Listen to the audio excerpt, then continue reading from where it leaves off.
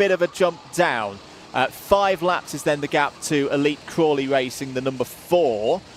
They are currently in 11th place. Zenki Automotive, 12th overall, currently leading in the rookie category. Only 5 seconds behind Elite Crawley Racing. And they're currently leading in that rookie category. Their lead in the category is actually going to be 3 laps now. We'll come on to who that is over in a moment. The number 11 of Track Tiles Ingaluli Racing, they're 12 laps off the overall lead, 16 seconds behind Zenki. Accelerate Kent Brewery Racing, it's not been their year so far.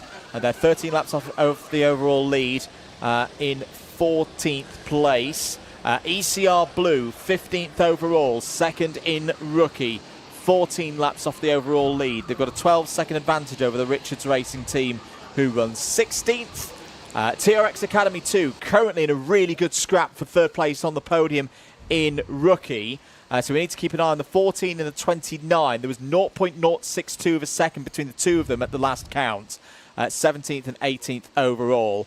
Williams Palmer Racing are in 19th place. They are 18 laps off the overall lead. 20th place at the moment, TSB Motorsport. 19 laps off the overall lead. They're a lap behind Williams Palmer. They've got a good gap, though, to the next group.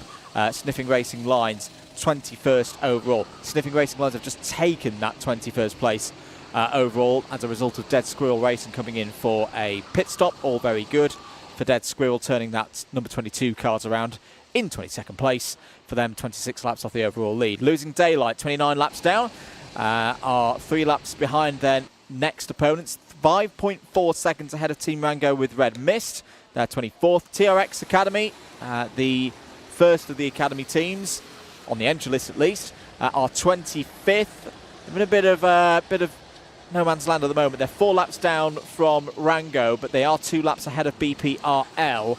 It's all spread out a little bit, actually, now in the last hour or so in this battle, out just outside the top 25. BPRL 26th, Mild Runnings 27th, 3 laps further back. Slick and Tide, another 3 laps further back in 28th. Team 30, Norfolk and Chance, they are still running in a good battle with the Belly Boys team, running in 30th place. All 30 teams who entered this race still circulating, still running strong. That is your rundown of the race order with 5 hours and 27 minutes to go. Indeed it is. So, there are some really, really strong drivers out there. Spicy Boys are now into the pit lane today. You can see Cameron Das absolutely yeeting his seat out from there. Who is getting in the car? That is Drew Suji in his beautiful white and green helmet. There is also his new fiancée, B. Congratulations to Cameron and B as well. Recently engaged couple. Congratulations. Congratulations indeed. Yusuf has delivered. We set him a little task to find out about fuel strategy. Now, the instructions to the event team, doesn't matter if it's the 31st minute of the race or the last minute of the race. If a cart comes in, they brim the tank. Why is this important? Well, it means that in the traditional sense of a splash and dash with 20 minutes to go, where, you know, you service your own cart, you go, that'll be enough, get it going again. They can't do that. Even if the tank is to the bottom, completely empty, 20 minutes to go, they're still going to fill it up as if it's going to do another 2 hours. What this may mean is that some teams who can see 5 hours and 25 minutes out from the finish of this race, that they're going to have a short fuel stint, will elect to do it sooner rather than later. You can't do it at the end of the race because they're always going to bring the tank. So you might see in this next phase or the stage after that, if a team's looking at it and going, we're half an hour short on our fuel, they'll take that half an hour splash and dash, as it were, with a couple of the hours of the race to go. All with the aim of then when you get to 2 hours to go in the race, 1 hour 50, 1 hour 40, whatever they're running their strategy to, that their last pit stop is then a full brimming of the tank. Does that make sense? Yes, I think we'll see it play out. Yeah. I think that's kind of best to go like that. But yeah, I can see kind of between the 22nd and 23rd hour mark, Yeah. they're going to really start kind of heaving into the pits, and it's just about who has managed to take the fuel the best, Yep. and which out of the 30 carts are going to be coming in and hopefully not kind of going into each other, because that could be a real problem. And that is going to be the challenge. If everyone's going to start trying to do that, of trying to back time the fuel, because there's no real point coming in with 25 minutes to go, getting a full tank of fuel, sitting there, all that time ticking away for a load of fuel to go in that's then going to be still sat in the cart at the end of the race. An hour and a half's worth of fuel going in the cart that you're never going to use. So that could be an interesting thing to keep an eye on over the next couple of hours or so. Track limit warning for the Senior Tadpoles. Number 2. What's the gap now between 4th and... Oh, it's coming down. It's 14 seconds now. The Senior Tadpoles are really, really getting on with things here. I have been told, I think it's Dante Dillon in the speed wagon at the minute. They have recently switched driver. And Senior Tadpoles, and there is, right on cue, Dante Dillon. Good race suit for today, wearing his Sodi colours in the Sodi RT10s. So pit margins at the moment. Friends of Shelby Racing, they are 32 minutes to theirs. Spicy Boys have served their pit stop. Okay, so now we've got a clearer picture on where Spicy Boys are now that they've done the same number of pit stops as Friends of Shelby. So second place at the moment for them, 22 seconds behind. But arguably, this is where Spicy Boys could come back into play with this in terms of fuel strategy. We'll come back to that. We've got another interview lined up. We do have another interview, although more specifically for those of you who were awake at about 11 a.m. or 11 p.m. or 2 a.m., you would have been hearing this young man, Ollie Borg, who's not only a team captain but also an insane commentator as well. Yeah, I'm taking your job. Yeah, thank you. Yeah. How do I get employed by you guys? Maybe. When's my paycheck coming from? Later. Apparently you earned £10 on the broadcast as well. Yeah, we got £10 worth of donations, which is pretty cool. That's almost a full stint for the next Buckmore 24 hours. Exactly. Minimum wage for us. Yes. Jack, how's it going? Not well. What's happening? We've been lapped 33 times. That's all right. No, it's not. Easy comeback. Yeah. Very, very easy comeback. Now, Senior Tadpoles, where are you on track at the moment? I think we're 4th at the minute. Fifth, right. But we were gaining on 4th and 3rd, So is the goal then top 3? Hopefully. I mean, we had a stinker of a qualifying, and our car isn't all that great, so we're just holding on and hoping, really. Who did qualifying? Will Sparrow. Oh, Will. You know that meme where it's like easy top 3, and then he goes 16th? It was like that. Oh, okay, fantastic. It's like, or I'm purple in every sector, watch this lap, bins it in the last corner. Yeah, basically that. What are your predictions for who's going... Actually, predictions for the top 3 at the end of this race? Top 3. Can I have the current top 3? No. Oh, right, okay. Andrew said no. I think Friends of Shelby P1. Spicy Boys will somehow find their way into the top 3. And hopefully Tadpoles are in the top 3 somewhere. You also say Spicy Boys will somehow find their way into the top 3. They're currently in 2nd. Yeah, no, but as in, like, they're kind of like a YouTuber team. And, like, I can't really say what I want to say on the stream, to be fair. Whoa, what are you saying about YouTubers like me? Specifically you. You're a bit slow. Am I? Yeah. You want to take this out on the track? Yeah.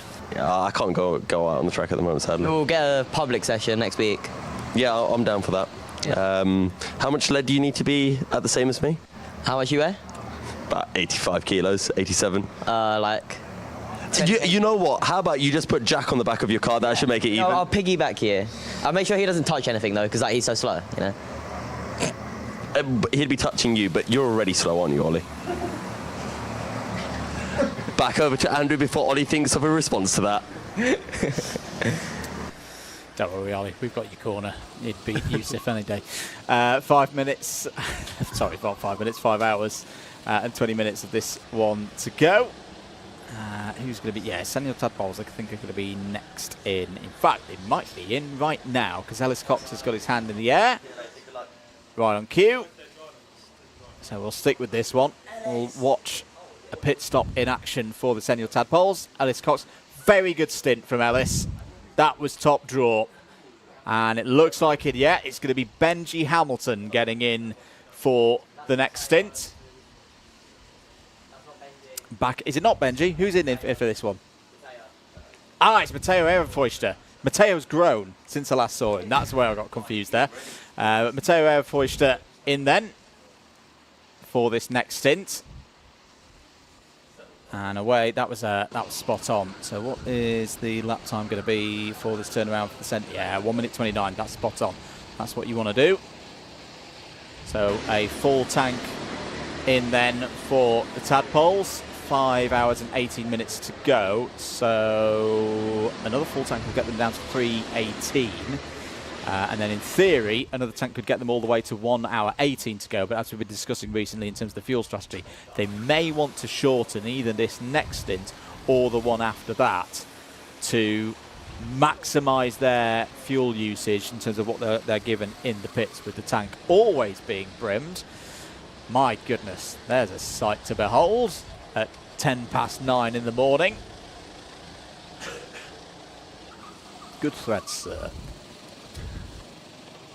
Elite Crawley Racing going through then. Taking on a position in the race, but a bit more position on the track. They're in 11th place. They've recovered quite nicely, actually. Elite Crawley Racing, just ahead of the Spicy Boys at the moment. And the Spicy Boys are running in the 50.4s. I'm getting the feeling, Adam, this is actually quite...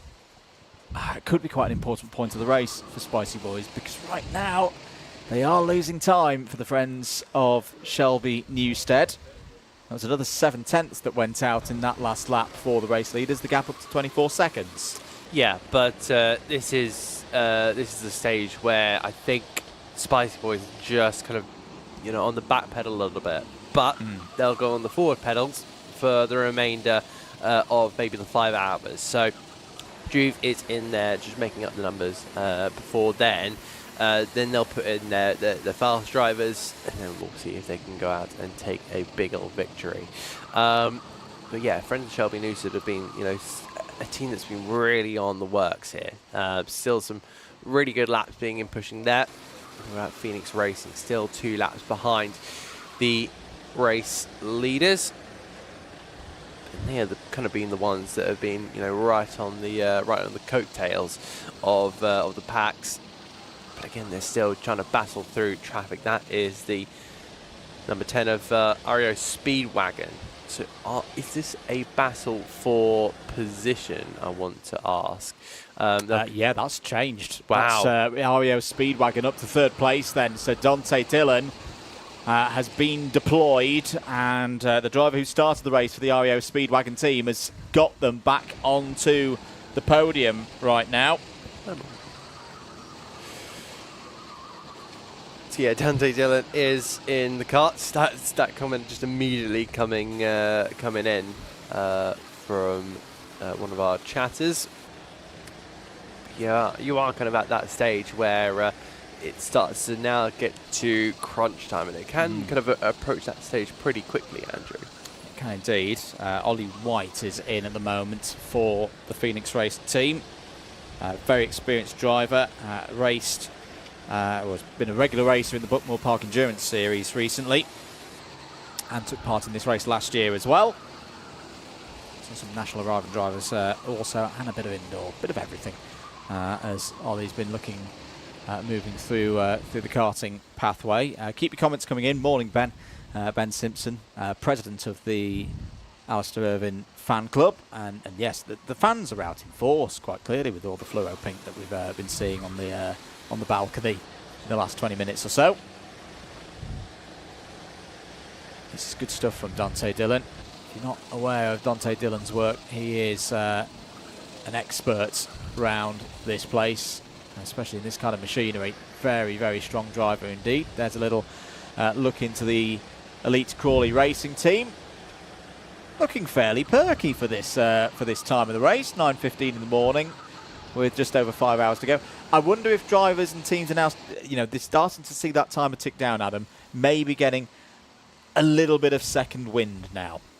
Yeah, that happens. I think for everyone, I think it's a little bit of human nature. You see kind of the end again. Elite Crawley Racing, having their big old perks. Oh no, here we go.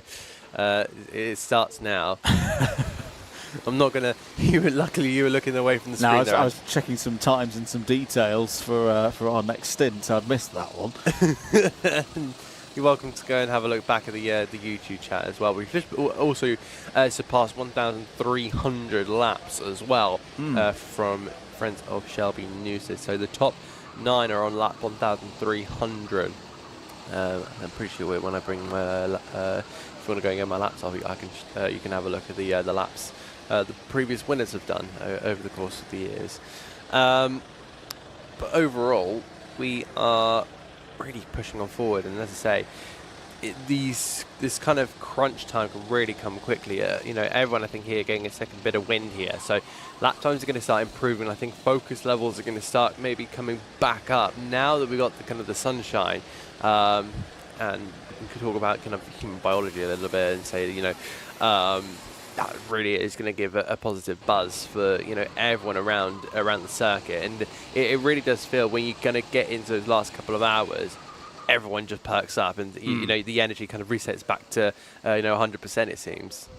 It does indeed. So we'll see if the lap times come back to the drivers. At the moment, they're in the mid to high 50 point somethings.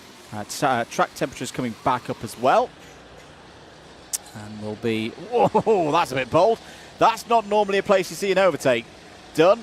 Down through Pullman's. That was the race leader. That was friends of Shelby Newstead and Clayton Ravenscroft getting on with things there and disposing of the Track Tiles Ingaluli Racing effort. It's that Parkhouse just behind that duo as well, running for the Williams Palmer Racing. Yusuf bin Sahel rejoins me at the commentary position after a little break. Nice break, a nice egg bap from the cafe. Had a little chat with Benji Hamilton from not Spicy Boys, the Tadpoles. From the Tadpoles. And yeah, it's just been a good race all around, hasn't it, so far? Still got less than 30 seconds separating our top two. As you mentioned, Dante Dillon out for Rio Speedwagon. They're putting in a really good shift, closing up to the top two, but they've got a lot of work to do. About 1.5 laps they are behind friends of Shelby Newstead. So whether they can bring that gap down, we will have to wait and see. But so far, the pace is good. 5 hours remaining. That is a lot of time. We could still be seeing black flags or anything else coming through for our top two teams. So you have to keep on pushing if you are in, Rio Speedwagon's position of 3rd, Phoenix Racing Team 4th, same for Tadpoles and Nameless, who are up to 5th and 6th, respectively. We're being asked to rate Clayton Ravenscroft and Bo Sullivan on a scale of 10 to 10. 10 to 10? I'm going to say 10. I just want to be a contrarian now. You be contrarian? No, who would have thought? I know. Into the pits has come the Maidstone Grammar School team. So in from 9th place, they'll relinquish that to TRX and get another load of fuel in. I've been really impressed with them today. Very, very good effort indeed. There's a quick sight into the Surtees suite, named after, of course, world champion on 2 and 4 wheels, John Surtees, still a big part of the community here in memory. So that is MGS Motorsport making their pit stop. Mr. Long out on track. MGS Motorsport currently down in 10th place, so they are in the top 10. And just checking, they're a lap behind TRX Motorsport, who are in 9th. Zenki Automotive are your leading rookies and are still having that mechanical flag flashing on the timing screen. Don't worry, they have served their 2 maintenance pit stops. They don't have another maintenance pit stop to do in the rookie class. Zenki Automotive are leading from ECR Blue by about 3 laps. Then it is TRX Academy 2 who are 3rd in class. Indeed, as you mentioned, James Long now in for the Maidstone Grammar team. James is a big part of the Maidstone Grammar School team efforts. Only started karting last July, so he's still in that first year that we were talking about last night, Yusuf, of learning all the time. Proposed the idea at the start of the new academic year to the school headmaster about getting a karting team together. It's been a big driving force of getting the sponsors involved to help the team with the costs, and now very successfully leading that team at the moment is James Long. There's number 13 on your screens of Team Rango with Red Mist. It's been a difficult race, hasn't it, for Team Rango, looking to go back-to-back in terms of getting on the podium in the subclass, in the rookie class. Looking a bit tough for them to achieve that this year. Currently running in 24th place, 29 laps off the overall lead, so doing the maths, 14 laps away from the top 3 in rookie at the moment, but still plugging away, still could get back into that top 20. Yeah, absolutely. And I actually had a little chat with one of their drivers on the balcony. I forget who it was, but he was saying they struggled a little bit at the start of the race. They had a little kart maintenance, kart swap thing going on in the middle of the race, and they said that whatever the team did, by team I mean the Buckmore staff team, it seemed to pick up the pace of the kart, but then in the last hour or so it's kind of dropped back off again. So they're not too happy with how their race is going. But they had a little bit of a bliss moment in the middle of the night where their pace started to pick up. Their best lap is a 49.881, which is only a tenth off the fastest lap of the race. So they definitely have been up there pace-wise. Last time around a 51.4. We're seeing the leaders, when they get their best times in, we're seeing mid to low 50s, 50.4 for Clayton Ravenscroft, and at 50.5 for Dante Dillon, who is really laboriously chipping away at this gap to the Spicy Boys. I do think Rio Speedwagon have a real shot of fighting for second place today. Sam Spinell down the inside there at the number 18, racing in Seb Algieri's suits today. I'm still scratching my head of how the man we used to call the Leaning Tower of Hertfordshire back in his he used to do lots of university racing, didn't he? Yeah, raced for Coventry as well. Oh.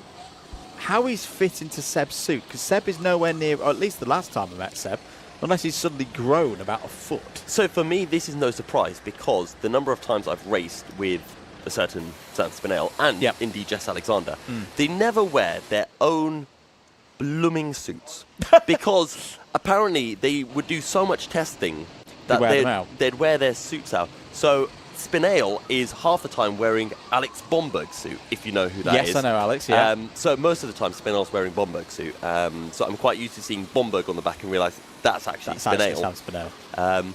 Interestingly, did you know that Sam Spinell, when he was at Hertfordshire University, he was there at the same time as Murtaza Hassan?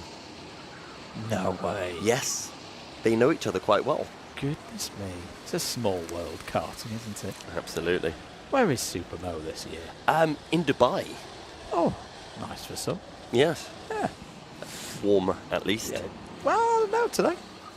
Been pretty warm here this weekend. It has, to be fair.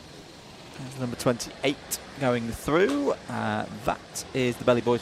That was Belly Boys making an overtake. Not for position. Or at least I don't think it was for position. But it was them getting a lap back on the team they are chasing down. Team 30 were back in the watershed period. So the number of times that we will say their full team name will now be reduced all the way until 2:30 p.m. Just to mention as well, it's because we're trying to cover as many of the drivers as we can and telling their stories. And I did see there was a couple of comments in the chat of saying, "Is that the Stig in the number 20?" No, it is the self-proclaimed Stig's karting cousin, Luke Hearn. was part of the team last year who finished second for Team Rango, racing in that number 13 machine. It's not been a particularly lucky number for them so far this year. But hasn't actually raced in September 2025. It's been a while since Luke has been in the kart. Been doing a lot of sim racing though. Looking for redemption this year. Missed out by mere seconds last year. I think the redemption arc is probably going to have to pass into 2027's race. It's not been the day for number 13 there, just passing through shots. There's Matteo Ehrenfeuchter in that number 2. Senior Tadpoles still trying to close in on Phoenix Racing Team and continue to do so. 10th here, 10th there. Alistair Irvin still pounding round as well for the Zenki Automotive.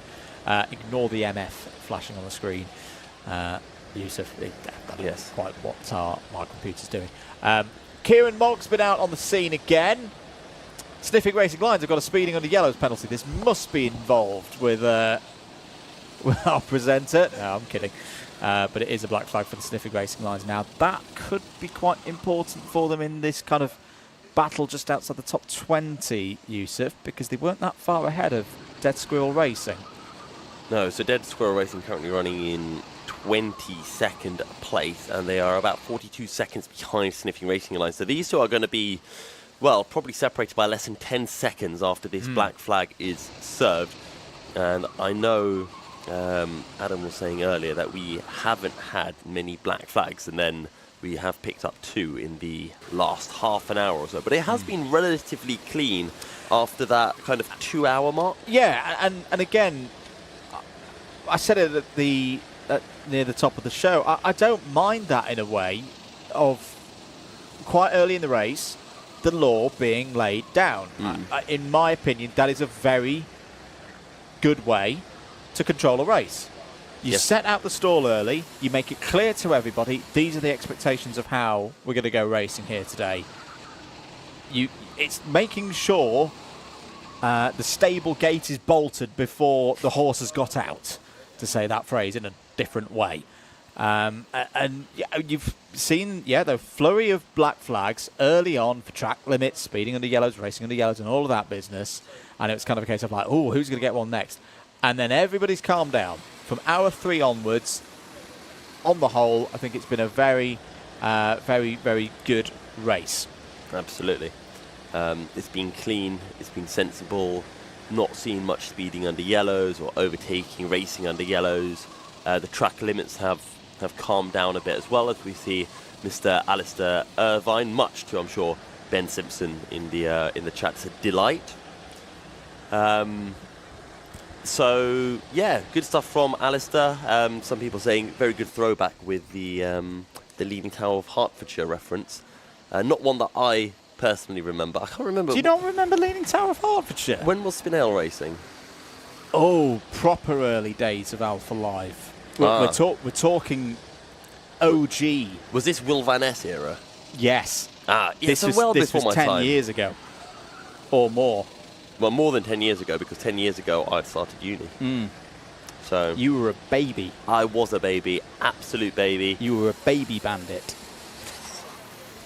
You don't want to see what I was getting up to on the track those days. I'm fully aware of what you were getting up to on the track because I used to commentate on it. Not back then, you didn't? Yeah. No, baby days before I went to university. Oh, even further back than that. Oh, well, yeah. I'll take your point. Josh Pound's out there for the TRX Racing Team.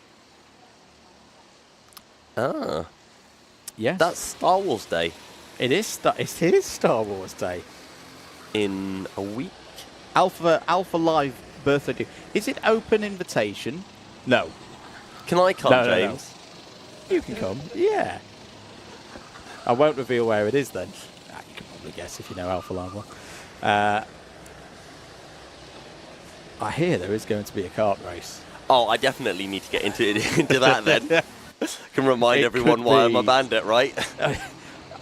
I am slightly fearful about the kart race for the 10th birthday party of Alpha Live because, camera ops and freelancers, they all need their arms, don't they? Yes. We could have some very static live broadcasts for the 6 weeks following the 10th birthday whilst everyone's just in plaster. I mean, Andrew, I've been a good boy recently in my races. Relatively, yeah. Relatively, yeah. I mean, the meme continues, but Yes. I've been relatively notification free. Your iRacing penalty points in Okay, we in the don't series that talk I about- run have been coming down. Yes, apart from when I forget to change my livery. Yeah, you're very bad for that. Yeah. Normally because I remember, oh, I've got a race today, and then I jump on, and it's about 10 minutes before the race, and I think, I'm not changing this in No. time. It's all good. We're into the last 5 hours of the race. We are. 27 seconds now the lead for the friends of Shelby Newstead. Contact warning for Zenki Automotive. There they are, with Alistair Irvin at the wheel. Who's in that number 5? Can we work that out? Oh, for Spicy Boys, we can work that out. Cameron, who's in the car for Spicy Boys at the moment? Drew is in the car. That was quick. It helps when Cameron Das walks into the room Yes. at the precise moment we needed to know that information. Good. And to all the Cameron Das fans, don't worry. It's like the Ollie interview last night. It's like patience, Yes. patience. Ben Simpson showing he's a true university Oh, of course. mindset. Drivers getting in the way of Alistair, so he has to push them out of the way. Physically encourage them to move to one side. Yes. Exert his dominance on the karting track. But yes, we have less than 5 hours remaining in this race. 28 seconds is the gap at the front of the field. Clayton Ravenscroft out for friends of Shelby Newstead, and it is Drew out for the Spicy Boys. We're expecting after this stint there to be 2 more stints left in this race, so potentially 2 more drivers to go out for any given team. Although maybe we'll see some brave folks trying to do a double stint, or dare I say, a triple stint. I think a triple might be quite hard today if the temperatures are going to keep going up to nearly 20 degrees. There's members of our hard-working events team down in the pit bay, ready to receive their next customer. Over the line there go the number 7 Accelerate Kent Brewery Racing team in 14th place right now. Flurry of track limit warnings coming in. MGS Motorsport have had one, ECR Blue have had one. That's a good move from Matteo Ehrenfeuchter down the inside. Matteo continuing this good progress for the senior Tadpoles, and building their case here for a potential late run towards the podium. And lo and behold, he's finally here, ladies and gentlemen. Cameron Das, welcome to the commentary box. Thanks for having me. It's going pretty well, this race, isn't it? Yeah, I can't complain. Tell us about the story of how you got involved with the team. Well, I actually got invited by Johnny Brighton and Aldas, fellow YouTubers, and they told me that this is one of the best 24 hours in the world to do, and I knew that already from watching some of the other videos online from Chip and the guys. So I knew I always wanted to do this, and when they gave me the invite, actually it's funny, the way that they invited me was we were in Kart Race of Champions, and the previous year, this was I think 2023, so in 2024, they were like, if you make A final, you get a seat on the team. And at that point, my best result was C final. Ooh. And lo and behold, make A final, get super pole for A final, and then finish 5th in the end. But you made the requirement, and you're here. I made the requirement. So how is this race compared to K-Rock? Because it's a very different. The track's the same, the karts are similar, but the whole discipline is a different kettle of fish. It's isn't it? completely different because in K-Rock, nobody's going to work with you. No, it's full-on sprint racing. In an endurance environment like this, you get the odd person who's like maybe not completely using all the brain cells, but for the most part, people kind of are keeping track of like where other teams are, and so when they see you behind them, they're like, okay, all right, they're pacey. I'm going to just stick behind them, follow them, save fuel, and I've been quite impressed with the driving standards for this race in particular. Absolutely, I'll second that. How was the night? We all went off for a little sleep. Yeah, and you guys kept pounding around. Oh, you had a little sleep as well. Yeah, I did. Yeah, I did a stint at I did second stint yesterday, and then I did a stint at around 7 a.m. this morning. Yeah. So it was a nice little 5-hour snooze there in the middle. How did the track feel at 7 a.m.? Because when I was coming back, there was a little bit of dew on the cars. Yeah. Did the track feel still quite grippy? No, the track was grippy, but I took the cart just after the second maintenance stop, so we had new fronts on the cart, and the thing was pretty oversteery. These carts are handling a lot like they did in Kart Race of Champions 2024. Yep.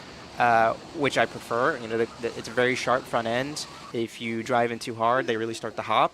Yep. And the cart really tells you a lot. You get a lot of feedback from this chassis compared to last year's chassis. So, yeah, once I got used to it and I was into a rhythm, you know, the front tires eventually settled in. Just having a look here at your kart, Cam. Just working with Alistair Irvin at the moment. Little thumbs up to Alistair Irvin there. For the uninitiated, communications, driver to driver. Yeah. How hard is it to do, and how important? It's tough when you're behind a driver and you're trying to communicate with them, because the only option you really have, unless they like physically move their whole neck around and look behind them, is you just got to basically give them a little bump to say, hey, I'm there.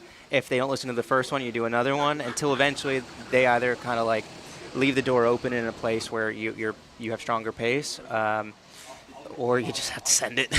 That's basically it. Do you think you'll do more of this in future years? Is this going to be a one and done, or are you going to come back for more in future years, perhaps? Well, the thing is with next year, I believe the weight limit is going up from 75 kilos up to 85. Yeah. Last year it was 70, and you know, for us as a team, 3 of us, including myself, are overweight. So yeah. I'm about 6 or 7 kilos overweight, and then I think Bright is about 13, if I'm not mistaken, and then JB is like near 20. So wow. in full drive conditions like this, it's honestly amazing we're even in contention right now. We were really just hoping for a podium since we were so close last year, but winning the race is something we weren't expecting. But 85 would definitely help us if it's dry next year. Absolutely, and look to bring more competitors into it. What's your favourite bit about the circuit? It's a proper driver's favourite. It's one of my favourites. Yeah.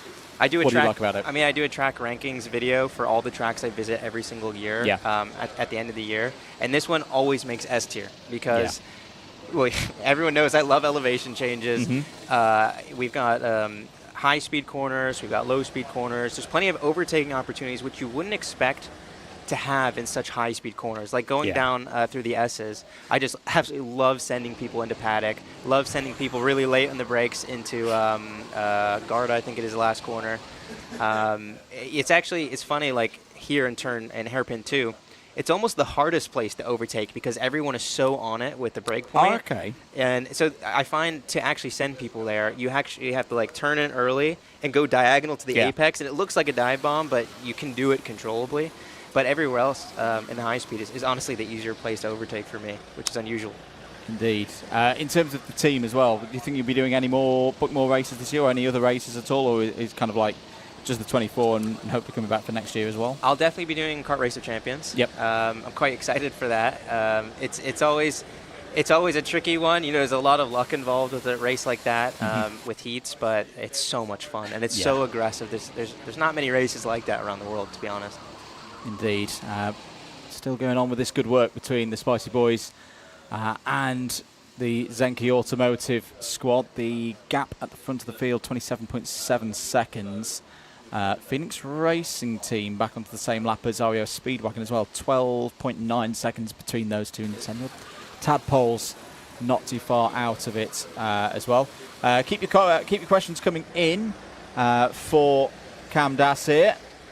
And Oliver's very keen. Will Oliver be in the video, do you reckon? Or what does he need to do to be part of the video? Oh, sorry, who's that? Oliver in the chat has been very looking forward to being on. Say, buy the karting handbook in the chat and I'll throw it in the video. Where can people get involved, Cameron? Where can they find you? Yeah, I'm on YouTube. Is the main thing that we're doing. My channel is called Cameron Das Racing, and our specialty is rental karting. I used to race in Formula Racing in F4 and F3, and won Formula 4 in the US and European F3. And my unusual backstory is I came straight from rental karting, specifically indoor electric back in the States. Right. And went straight into a race car, and most people I was racing against in the cars just didn't believe me. Yeah. They thought I was lying about the backstory, including some team owners, which was quite funny. But genuinely, I just think some of the best talent in the world is in rental karting. And I'd agree. And the professional motorsports doesn't really give it the attention it deserves. But you think like the access is so much better because the cost point is so much lower. You're bound to get better talent. Yeah.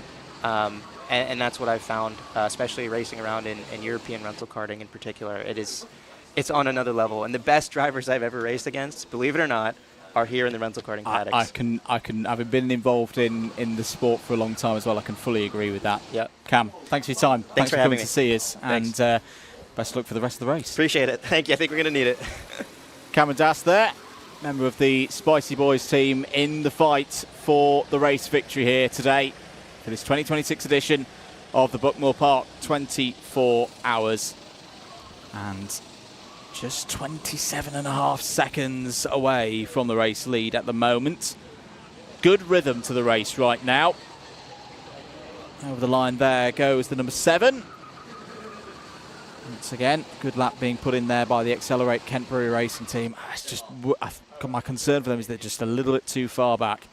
Had some hard luck in the early hours of this race. Pace has been good since then, but a little bit too much for them to fully recover back into the positions, the kind of positions that we saw them 2024, for example, which had back-to-back podiums in the pro category to the Accelerate team, 2024, 2023 and 2022. No race, of course, in 2021 during those times.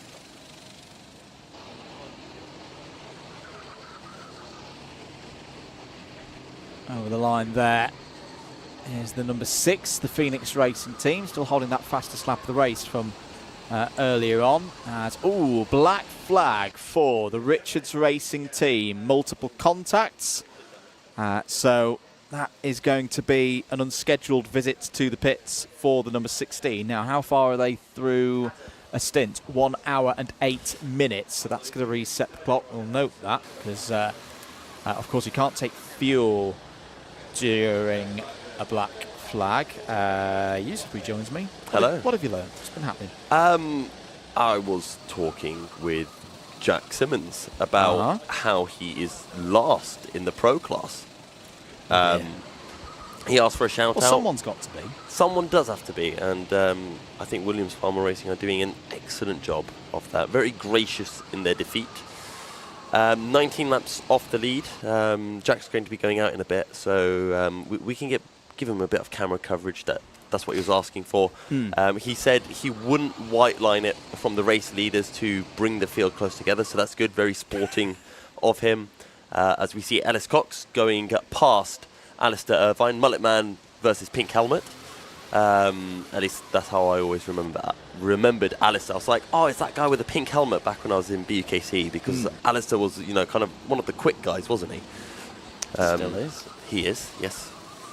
4 hours and 45 minutes of this race to go. April Motorsport there in the number 8. 3 laps down from the kart immediately ahead of them. Phoenix Racing over the line of 50.882 that time around, pretty much matching the pace of the Senior Tadpoles at the moment, which is good news in their quest to hold on to 4th place here at Buckmore. Beautiful day here. Got to say, we've been really, really blessed with the weather this year. There's been some editions of this race mid to late April in previous years where it's been absolutely horrid. I want to say 2 years ago in particular. I can testify testify to to that. I remember that because that's when I was racing with Luke Battersby that year. Yep. And he asked me to, I said I'd do a stint with him. So after comms, I went out, I did a stint, came back in, soaking wet.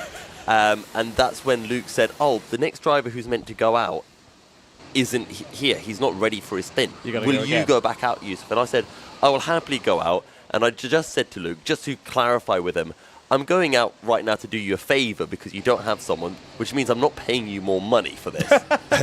And then Luke had a moment and said, okay, I'll go out. I was like, fine. I'd already put my wet socks and everything back on. I was fully committed going back out on track. That was a good one as well because I think Fraser Brunton and Peter Knight were out on circuit. Fraser overtook me annoyingly last time he did that. No. So it was quite satisfying to be able to have some quick drivers to try to follow in the wet conditions. I'm going to give Fraser a plug here. Ooh. Best of luck to Fraser. Fraser Brunson not racing this year. Well, he is racing. He's just not doing this race. No. He's running the London Marathon today. He is. Yes. He is. Let me remind myself which charity he is running it for. He's running it for the Children's Trust. He's already hit his original target of £3,500. He's now reset that to £5,000. So if you want to donate to that, to a very well-known member of the karting community in the Arrive and Drive ranks here in the UK. Yep. I've just done it there on your search engine of choice, but very much works on the one beginning with G. Fraser Brunson London Marathon, and it'll come up with the Just Giving page for Fraser. As I say, he's raised £3,831 now for the Children's Trust. Absolutely fantastic. I have also said to him as well that there's another driver within the Arrive and Drive national ranks running the London Marathon today. Andy Graham? Andy Graham might be running it, but Rob Newman's racing it today as well for the Heart Cells Foundation. Yes. So I've said to him, right, lads, off Competition. You go. Whichever you wins, Yes. I'll donate another tenner, maybe more, Yeah. but only to the winner. Only to the winner. I like that competitiveness. Fraser and Rob, very competitive between themselves, two of the quickest drivers we've seen racing in the Arrive and Drive scene. I dislike how you brought that up. I think it's really good that Fraser's doing that, but unfortunately now I can't take the mick out of Fraser because he'd be in bad faith. You can, but you just look like could a be tasteful. terrible human being. Yes. Callum Brawl, another Hello, Callum. driver that we know, bigging up Alistair Irvine. Callum, can you bring in some fairy cakes for us, please? As we're going to throw to Adam, who has an interview ready. We're down here in the paddock section, and just as the sun is rising above the ground, I'm here with Bright from the Spicy Boys. You had your night sim. How did it go out there? Oh, honestly, it's so hard to tell when you're in the car because you think you're doing okay and then you somehow get lapped by other cars, but actually it was just an absolute melee. I don't know. It was really tough to tell, but then I get out the car and I'm like, actually it wasn't too bad. The fact that I was doing 50 deads, considering I'm a little bit of a tubby in with the standards that we've got at the moment, it's all right. So no, definitely evolved for traffic management, especially given the last couple of years. Just it's always been a learning curve. So the fact that we're here 3 years on, fighting for P1, amazing job by the team overall. You mentioned kind of to me off camera that the traffic out there has been absolute insanity. Yeah. How has it been trying to manage that, and especially with the year that you've had of improvements? What has been kind of the key things that you've found that have made you improve? So first of all, just practice, just generally going out to practice. I also did a virtual 24-hour day of Daytonas on iRacing, which is really good fun. It's really just biding your time and knowing not to make silly mistakes. There was one contact warning I unfortunately got when I tried to lap a rookie, just going down the hill. But again, it's one of those where you can get a little bit lucky. Sometimes taking your foot off the pedal a little bit and then finding your opportunity, because people do make mistakes, especially as you head into the graveyard shift. That is really where you take advantage and crack on. We had Cameron in the commentators booth. How, from your perspective, is the morale kind of in the team? Because, of course, energy levels still need to be quite high. You're going to have that second pit of energy. So how is kind of the team feeling as a whole?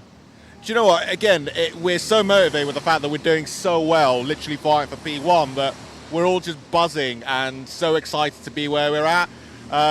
Yes, we're a little bit beaten, we're a little bit battered and bruised, but nothing a little bit of a natural adrenaline can't fix. So, no, we're in high spirits at the moment. We've kept it relatively clean, no black flags. Let's just keep it that way, please. And then just see where it takes us. We've only got a few hours to go, so anything could happen. I don't know about you, but I'm a massive advocate for sim racing. And you say that you did the Daytona 24 hours. how much that kind of helped you with traffic. You know, you with your virtual GCPs, LMP2s, but this is completely different to rental karting. What has kind of helped you from the sim racing scene into the real life scene? So the sim racing thing almost has a little bit more of a high stake element to it, where if you damage the car, you're in the pits for a good hour, however long it may be.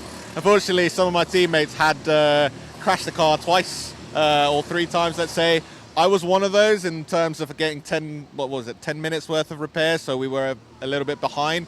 But it's just being a little bit patient, knuckling down, especially if you're in a slower class.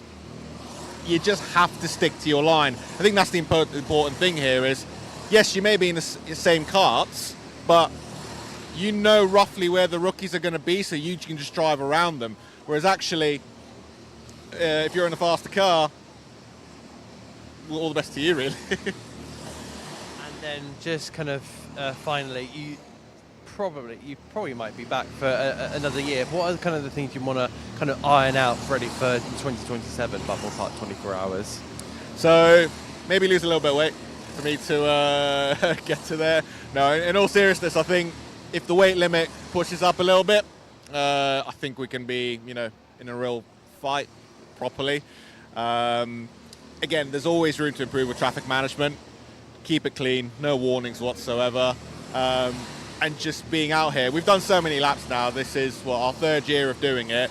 I came from, personally not doing so well, given that it's wet conditions, but the 2nd year in a row that it's dry, and honestly, such an improvement, even from everyone across the board. So, it's as much on me to improve, but everyone in the team has done so well. Literally Cam, JB, Drew, even right now, considering he's battling with an injury, he's just absolutely smashing it. He's 1 point fastest car on the track.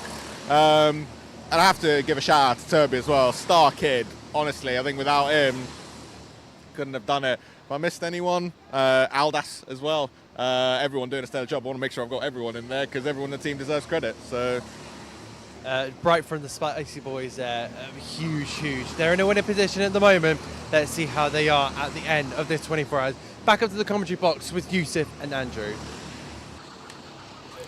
Thank you very much for that, Adam. Spicy Boys are in 2nd place. Drew at the wheel and battling through an injury as well, from what I could glean from that interview. Yeah, indeed. And it's part of the game, isn't it? Endurance racing. We talked about it in the first few hours about this circuit and all of the work that's been done with relaying the track has reduced the challenge, I would say. I was about to say made it easier, but no, it's still a big challenge, this track, to keep yourself fully fit for the entirety of the race. We're getting to that one where it's going to start hurting now, isn't it? So, with reference to the track being resurfaced, when I was speaking with Benji Hamilton and Max Chapman was down there as well. Max Chapman not racing this weekend, but still a very quick driver in his own right. We were talking a little bit about what the resurfacing has done to the track, and one of the things is where the grip is. So for people who are not necessarily new to Buckmore Park, but people who have raced at Buckmore Park as well, you'll notice that you've got these red painted sections. That is part of the track, and you can see that rubber is down there. You can see that the drivers utilize that. Now, because these are brand new SODI karts and the way that rental karts are usually set up, they tend to be very understeery. What this means is that the rear end doesn't lift very well, the rear end doesn't rotate. So if you try to turn in these karts, they struggle on initial turning. Because that rear end's not lifting up, they can't get the rear end off the track. So if you're turning in from the racing line where you've got all of this sticky rubber, it holds the rear end down and it actually stops the rear of the kart from rotating, and it makes it harder to turn in. With the fact that the track has been resurfaced in places, the new surface has less rubber down on it, less grip, which actually means that sometimes you don't want to be on the racing line, you want to be off the racing line on this new tarmac. It's still kind of a racing line, but you're not using the full extent. Not the conventional racing line. And by turning off that really grippy rubber and turning from this slightly newer tarmac, it's actually a bit easier to lift up the rear tyre and to get that initial turn in that a lot of the teams will be struggling with. Indeed. Keep your comments coming in. Yeah, we'll try and get Alistair in for a quick little chat if you can. F1 Maniac, sorry mate, you missed him. He was on, Cameron Das was on around, 20 minutes ago? But you can watch back all of the race every moment if you've missed any of it. Live and free to view all the way through to the end of proceedings here today, including the podium ceremonies. It's another busy day of racing action here on Alpha Live. Do check out all of the racing on offer, including the new Slipstream service. Now, why is that pertinent to things here? Well, if you missed the announcement yesterday during our first part, firstly, owner racing returning to Buckmore Park. A number of events under what will be known as the Champions Kart Club. It'll be based here at Buckmore Park, run by Darren Beavers and the same team that have brought the kart championship to tracks around the UK over a good number of years. And they are running an event on, I want to say, the weekend of the 11th and 12th of July here at Buckmore Park, the Summer Cup. And that will be broadcast on Slipstream, powered by Alpha Lives. That's a service that's to support particularly club-level owner karting. And to be involved with that, it's a membership of a monthly fee.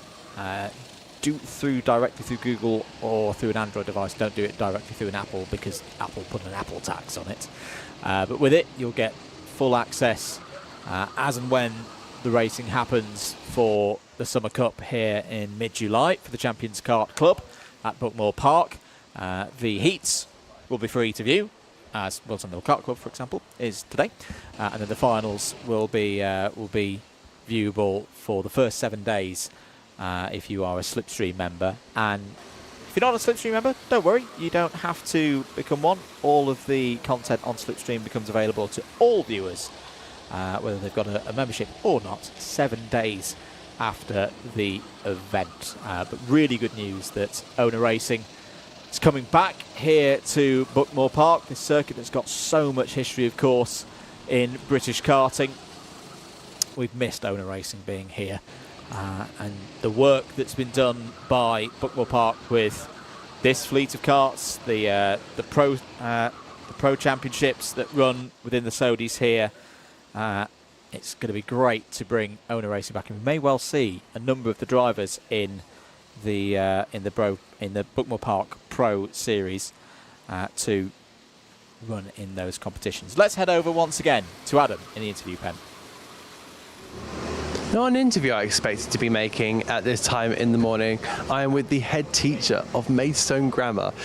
Your team has entered into the Buckmore Park 24 hours, and such prestigious kind of event. How are you kind of feeling? I am delighted that not only are the team performing today, but how their idea from 6 months ago has come to fruition. So I had a group of boys come to me many months ago at the start of the year, and they wanted to enter this prestigious event, and the school has helped them fundraise. They've done the hard work themselves, and now they're here doing it, and I'm delighted that they're here. It's one of those where I think, so many drivers in this series, are prestigious kart racers, but are you aware of kind of your experience of your team? Have you kind of heard what their experience of karting has been beforehand? Well, not really. So this is the first time the school has ever done this, but a few of them have taken part in karting before. A few of them have been involved in motorsport for a few years, and I've heard a little bit about that. But this is the first time that they've come together and they've achieved something like this. So it's so good to see their interests build into this incredible event. And how much kind of in schools are you meant to kind of have? Because you want to be showing off your passions. You're there to kind of create these people for the future, and you're doing this through motor racing. How amazing is that? Yeah, so like a lot of schools, motorsport is not a big part of the sport program. So it's really good that we have been able to support this kind of niche industry in this sport. Yeah, and I'm hoping that it's now going to create a legacy of younger students seeing this, being a part of this today, and we can do this now on more than just on this occasion. What has this kind of shown you? Because of course, for me as a lifelong racing fan, you know, I've been watching, you know, Formula One for a long time. I'm watching all the kind of the car series, the kart series. You know, how much are you going to want to involve me motorsport and bring it to light amongst, you know, your future pupils? Yeah, that's a good question. So after this event, I'm hoping to get the team together in my office so we can talk about obviously what they've enjoyed about it, but also how we can now support younger drivers, people who've been interested in motorsport for a few years, to ensure that it does become part of the school and not just a one-off event. So I look forward to that journey, and I know there has been some interest in people from outside the school and former students and former staff who are delighted that we're doing this, so they may want to also help out, and hopefully we can continue it in the future. I think it's going to be really important, and I want to give you your own time here. What message do you have for the pupils? As you say, you know, you've got former kind of students and people that used to work at your grammar school, you know, interested in this. You know, what is your message to them? Hopefully that this weekend has inspired the school to do it more and be a part of this prestigious event every year. And if there's people out there who want to help us, then, you know, please come forward, and we hope that we can deliver it every year. Thank you so much for your time. It's been an absolute pleasure, and hopefully your team is able to get a really, really good result. Back to Andrew and Yusuf in the commentary box. Thank you both. Really great to hear there about the efforts and how this Maidstone Grammar School team has come together. They really have been one of the highlights of this year's Buckmore Park 24 hours. Let's have a very quick rundown. 4.5 hours of this race to go as the race leaders put another lap on team number 30. The Friends of Shelby Newstead have completed 1,360 laps of this Buckmore Park circuit.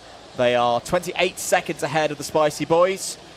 That is the battle for the race lead. 2 remain on the lead lap of this one at the moment. Good fight going on for third place as well. REO Speedwagon back into the podium positions, of course. 2 laps down from the Spicy Boys. They have a gap of 17.8 seconds over Phoenix Racing Team in 4th place. Senior Tadpoles running in 5th. A lap or so back, possibly less, as the timing ticks through. So that's your top 5 covered by 3 laps at the moment. Nameless Motorsport still pushing on. I wouldn't rule them out for a chance of still getting on the podium. Sam Spinell in for them at the moment. 5 laps off the overall lead. Running 51.2 last time around for Spinell. Maple Motorsport are their closest adversaries. 31 seconds back in 7th place. Willow Bay Racing continuing to really impress me today. Here, Yusuf, the number 15 running in 8th place right now. A top 10 finish would be a very solid result for them. TRX Motorsport 9th, 6 laps off the overall lead, 28 seconds back from Willow Bay. And then the Maidstone Grammar School as well, we just heard from them there. Wrapping up top 10 at the moment, 8 laps off the overall lead, with a good gap back to Track Tiles Ingalulu Racing. 4 laps down, the number 11 in 11th. Those are all pro runners in that top 11. The first of the rookie class we find in 12th place, the number 20 of Zenki Automotive. They are 12 laps off the overall lead, 15.5 seconds back from Track Tiles. They are 43 seconds ahead of Elite Crawley Racing, who run 13th. And the next up in Pro, Accelerate Kent Brewery Racing run 14th overall, 13th in Pro, 17 seconds back from Elite Crawley. ECR Blue wrapping up the top 15, second in rookie at the moment, having completed 1,347 laps, 15 laps down on the overall lead, 3 laps down on their class leaders. Richards Racing Team, this race just started to slip away from them a bit. They're 16th in the order now, 41 seconds back from ECR Blue. They've had a black flag recently as well, which has been their latest setback, but they're still knocking on the door of that top half. TRX Academy, now 34 seconds with their number 2 car. This is TRX Academy 2, the number 14, who are 17 laps down, but more importantly for them, they're 34 seconds ahead of El Cartel in the battle for 3rd place in rookie. El Cartel 18th, As mentioned, 34 seconds back. Williams Palmer Racing a further 3 laps back from them in 19th, 20 laps off the overall lead. TSB Motorsport complete the top 20 right now, 21 laps down, 1 lap behind WPR. They've got a good advantage over Dead Squirrel Racing, who run 21st. Now they've moved up a position. They are now 1 lap ahead of Sniffing Racing Lines, 6 laps though behind TSB, I should have mentioned. So Sniffing Racing Lines now in 22nd place. Actually, to be exact, 21.7 seconds behind Dead Squirrel. Team Rango with Red Mist are further 2 laps back in 23rd. Only 6 seconds ahead, though, of Losing Daylight. That could be a battle between the number 13 and the 19 to keep an eye on in the next half an hour or so. 25th at the moment are the other TRX Academy team, the number 12 kart. They are 35 laps down on the overall leaders, 5 laps back from Losing Daylight. They've got a lap, though, over BPRL, who have just had a track limit warning, running in 26th place at the moment. They've got a 5-lap advantage over Mild Runnings. Mild Runnings just starting to lose a bit of pace over the last couple of hours or so. They were neck and neck pretty much with BPRL when we came back at 7 a.m. But unfortunately now 5 laps back from their rivals in the number 17. 28th, Slick and Tired. They're a further 4 laps back behind Mild Runnings. 29th, and this is a change. It's the first time, I think, since the start of the race that we've been saying this. The Belly Boys Racing are off the bottom of the table. They are 16 laps back from Slick and Tired. 2.5 seconds ahead of team number 30, the Norfolk and Chance team. That has just changed. That's changed in the last lap or so, that battle for 29th. So once again, everybody involved in a good scrap. Yusuf bin Sahel for the remaining 4 hours, 23 minutes and 16 seconds of this race.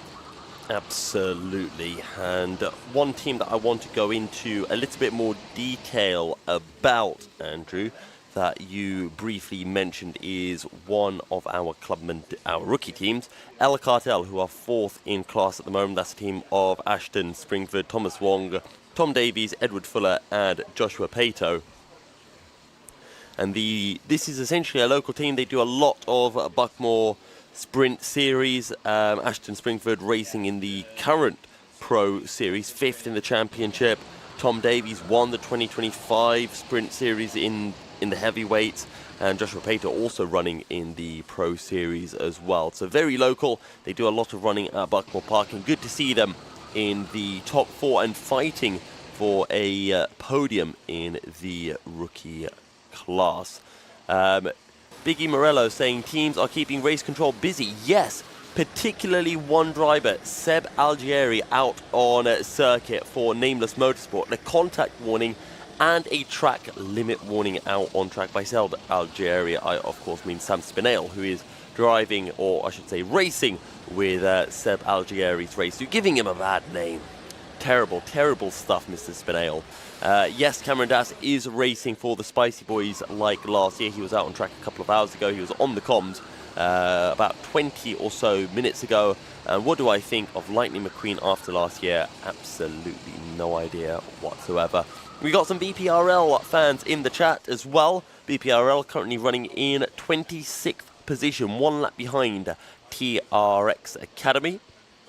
And they've actually had a really fast lap at one point in this race, 50.2, only half a second off the quickest lap that we have seen so far today, which was a 49.747, like the aeroplane from Phoenix Racing Team. They are in 4th and just 20 seconds behind Rio Speedwagon. So we've got a couple of battles out on circuit, 30 seconds between our top 2, Clayton Ravenscroft for Friends of Shelby Newstead, Spicy Boys with Droove at the wheel. Then we've got Rio Speedwagon, which is Dante Dillon at the wheel. He's going to be pitting in about an hour's time. Phoenix Racing Team, they will be pitting in about half an hour's time, give or take, and that should mean that there'll be 1 pit stop away from making it to the end. As I think I'm about to get joined by a certain Adam Reed. And just to add answer a certain Jake Richardson. How you doing, Jake, buddy?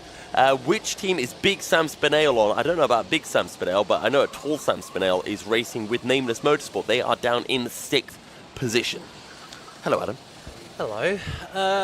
good race so far. Once again, Friends of Shelby Noose is still leading the way ahead of Spicy Boys. I think that's still Drew Suji still in the kart. So there is still some positives on that. That's one of our event team guys out there. So don't worry, that's not a random climbing on one of the tyre barriers. I think they've just gone to retrieve a kart who's may have just spun into the wall. But we are still right on the money bags for a really, really good finish. I also think, looking at what we've just seen there, yellow flags still being quite predominant, and there's still some opportunities out there for those yellow flags to really pay, a big answer in this race. That was Maple Motorsport just going through. They're 5 laps down in 7th place. They've had a bit of a drop off over the course of the night, so I don't know if that maybe is down to their mechanical repairs or if that's maybe down to a couple of errors, but I think overall they've been pretty strong there. They're just trying to get around the number 20 in that case. I thought I was going to try and find a number for that, but he saw it all the way over on the Yusuf's side. Spicy Boys pushing out. They are trying, but I think that they have, one of their drivers, as they say, Bright said he's come off the back of an injury, I believe, has Drew, so it might be slightly aching in that kart. But if you can make it to that 4 hour mark, then you'll be good as gold, and they can potentially throw in both Cameron Das and Toby McAllister Brown, or even Aldas into the cards at some point. So there's still some secret weapons being thrown up here from the Spicy Boys. So be prepared for when they bring out the big guns. Yeah, we'll see whether Spicy Boys make that slightly early pit stop. Again, can't do any splash and dashes in this series. The tank will always be brimmed, so if teams want to have a slightly shorter pit stop, they need to pit a bit earlier in their stint when there is still fuel left in the tank. That way, even though it does get brimmed, they're spending less time stationary to get to that point. It does mean, though, that the kart will always be a little bit heavier, have a bit more fuel, but that is the benefit versus risk that those teams would have to take. Still less than 30 seconds separating our top 2 teams. Friends of Shelby Newstead and Spicy Boys trading lap times as they hover around the mid-50s. Rio Speedwagon last time round 50.667. They're 22 seconds ahead of Phoenix Racing Team, who are in turn about 50 seconds ahead of Senior Tadpoles. Senior Tadpoles just ahead of Phoenix Racing Team on circuit. Is that Sam Algieri on track? No, I'm pretty sure it's Seb Algieri racing Saj. We can have a look when we see the number 1 kart back on shot. Our reigning champions at Nameless Motorsport currently running in 6th position behind Senior Tadpoles, who came 2nd last year. Get Bo on an interview. We would if Bo would show up.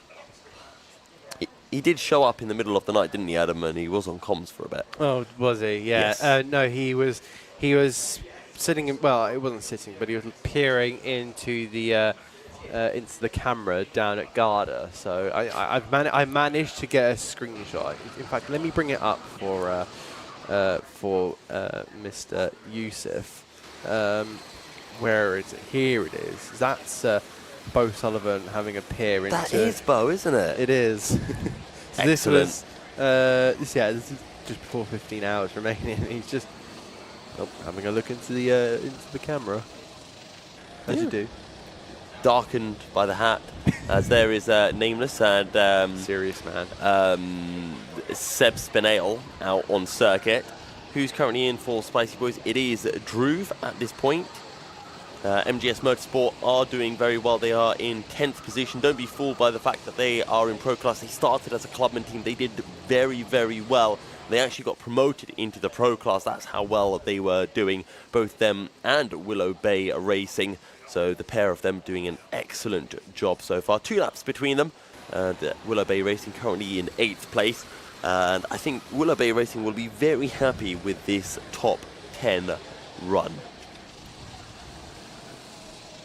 Black flag there for TSB Motorsport. That's kind of quite ironic because 2 of their drivers have turned up into the comms box. Actually, Tom Sargent's here. Tom, come over here. Can you explain this to me, Tom? Tom doesn't even believe that the black flag is on the screen. He's going to check his own phone because he thinks we're messing with him again. Who's out on track for you at the moment? Luca Cozzi or Cozza? He can't even say his teammate's name. That's appalling. Poor. That's poor. Does he have a radio on him? Shout at him for us.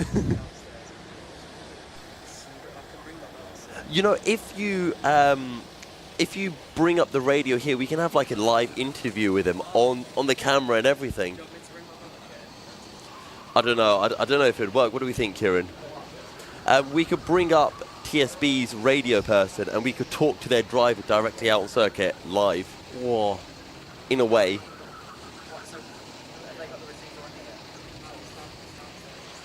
Yeah, because they've got the Bluetooth headset, don't they? So we might be able to use that. We'll see. We'll come back to it. We're in the commentary box. Interview Dante Dillon. Well, we can't do that because Dante's out on circuit trying to be a fast boy. And is being relatively fast. He's taken half a second out of Spicy Boys on the last lap. 50.5. Spicy Boys being caught up in a little bit of traffic, Adam. Yeah, the traffic is still, being quite strong in that sense. So, if I send a cup top flying, but yeah, that's not the only thing flying. I think friends of Shelby Newsom has been absolutely flying very much recently. They're continuously being in the mid to low 50, which has been quite strong. REO Speedwagon still there in third. They have done extremely well, bearing in mind the scenes we saw before we turned off at 10 p.m. Yes. Yep. But I don't know. Just sometimes the night giveth, the night taketh, doesn't it? We've seen some teams drop down the order at night. I think one of the big ones was Richard's Racing Team. They were in the top 10 fairly comfortably. Some stuff has happened overnight. They've dropped down the order. Overnight, we've seen Rio Speedwagon clamber their way back up into the top 3. Senior Tadpoles and Nameless Motorsport have also been fighting their way back up through the order. And we've also seen as well Belly Boys Racing move up from last into 29th ahead of Norfolk and Chance for that position. Sorry. At last, yes. Well, can they hold it for the next 4 hours? Do we think anyone from that team is actually from Norfolk? Surely. I can't, it's like being called, I don't know, I'm trying to think of something on the spot, saying, the Londoner Buccaneers or something and being from Manchester. It just wouldn't make sense. Sorry, that was really, really bad for me. I was really struggling to make a thought kind of chain in that one. Well, I'm going to, I'd say segue, but it's going to be a very aggressive segue away from that. And on it to, I want to see who are some of our closest teams out on circuit. So Zenki Automotive are 16 seconds behind Tractiles Ingulule Racing. TRX Academy 2, 4 seconds behind Richard's Racing Team, so that's another close battle. We've also got Losing Daylight, 11.2 seconds behind Team Rango with Red Mist, but I have a feeling that Team Rango with Red Mist just overtook Losing Daylight and are now trying to close down a 27-second deficit to Dead Squirrel Racing. As we've got a Slipstream Pass subscriber in the chat, welcome Mia Lohman to the Slipstream Pass. Surprising top 2 last year are not top 2 this year, come to think of it. Well, there is an explanation for that, and I will get back to you in a second, F1 Maniac, because we are going to attempt to do a live interview with TSB Motorsports driver out on circuit. So I'm going to hand over to you for a second, Adam, while we try to get this set up.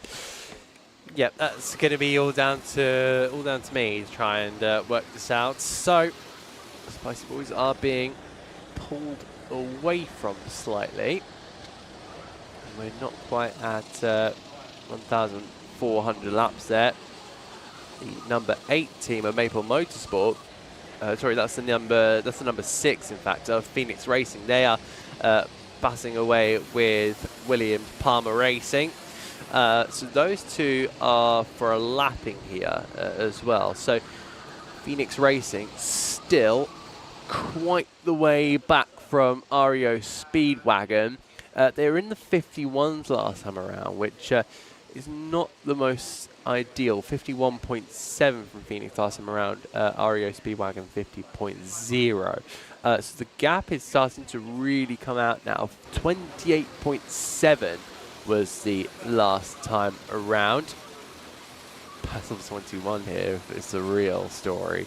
That's being between Dead Squirrel Racing and Sniffing Racing lines. They are separated by not very much from what I can tell. I'll give you a gap idea. Or not. Yeah, well. That's between 28.5 seconds between them. So really very much one of those that the battles are maybe going to come towards the end here. But we are going to attempt something here for the first time on Buckmore Park 24 hours. Yusuf, good luck. Over to you. Well, thank you very much for that, Adam. We're doing something that we've never done before in the Buckmore Park 24 hours, which is talk to a driver live out on circuit. Luca, how special do you feel to be having a live interview out on track? Did he hear it? Hello, Luca. Can you hear us? I think that's a yes. Luca, we've got you on camera. Can you give us a wave if you can hear us? Yes! Luca's given us a wave. Are you enjoying yourself out on track, Luca? Hey! Shouldn't be doing that until it's time to get quicker. Luca, focus on your driving. Why did you get a black flag? Track limits! Well, we heard that, so he said track limits if you couldn't hear it directly through the microphone. Why is the car in front of you gapping you? It's because I'm slower than him, idiot! That was a very honest answer from Luca. Luca, who's your favourite teammate? George! You don't see him! Did he not just say he said George? He's very fast! He said George. Oh, said nice. George. Well, George is his favourite teammate. Luca, thank you very much. We're going to let you get back to your racing. Good luck. Cheers, Luca. Thank you, I'm gonna need it! He said, thank you, gonna need it. Adam, back over to you. That was mighty impressive. How many times are we going to do a massive applause, in fact, has just erupted in the commentary box here at the Alpha Live production studio. Yusuf bin Sahel is coming back with a massive smile on his face. You know what I'm going to do? I'm going to stand up and applaud you, Yusuf. That was incredible. Incredible work from yourself and the rest of the crew. Well, thank you. I think Luca needs a lot of the praise for that. It'd be funny if he gets a black flag now for taking 2 hands off the wheel. Alpha Live will not pay for any of the penalties that Luca may have incurred during that procedure. So, to answer F1 Maniac's question about the top 2 from last year, so Senior Tadpoles qualified a bit down the order. Nameless were actually leading the race. They were looking really good. But Rory O'Regan picked up 3 penalties at the start of the race. Very sorry. But, yeah, track limits. 8 track limits in 1 corner over the course of his opening stint. That got him 2 penalties. He also got a penalty for speeding or racing under yellows. Those 3 black flags knocked them down. I think it was about 2 or 3 laps off the race lead. Then they lost another lap over the next 5-6 hours, so nothing crazy. They were about 4 laps down when we went into the night break, or the night stint, and when we came back they were still about 4 laps. They had come up to 3 laps behind. Now they are 5 laps down, so they've lost a little bit of time in this stint, but they've just not had that same pace that we've seen from them in previous years. Senior Tadpoles, again, they also picked up 2 black flags in the opening stint of this race, but from that point they've been able to claw their way back up through the field. They are in 5th, they're knocking on the door of a potential third place. They're not far behind Phoenix Racing Team and REO Speedwagon. And I guess we'll see, Adam, whether they are able to close back in onto those two. 30 seconds is the gap between first and second place currently. The battle for P21 here is the real story, says 064. Who is in P21? Dead Squirrel Racing and Sniffing Racing Lines. Yes, I can get behind that. That's 28 seconds, I think. Or The is that 26? two best team names out on circuit. I will happily say those are the two best team names, in my opinion. I think Sniffing Racing Lines is the best. They've had some of the best driver buyers out on circuit. Dead Squirrel Racing, great team name. They've got some great drivers as well. I don't know any of their drivers, but I'm sure they're great nonetheless. And we've got 29 seconds separating the pair of them. Last time around, Sniffing Racing Lines actually lost 3/10. They've picked up a track limits warning as well. That's how hard they're trying to close into Dead Squirrel Racing for what is P2, P4, P6. However, they have pitted not that long ago, so I think they'll get promoted back up into third place or so once those pit stops are made. Oh, sorry, that's El Cartel that are fighting for third. So Sniffing Racing Lines are just trying to hunt down fifth currently. 4 hours and 3 minutes remaining in the race. Contact warning for Richards Racing. So the penalties, the warnings continue to come through as into the pits are Phoenix Racing Team, 1 hour and 55 minutes into their stint. Now, this means Phoenix Racing Team are what I like to call chickens. Because they have been too scared to go to the 2 hour mark, because they have seen teams running out of fuel beforehand.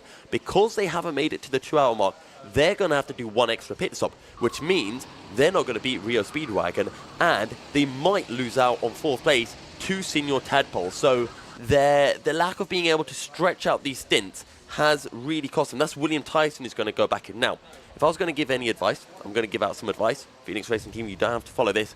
Lift and coast. Do a little bit of lifting and coasting in your stint. Stretch out your next stint so that you can make it to that 2 hours, that 2 hour, 5 minute mark, because that's going to be so critical to saving, 40, 50 seconds by not having to do a final pit stop in this race. Yeah, the lift and coast can be really, really effective. It kind of depends on how you do it, because you can save laps of fuel if you're really smart about it. If you get bumps from other cars, if you kind of put yourself in the slipstream, that can also work. It is just about how kind of effective can you be. 28 dicing up the inside, 23 friends of Shelby Newstead trying to get on through, and they exactly have done that. So then Nameless is going to come upon that little gaggle of carts as well. So that's going to be a really interesting. Ooh, that's a wide moment there from the 28. That could have been all sorts of Larry. Belly Boys Racing, I think that was. Yeah, down in 29th. So, yeah, they're just in front now. I think they're close to a lap in front of Norfolk and Chance. And the chances of them trying to make it out of last very slim. Sorry. Well, not very, very slim. They're only a lap down on Belly Boys Racing, so it is possible. Just a reminder, if any other teams want to join us for an interview, you can do so. And if you would like to bring in your driver comm so we can speak to your driver while they're out on circuit, we would absolutely love to facilitate that. And put your driver off while they're out on circuit. We could make them go faster. You never know. The thought of them being live on camera might give them that inspiration to find a few more tenths a lap. Bring back last night's commentary. Well, no. Ollie Borg is, I think, very stressed at the moment with Senior Tadpoles trying to hunt down third. He won't have that same kind of fluidity as he did last night at, 11 p.m., 2 a.m. out on circuit. Oh, this is going to be fun. Sam Spinale, a.k.a. Seb Algieri, is right behind Clayton's Raven. Why do I keep saying Clayton's? Clayton Ravenscroft, for friends of Shelby Newstead. Now, pace-wise, they're very even. These two have raced against each other quite a few times, actually, recently in some of the national Pro Kart championships in the country.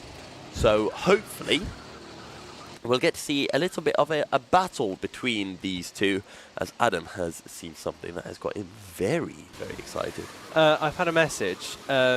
Hey Adam, it's Adam. So that is a reference to Adam Sanderson, who was on commentary last night. And I'm about to reply to him saying that is the best message I've ever received.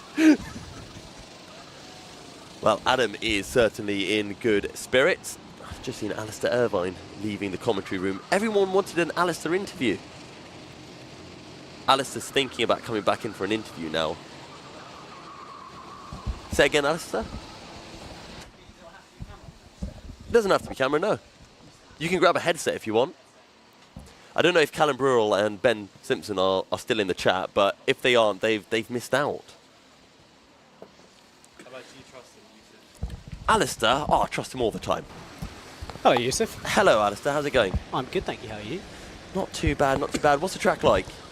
Track is grippy. I did a night stint last night, and it was the end. It was about 15 minutes before the mechanical, and had no fronts whatsoever. Yeah. And then we had the morning mechanical about 15 minutes before I got in this morning. So it was lovely to have some new front tyres. How slippery was it as soon as you put those new front tyres on? Because we were talking about it in the comms earlier. You know what? I don't think it's too bad. If you're smooth on the steering at the moment, the back sort of rotates itself, and as long as you don't let it swing out too much, it's actually quite nice. I thought the conditions were really good. Now, you guys are currently running in 11th place. For those who don't know, Alistair's racing with Zenki Automotive. That was a very quick jump into the seat, I think, from Aldas. They're in second place, making sure. Now, one thing I'll mention, these guys, they were dropping time every pit stop because they're the YouTuber team. So they were changing their camera. There is no camera on that car now. They are in try-hard mode. But if they don't record it, does it count as a win? If there's no GoPro evidence? Agreed. You know what they've probably done, right? As a King GoPro as well. As a King GoPro, they've probably recorded the first half, and then they're going to take clips from the first half of the race and pretend that happened at the end of the race. Yes. Filming 101. Yeah, that is good. They're within a lap, or just over a lap now. They fitted. They were about 30 seconds behind the race leaders when they did jump into the pits. You got Ben Simpson in the chat. Is he listening? He is. He's calling you his king. Ah, hi Ben. I don't have anything else to say other than that. Not that's for the stream, anyway. And a sneering. What's a sneering wheel? I think that's his lack of ability to type. Yeah, probably. I mean, N isn't even close to T, is it? No, but he does have big fat hands, so. Fair enough.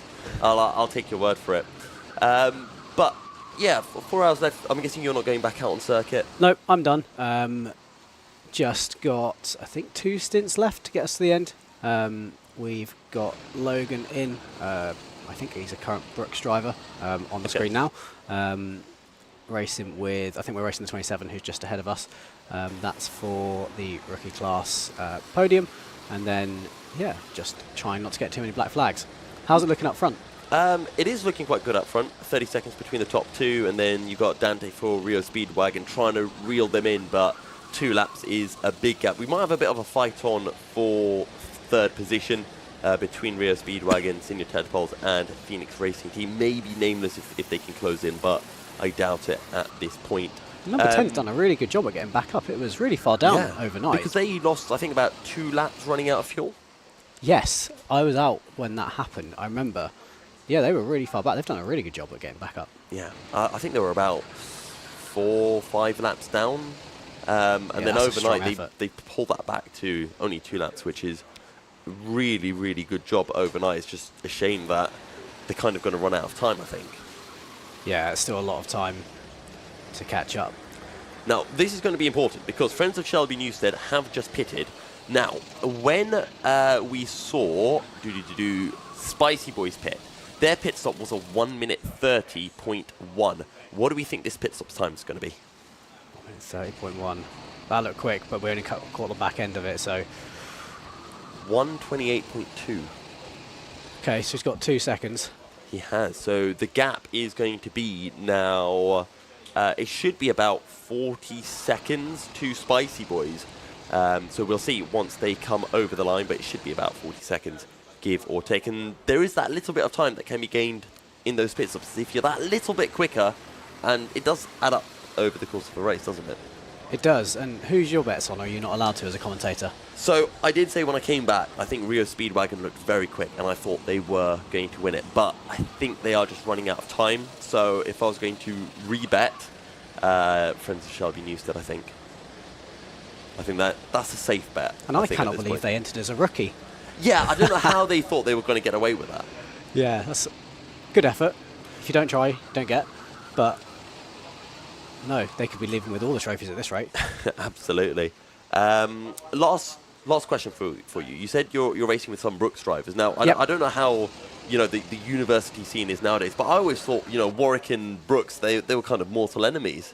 Or was that Loughborough and Brooks? That was definitely Loughborough and Brooks, but no, just got asked the question by someone I know who is at Brooks. The scary thing is I've been graduated from BUKC since 2019. Yes. I'm the oldest on my team by over 6 years. That's really scary. It is I'm the weird old man of the team. We graduated, I think, in the same year then. Yeah. It's kind of weird looking at some of those drivers nowadays and thinking, oh, I kind of remember when I was doing that. It doesn't feel that long ago, but it has been a while. It's great. I remember, and I actually work with now, sort of Carl Morby from Brooks. Oh, yes. And yeah, now I look at the names and I don't recognise anyone, so properly out of it. But it's really cool to see how strong BUKC still goes. I genuinely think it's one of the best things I've done, and to get you into karting is just an affordable and great team event that really makes the university scene much better. So anyone looking to start a uni and do some karting, I would definitely recommend BUKC. It's a lot of fun, and for what it is, very affordable. Yeah, and it's one of those competitions, a little bit like the Buckmore 24 Hours as well, where you'll enter the event and you'll have a range and a spread of talent, where you have your teams who have maybe done a corporate here or there. You've got your drivers like Clayton Ravenscroft, who's won Kart Masters, and then you've got some other random drivers out there who haven't really done much karting, but all of a sudden they're just these random quick guys who are just keeping up with the big boys. It's funny, I have no awareness of the karting scene. I don't even know what Kart Masters is. So do you not? It's awesome to see such a high standard at a corporate karting event. I've never done this event before. It's really impressed me, especially the karts. I know they're brand new, but I've not heard anything bad about previous years as well. They have been, fingers crossed, pretty flawless so far, and pretty nice to drive. So awesome event. Potentially do it again. I do hate 24-hour events. They do keep you up, and I do like my sleep. But maybe this will get me back again. It's been quite good. Because when I spoke to you before the event, you said that you've not done many 24 hours. You're not a big fan of 24 hours. And then we were saying, well, we'll see how you feel at the end of it. But has this been a step upwards in the 24 hours that you've been a part of before? It has, although it is a tough track. I think anyone who's driven Buckmore knows that you don't really get a break. So for an hour and 45 of just constant turning, and there are some good bumps now in Buckmore, you're going to have some sore ribs the next day. Fair enough. Well, Alistair, thank you very much for joining me on the comms. Thank you very much for having me. Best of luck to your team, Zenki Automotive, in the rest of the race. Speaking of which, there goes Logan.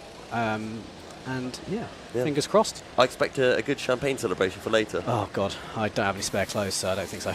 Okay, well, you better get running quickly. And please don't then. give us the commentator's curse.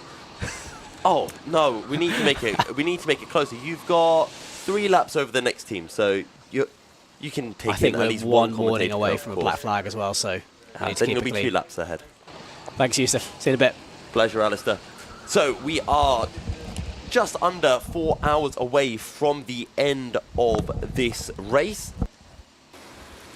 33 seconds is the gap between our top 2. It has ballooned from 29 seconds, courtesy of a very quick pit stop for friends of Shelby Newstead. 1 minute 28 was their stop, so that cost them they gained about 2-3 seconds over friends of Shelby Newstead. There's the number 2 of Matteo Ehrenfeuchter for Senior Tadpoles. They are in a 4th position on the same lap as Phoenix Racing Team, 11 seconds ahead of Phoenix Racing Team. This could be a tight one. And then a lap and a half behind is Nameless Motorsport. Rio Speedwagon are 2 laps ahead of Senior Tadpoles. However, this is where it gets interesting. Senior Tadpoles have to pit. 1 pit stop more, we think, than Phoenix Racing Team. So this will drop them back behind Phoenix Racing Team. They'll have about 20 seconds to try to close in. That will be the battle for 4th place. Rio Speedwagon, on the other hand, once they pit, they are going to be back to being about 2 laps behind friends of Shelby Newstead. They're going to have a lot of work to do. Whether they can make that work, we'll have to wait and see. They're constantly chipping time out of Spicy Boys, but it's not a huge amount. So I think currently they are just under a lap behind Spicy Boys, but they have to do 1 more pit stop than Spicy Boys. They've got the time to do it, Adam. I genuinely think Rio Speedwagon, on pace alone, are able to take 2nd. For 1st, I think they need a bit of fortune to come their way. You know, getting yellow flags at the right time. Friends of Shelby Newstead getting a black flag. They could really do with FOSN getting a black flag. You know, I'm not asking for a black flag to come, but I'm saying if one was to come, it would make this battle for the win very, very exciting.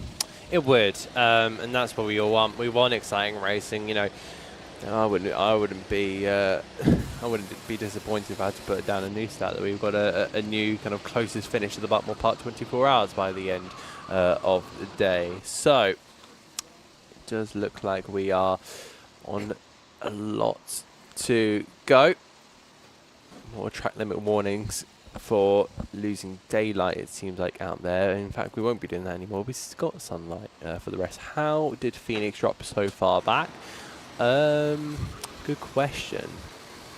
So Phoenix, they dropped back a little bit just naturally overnight. I think pace-wise, they fell back a bit. I don't know if they got a black flag. No. They were pretty much nip and tuck.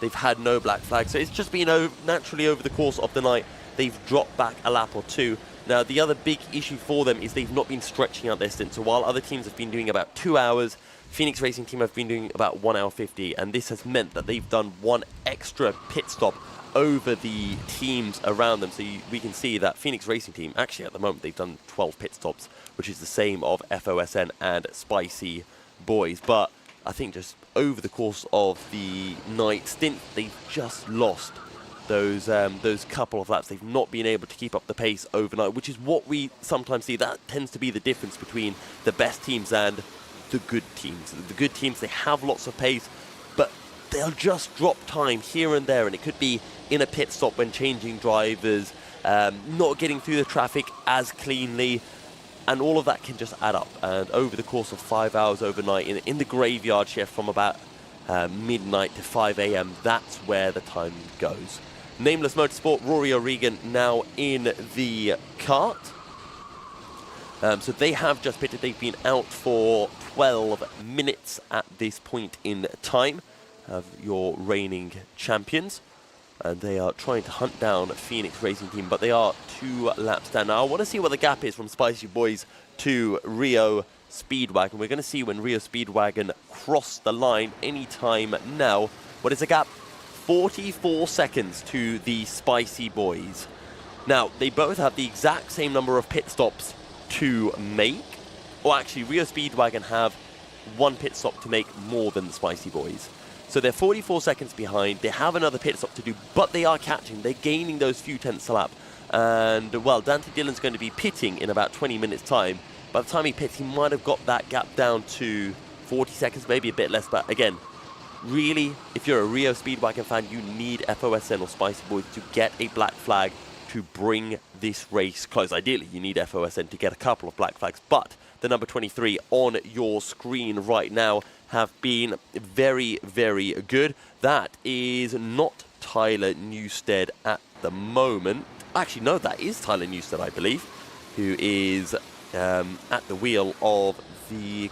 Wait, no, it's a white suit with white and red. It's Nathan Heathcote. Nathan Heathcote is out on circuit. So Nathan Heathcote in the 23 behind Mateo Ehrenfeuchter for Senior Tadpole. So this is to put another lap on the team that are in 4th place, the team that finished 2nd in last year's race. and they continue to try to pull their gap to Spicy Boys. 50.8 last time round for Mr. Heathcote. Whether he's related to Sam Heathcote, super champion from BUKC as well, I don't know. Would have to ask Sam. Or Nathan, I should say. Either of them. I'm sure they'll know if they're related to each other. Commentator's curse, someone is asking. We haven't had any so far, unfortunately. I would love to be able to commentate someone, but that is not going to be the case. As up the inside goes Nathan Heathcote in to guard a corner to put another lap on the Senior Tadpoles. Again, it's just been very clean, very quick, very consistent for Friends of Shelby Newstead, and as well for Spicy Boys. Those two teams haven't picked up any penalties. Neither have Phoenix Racing Team.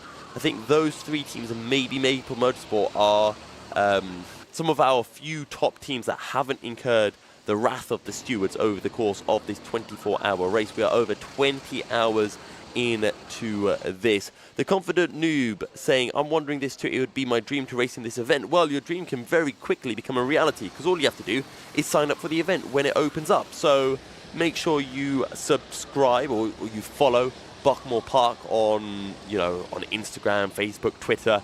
They will announce when the 2027 entries are going to be open. They will tell you the time that it opens. You then just need to sign up when that opens. You usually have less than a minute to sign up because it sells out fast. These 30 teams that you're seeing racing today all signed up within a single minute of the event registration being open. It doesn't matter if you don't have a full team, just sign up. Figure out your team later, just make sure you get that sign up spot. That's the most important thing, because if you try to waste time trying to get a team and it's not done in when that registration opens, then you will miss a spot. You're much more likely to be able to get a spot if you sign up quickly and then find some drivers for your team. So that would be my advice to anyone who wants to race in the Buckmore 24 hours in 2027. I can't believe I'm saying that. 2027. I swear it was 2010, not that long ago. So that is certain Langford in the number 7, if I'm not mistaken. That's Accelerate Kent Brewery Racing. Thomas Langford, if I'm not mistaken, if I remember his first name. Doing a good job for the 7. I say that last time, right? He put in a 52.4. Thomas, what's going on? You're quicker than that. I know that. Still more good laps being put in by Rio Speedwagon and Dante Dillon. Another 50.6. The gap is down to 41 seconds to the Spicy Boys. However, don't forget, Spicy Boys, the big question is, will they be able to make it to the end of this race with one more pit stop? They pitted with 3 hours, 58 minutes on the clock. If they won't be brave, they will have a splash and dash to do. A very short splash and dash, but a splash and dash nonetheless, and that is exactly what Rio Speedwagon need. Friends of Shelby Newstead, they pitted 13 minutes ago. That was 3 hours and 55 minutes remaining. They should be able to get to the end. I think they've been stretching out their stints a little bit more, but they are on the precipice. And from a neutral perspective, I would love it if they had to do another pit stop, because it will make this race so much closer. The gaps that you currently see out on track would be the gaps going into that final stint without having to think about any extra pit stops and so on and so forth. So once you have signed up and got your spot, how do you get into a team if you don't know anyone there? Well, that's a bit where you do a bit of networking. You can post on Facebook. There are many karting groups out there. I won't promote any specific ones, but there are rental karting pages you can post in there and say, I've got a team or I've got a spot in the Buckmore Park 24 hours. I'm looking for drivers to race with. One of the better things that you could do is come down to Buckmore Park as well. Race in the Buckmore Park Sprint Series, because one, it will help you get quick at Buckmore Park for your 24-hour race. Number two, you will meet other drivers who race at Buckmore Park, and then you can get chatting with them and ask them to join your team. But we'll discuss more about that because Adam Reed has an interviewee. Back in the interview pen once again, and I'm here with Drew Suji. We had a conversation last year, in fact, so we're kind of 2.0 part of this. How did your stint go? Because you were quite early in the morning. Yeah, so, I had 2 stints, obviously, about midnight-ish, and then just now in the morning. The midnight stint was perfect, in my opinion. I think the morning stint could have done a bit better. I thought I would be able to close the gap down to P1 a little bit, but it looks like the gaps have just remained constant. It's like we were just trading lap times the whole time. Pitwall were telling me, like, occasionally I was the fastest car on track. Sometimes they were. So it was really like hit or miss. I had more trouble with the back markers in the morning stint compared to my night stint. I think the night stint I had very clean, like 1 back marker at a time. But I don't know, maybe the footage caught it up, but I had to go like 5 wide at some points, like 4 overtakes and 1 go up into Garda, because it's just, you got to get past these back markers in this stint. So I don't think morning stint, not my best work, but I'm happy with how it went overall. The fact that we're still in contention, it's great to be here, to be honest. Like, I was really enjoying myself out there at the end of the day, which is what matters. So yeah, happy. Considering everything, you said you had a night stint, you had a morning stint. Kind of how were the contrast between, being right in the thick of the dark and then bright and early in the morning? The dark kind of makes you just focus on driving. It seems to, like, it takes everything else away. There's no one out with the cameras. All the staff have gone home. It's a lightweight skeleton crew. Most people are sleeping, and people even leave the track, right? You see the cars leaving overnight. So you just feel like it's just about hitting your corners, hitting your laps, hitting your marks. That's it. That's all you can focus on. I feel like in the day you get a little bit more distracted because there's more activity happening as you get closer to the end of the race, whereas in midnight, you're in the middle of the race. So you don't have any sort of context about where you may finish just yet. You don't really understand how the fuel strategy is going to play out. So you're just doing what you can in the moment. And that's the difference, really. I think the grip levels, overall, the lap time levels stay roughly the same. Feels like you have more grip in the day-ish when the track heats up a little bit until a point where it crosses over and it gets too hot. And the night you've got more engine power because there's just denser air. So those kind of trade out, but in reality, it's more about the situation of the race. Like, it just kind of locks you in, focuses in. The daytime, I think, with the sun out and everything, you can get a little bit carried away.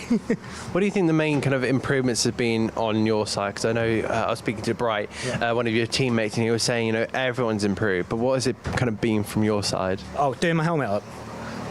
This year, doing my helmet up this year. That's number one. Doing the helmet up, biggest improvement. Saved me about 30 seconds, right? So that's number one.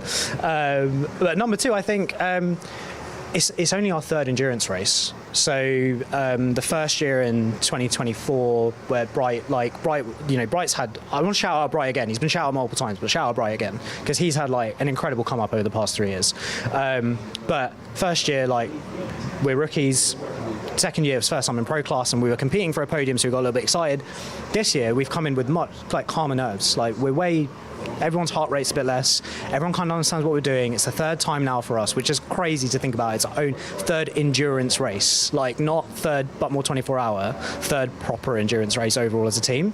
And so when we've just come in a little bit calmer this year, and I think that's what matters. Like, same strategy as last year. We knew what we were doing. We wanted to push the fuel. You've seen us push the fuel, do as much as we can. A bit of Lyco involved as well, so shout out my Ferrari fans. But it's just been overall. We didn't have to do any extra planning. We just knew what we were going to come in to do.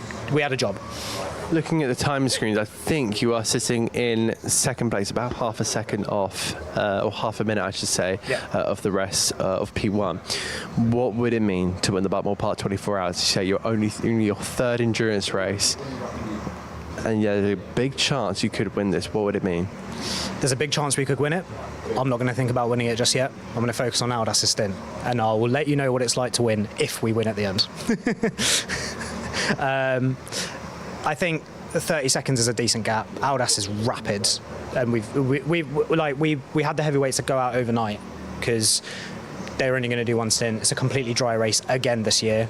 Had it been wet, we'd probably be reversing and throwing the heavies out for extra stints. And we've slowly ramped up the pace. Cam, me, Aldas, Toby. So hopefully that 30-second gap comes down. And then just kind of moving on, because of course last year, there might be some viewers, but for the people who don't know, let's talk about the helmet. Oh. Yeah, this helmet's a bit special, actually. I'm a big Lewis Hamilton fan, so this is a very 2012 inspired helmet. I love the yellow. Yellow's actually my favourite colour. So it's just I feel like I stand out with this. I feel like it's very easy to spot me. The star on the top, it's basically a translation of my name. It's the Polestar. So, and of course, shout out Dan. His little logo's there for painting it. It's amazing. He's done a great job, and I think loads of lids out here are painted by him. But yeah, this one's something special. It's the red is actually a childhood helmet, and the yellow is just because Lewis is my favourite driver. Watching him since he was in GP2, like his amazing races in GP2 at Silverstone, and the other one where what was it? It was Istanbul. Yeah, where he came pretty much from the back and and that was his like signing drive to get to F1 pretty much. Like everyone in the paddock was paying attention to him apparently that day. So he's an inspiration really. And so this helmet's kind of just everything I love put into one thing. True, I absolutely love that. Go and enjoy the race. Take a little bit of a relaxing time because now you're going to be on the sideline for the rest of this. Yeah, I think my heart rate's going to go higher outside the car than I was in the car. I think in the car I was feeling quite calm. I think it's going to be beating hard. So I've got the watch on. Let's see what it says. You'll have to come back to me with that number. Yeah, I will do. Yeah, I will do. And I'll let you know how it feels if we do win. Yeah, of course. All right, mate. Back to you in the studios, guys. Andrew Mata on commentary. Thank you very much, Adam Reed. Back with live pictures here out on circuit. There are the Spicy Boys. Aldas back at the wheel of the kart. Has been back at the wheel of the kart for 24.5 minutes. This really is the stage of the race now where we're going to be looking at those stint times and what the different teams are doing between now and the end of the race. There is Joseph Simcock in the number 9 for Williams Palmer Racing, in 19th place at the moment. It's a funny old game, isn't it? Endurance racing. They are back to the very same place they started in at 2:30 on Saturday afternoon. But it's another one of those cliches in endurance racing that we've been talking about, the different lengths of race that are run here at Buckmore Park for all the endurance championships and things like that. So we're 33 minutes and 14 seconds away from a standard endurance race here at Buckmore Park, a 3-hour. And we've seen in those races in recent times that a lot can happen over that distance. Nothing is written in stone yet. There's the number 26 as well on your screens, the TSB Motorsport team, Team Sport Bandits, new team to the race this year, or at least they didn't do last year's race. And they've been quietly getting on with their work. Those two karts are line of stern on the timing screen, but there is 3 laps between them. Here's the number 11 of the Track Tiles and Gluley Racing team. And a lap behind Zenki Automotive for 11th place. And they just have the number 3 of TRX Motorsport behind them as well. Back with Aldas, number 6. Phoenix Racing running in 5th place. Apologies, the number 5 of Spice Boys, of course, but Phoenix Racing team still running out there in number 6 in 5th place. Keep your comments coming in. Good to see people, already started to think about 2027 and getting on board. That cost of for a team entry, £2,625 for the entry this year. And of course, if that's your team of 4, you then split that between 4, and can have a bigger team, can have a small team, various different sizes of team being run once again in the race this year. Not into the pits, sorry, that's the pits that I'm used to when normally coming in commentating on races here at Buckmore Park, the bottom paddock, which, mentioning the bottom paddock, if you've not checked out the plans for that part of the venue, do go check it out. I must admit I've not caught up with Phil, Mike and the team as to what the latest is on those potential developments down at the bottom end of the circuit, and do hope they can be underway very, very soon. They look really, really good. It's one of the big things on British kart circuits over the last 10 years or so, and a number of circuits around the country. Not just making sure that the tracks are good to race. Got some fantastic circuits, of course, here in the UK, but also making sure that the off-track facilities are top-notch. That's definitely the case here at Buckmore Park. And the inside there goes a the Tadpoles and Galooly Racing team. This is them just making their way past the number 26 of TSB, not for position, just putting another lap on them. What is that gap again for Tadpoles? Yeah, it's about a lap up to Zenki Automotive. If you're looking at the timing screen, don't worry about the Zenki Automotive. You'll see the little flashing NF on the left-hand side. I think that's a little discrepancy with the timing system actually going back to their mandatory service window at around 7:30 this morning. So that we've not seen a mechanical flag being showed for the number 11, apart from that moment where I think the button got hit 3 times, basically. So don't worry about that. Number 20 still absolutely fine in the lead of this race in the rookie category and leading it very well indeed. 5 laps ahead of ECR Blue.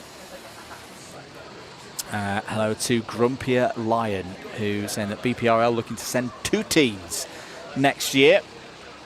Single team running here in 2026, currently in 26th place. They are a couple of laps back from the TRX Academy. But they've got a good gap now over Mild Runnings. That gap has grown out to around, what's that, 6 or 7 laps? Oh dear, I've said the number 7. So. I swore I was not going to do that today. But 7 laps, yeah, the gap between BPRL and Mild Runnings. Through go the Tadpoles Galooly Racing team. I think it might be Ronnie Townsend at the wheel for Galooly Racing at the moment. Raced in rentals on Team Sport, local Team Sport indoor circuits. It's where a lot of drivers start now in British karting, if they've not done it before. Down the inside there, the number 30 of the Norfolk and Chance team. But Ronnie already getting a good number of victories on the old CV. So started his indoor career in 2022 and has done a lot of racing here in the Buckmore Pro Leagues, which, if you're not familiar with the Buckmore Pro Leagues, a big part of the community here at this circuit, and all the details regards how to get involved with the Buckmore Pro League can be found on the website, and a really good grid as well.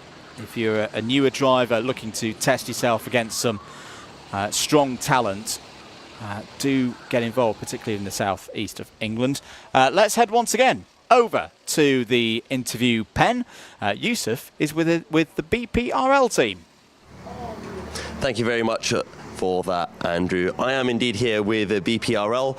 I'm going to let you guys talk us through what BPRL is, what got you guys here to Buckmore Park.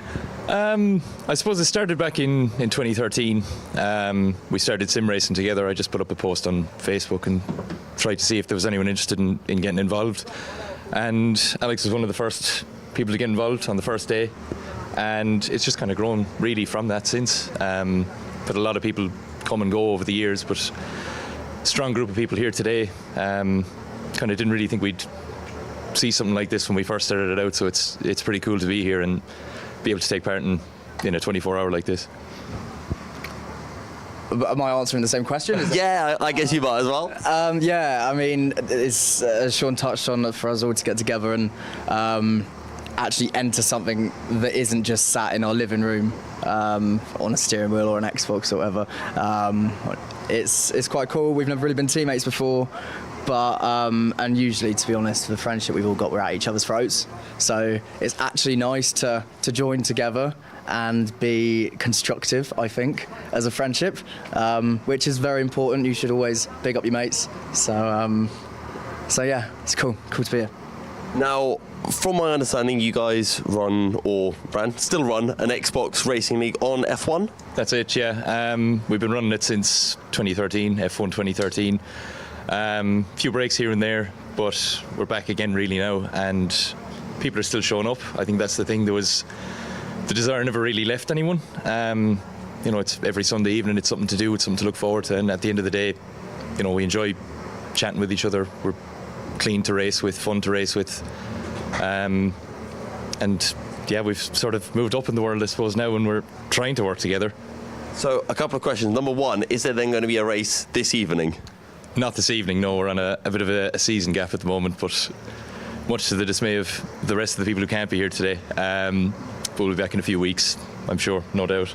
Now, I've done a little bit of F1 sim racing, and I understand the absolute pain when you're grinding, trying to improve on your time trial best, and then you come through the final corner at Austria and you get a track limits. Yeah, it's. Do you want to? yeah. I really like Austria, so I feel your pain there. I mean, we're by no means experts. The first races we had, bloody hell. The first races we had years ago were like it was carnage. But as you do, I mean, we were all like 13, 14, 15 when we started league racing, so we were all kind of very squeaky and thought we knew how to race when I think we're being told to go that way, but when in reality we're all pretty CRAP. Can you say that one on here on the stream? I quite like how you phrased it. I think that was very good. But yeah, that is like going on 13 years now since the league's been founded, so we've got a bit better. Yeah. So the reason why I bring this up is because here for the 24 hours we've got a very similar system to how the F1 sim racing track limits works. You know, you get 2 warnings and then you get a time penalty. Has that helped you for this event to stay clear of trouble? Saying this, I don't know if you've got any black flags yet. We haven't had any black flags, to be fair. I think we're actually cleaner here than we are on the game, to be honest. So it probably has helped, really, in a way. Yeah, the black flags are quite interesting because being our first 24, I went out first and I ended up I think at one point I was up in 14th, which is kind of very middle of the road. But I didn't really, like, so many people got black flagged behind me that it was like a case of when people were coming through, am I actually as quick as you? So it was difficult to sort of gauge that first stint. But yeah, I think we've done pretty well not to get any black flags. A couple of collision ones, a few little sends here and there, or extends, track warnings. But yeah, I think for the most part we've been all right. And what were your kind of goals coming into this race weekend, and are you meeting them? I suppose we didn't really have any goals starting out. Like, we didn't really know what the pace was going to be. Like, 2 of the guys took part last year, all right, and they finished, I think, was it P15 overall. So we kind of had a benchmark of, like, if we can finish, I don't know, maybe top 10 in class, we'd be doing okay. But it's been super competitive all weekend. The gaps are much closer this year than they seemed to be last year. So to just, I suppose, sort of still be running at this stage and not be bottom is quite an achievement, really. Yeah, I mean, I've just been shown a note that says 2 track limits in the last 60 minutes. Was that about have we had one in the last 45 minutes kind of thing? No. Okay, because they were both me, and I've had 1 hour sleep, and I've been out there for like 5.5 hours now. So allow me those, all right? Okay, I've put my hand up, I've feathered the throttle. I thought I'd be all right, but I wasn't. Well, I mean, the marshals do really well, and there's a lot of cars and a lot of constant action to be watching. So they probably don't see them all, but they probably do a really good job as well. So yeah, they got me. Absolutely. Last question for you is, before the race, I was speaking with Phil, who runs everything at Buckmore, and we saw the initialism, I think we could call for your league. And we said, you know what, if you guys do really well, we can call you the Buckmore Park Racing Legends. I suppose probably not going to get used now with the weekend we've had. We'll have to come back next year and try again, maybe a bit harder. We're getting that tattooed on us. Yeah, you absolutely can, Zach Brown style. Yeah, right on the old. We'll send the invoice. Yeah, we'll not show that on the broadcast. How about we contra-deal our entry next year with what was it, Buckmore Park Racing Legends? Did you say? Yeah. On our behinds, that can be our deal. We don't have to pay, and we come in and do, you know. Well, no? Phil, if you're watching, I'll let you sort this out with them. But lads, thank you very much for joining, and back over to you, Andrew. Thank you very much, Yusuf.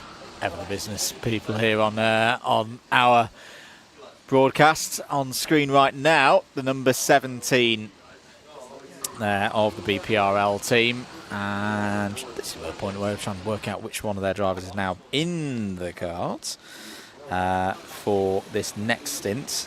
Alex Fearon having a chat with there previously. I think it's Carl. Yeah, it's Carl Chard. Carl Chard in for them at the moment. I always enjoy this, of like some of the drivers and how self-deprecating they can be in their descriptions. I'm going to let you read that one for Carl. Yes, I love it when I get to describe a driver like this. Not too much experience in karting, as I'm too fat.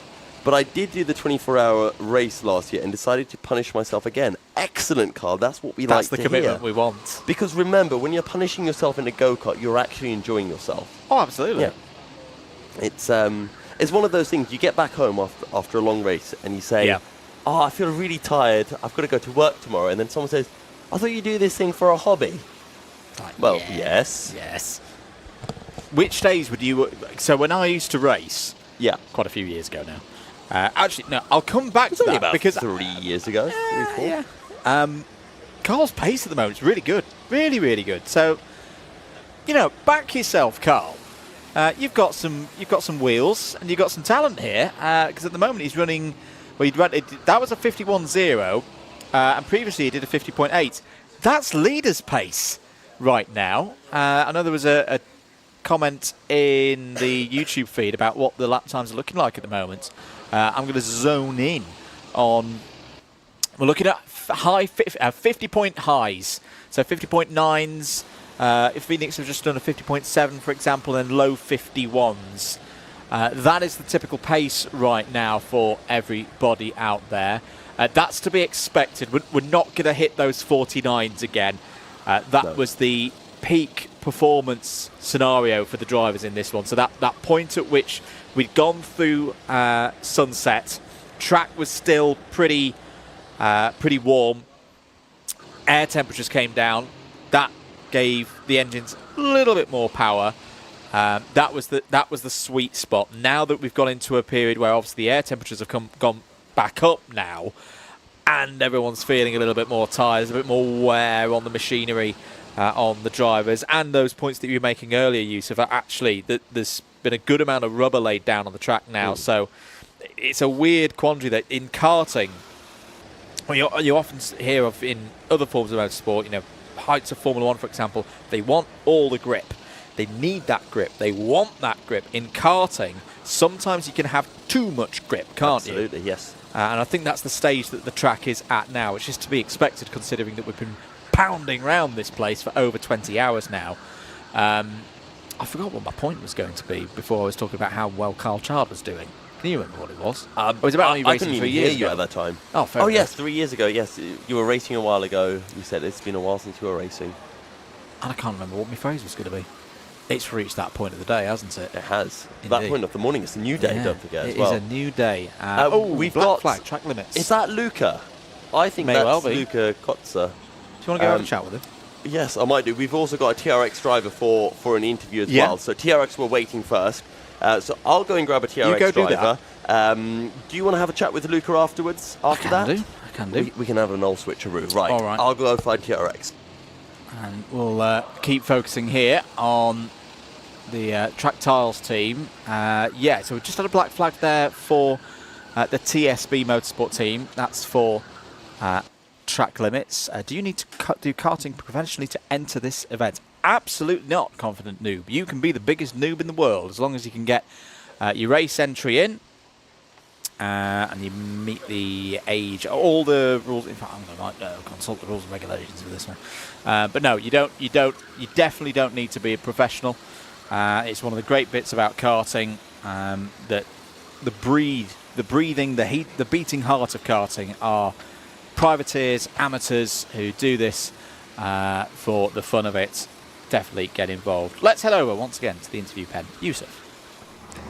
Thank you very much for that, Andrew. I'm joined by Josh Pounds from TRX Motorsport. Josh, how's the race going for you guys? Yeah, pretty good. Not as good as last year. I think we got pretty lucky with the karts last year, but this new fresh fleet is a lot closer than it has been from what I remember. So it's been good. I think all things considered, we're slightly down on power, only marginally. But that's probably costing us a tenth or two a lap. But yeah, we're happy with where we're at, all things considered, yeah. Now, you guys are on the same lap as Maple Motorsport, if I'm not mistaken. Are they essentially your fight now to the end of the race? Yeah, I believe so. I mean, we're always looking forward, so seeing who's up ahead. I think we're slightly out of sync with the pit strategy as well, so I believe we have one less stop than most of the other people. So yeah, we'll see where we end up. There's not a whole lot we can do now from a strategy point of view. We've only got one stop left, so yeah, see how it plays out. And you mentioned you're not quite doing as well as last year. Last year you came third overall. This year a little bit lower down. Is that something you're all disappointed with, or as you mentioned, is that just kind of accepting, you've had a good run this year, but not everything's quite fallen your way? I mean, yeah, you can't have it your way every year. Obviously, we were aiming to do as well as last year or better.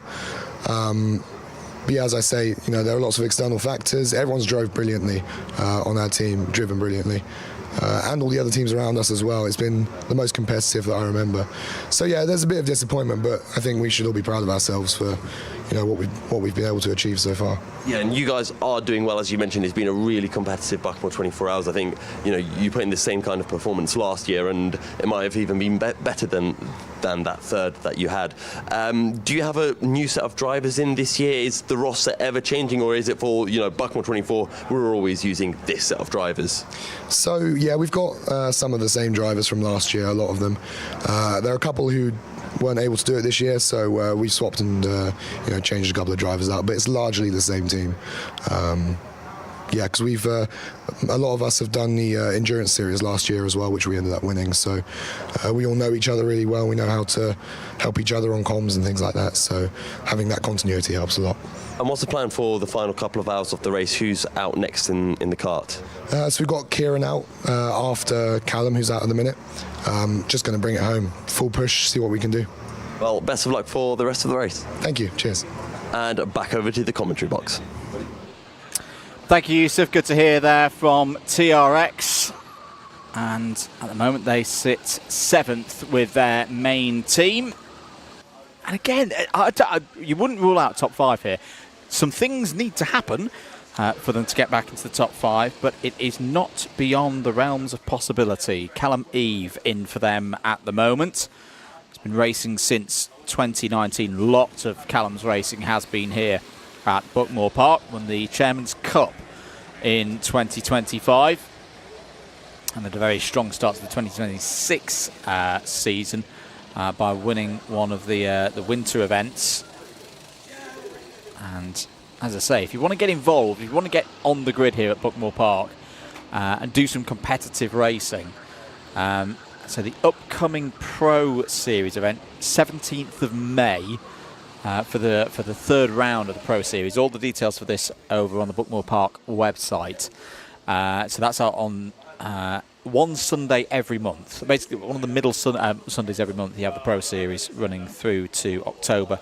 And then the Sprint Series as well, which runs on a Wednesday night towards the end of the month. Now, the one for April, this coming Wednesday, that is sold out. But entries are open for Wednesday, the 27th of May.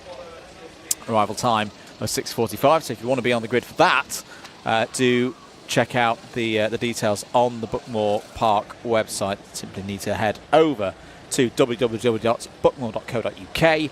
And then once on the website, if you hit adults and then championships, you'll be able to find out more about getting on the grid if you're 16 years of age or older. And then, of course, there's karting for ages 6 to 15, all the way from the Bambino School for the very youngest, the training sessions, and then the junior clubs as well for youngsters. Really great ladder of events being put on here every month by Buckmore Park. So we're really into the latter stages of this one now. If you're just joining us, live coverage of the 24-hour kart race for Buckmore Park 2026, the crown jewel event of the Buckmore Park season. 36 seconds is the gap between the two leaders overall and in Pro. Zenki Automotive looking pretty good in the rookie category, but not the kind of distance ahead of their nearest competitors where they can lift off. Let's once again head over to Yusuf, who's found another friend. Thank you, Andrew. Now, I'm joined by a driver who we were interviewing. I was interviewing only half an hour ago when you were in your car. Yeah. Luca Kotza from TSB Motorsport. Luca, how off-putting was that interview? It was quite a surprise, really. Apparently I'm the first person to ever be interviewed on track, so it's quite an honour. How do you think your performance was out on track? Did your lap times drop off, or? Well, yesterday I had the session. I had the stint just before the maintenance stop. My tyres were completely gone, and it was just a horrible experience altogether. But once I had the fresh rubber on there, it was a much better experience. And same again today. I was on the stint just after the maintenance stop, so it was good. I was very happy. Can you describe what that feeling's like when you go out back on track with the new front tyres on the car? What's the handling like? Well, it's a major difference. I mean, from when I was on there to begin with, when the tyres were dead, it was just not fun at all. I'm just going to point you to the screen. That is what we were doing when we were interviewing you live, and that was you waving in the bottom corner of the screen. That's funny. I did like it when you did a two-handed wave. We thought you might crash. I don't think that was a two-handed wave. It might have been something else. We're being passed messages. What does that say? Did the on-track interview cause the track limits violations? Yeah, they were distracting me. It weren't very nice. That's a lie, because you got that black flag before I interviewed you. That's why we decided to interview you. Well, were you just trying to rattle me away, yeah? No, I was trying to help you out, because I thought, right, Luca doesn't know what he's doing. Let's get him on a call, sort yourself out a bit, and I think it worked. I mean, it's what it is. At the end of the day, I was having a good time out there. I was chilling, and we're here to have fun at the end of the day. You guys have looked like you've been having fun. Your first time at the 24. How's it been for you individually? All of us have our individual talents. Oh, hello. Is he part of the individual talents? We're running out of talent. I wouldn't say that. We've got a black flag. We just got a black flag. We're running out of talent. Do you want to bring your comms back so we can have a little shout at whoever it is? We unfortunately lost our comms. So we're using AirPods for this stint because I'm the one that normally speaks to George, and the call ended annoyingly. So we're using a pit board to try limit the damage. Yeah, I guess their comm system can only handle one Milky Cereal interview per race event. Luca, any final words before we kick you out of the room? Team Sport commentary has the worst carts on all team sports. I didn't even understand what he said, to be honest. Back over to you, Andrew. Thank you very much, Yusuf. 3 hours and 7 minutes of the race to go. And let's try and find, what's our closest battle, do we reckon? Obviously, we know that our one at the very top of the order, 36 seconds. Let's go on the hunt for something that could change in the next few moments. I am going to go for the number 24, producer Will, and the number 13. Now, I reckon that they are just coming over the start line now. And in towards turn number 1, because Team Rango with Red Mist, the number 13, are 3.9 seconds behind this number 24 machine. This is for 22nd place, and are closing in at about 1.4 seconds per lap. So we'll have a watch of this, because we like to have a look at an on-track battle. There is the number 13 on your screens. Been a bit of a tough race, this, for Team Rango on the podium last year within the second tier category.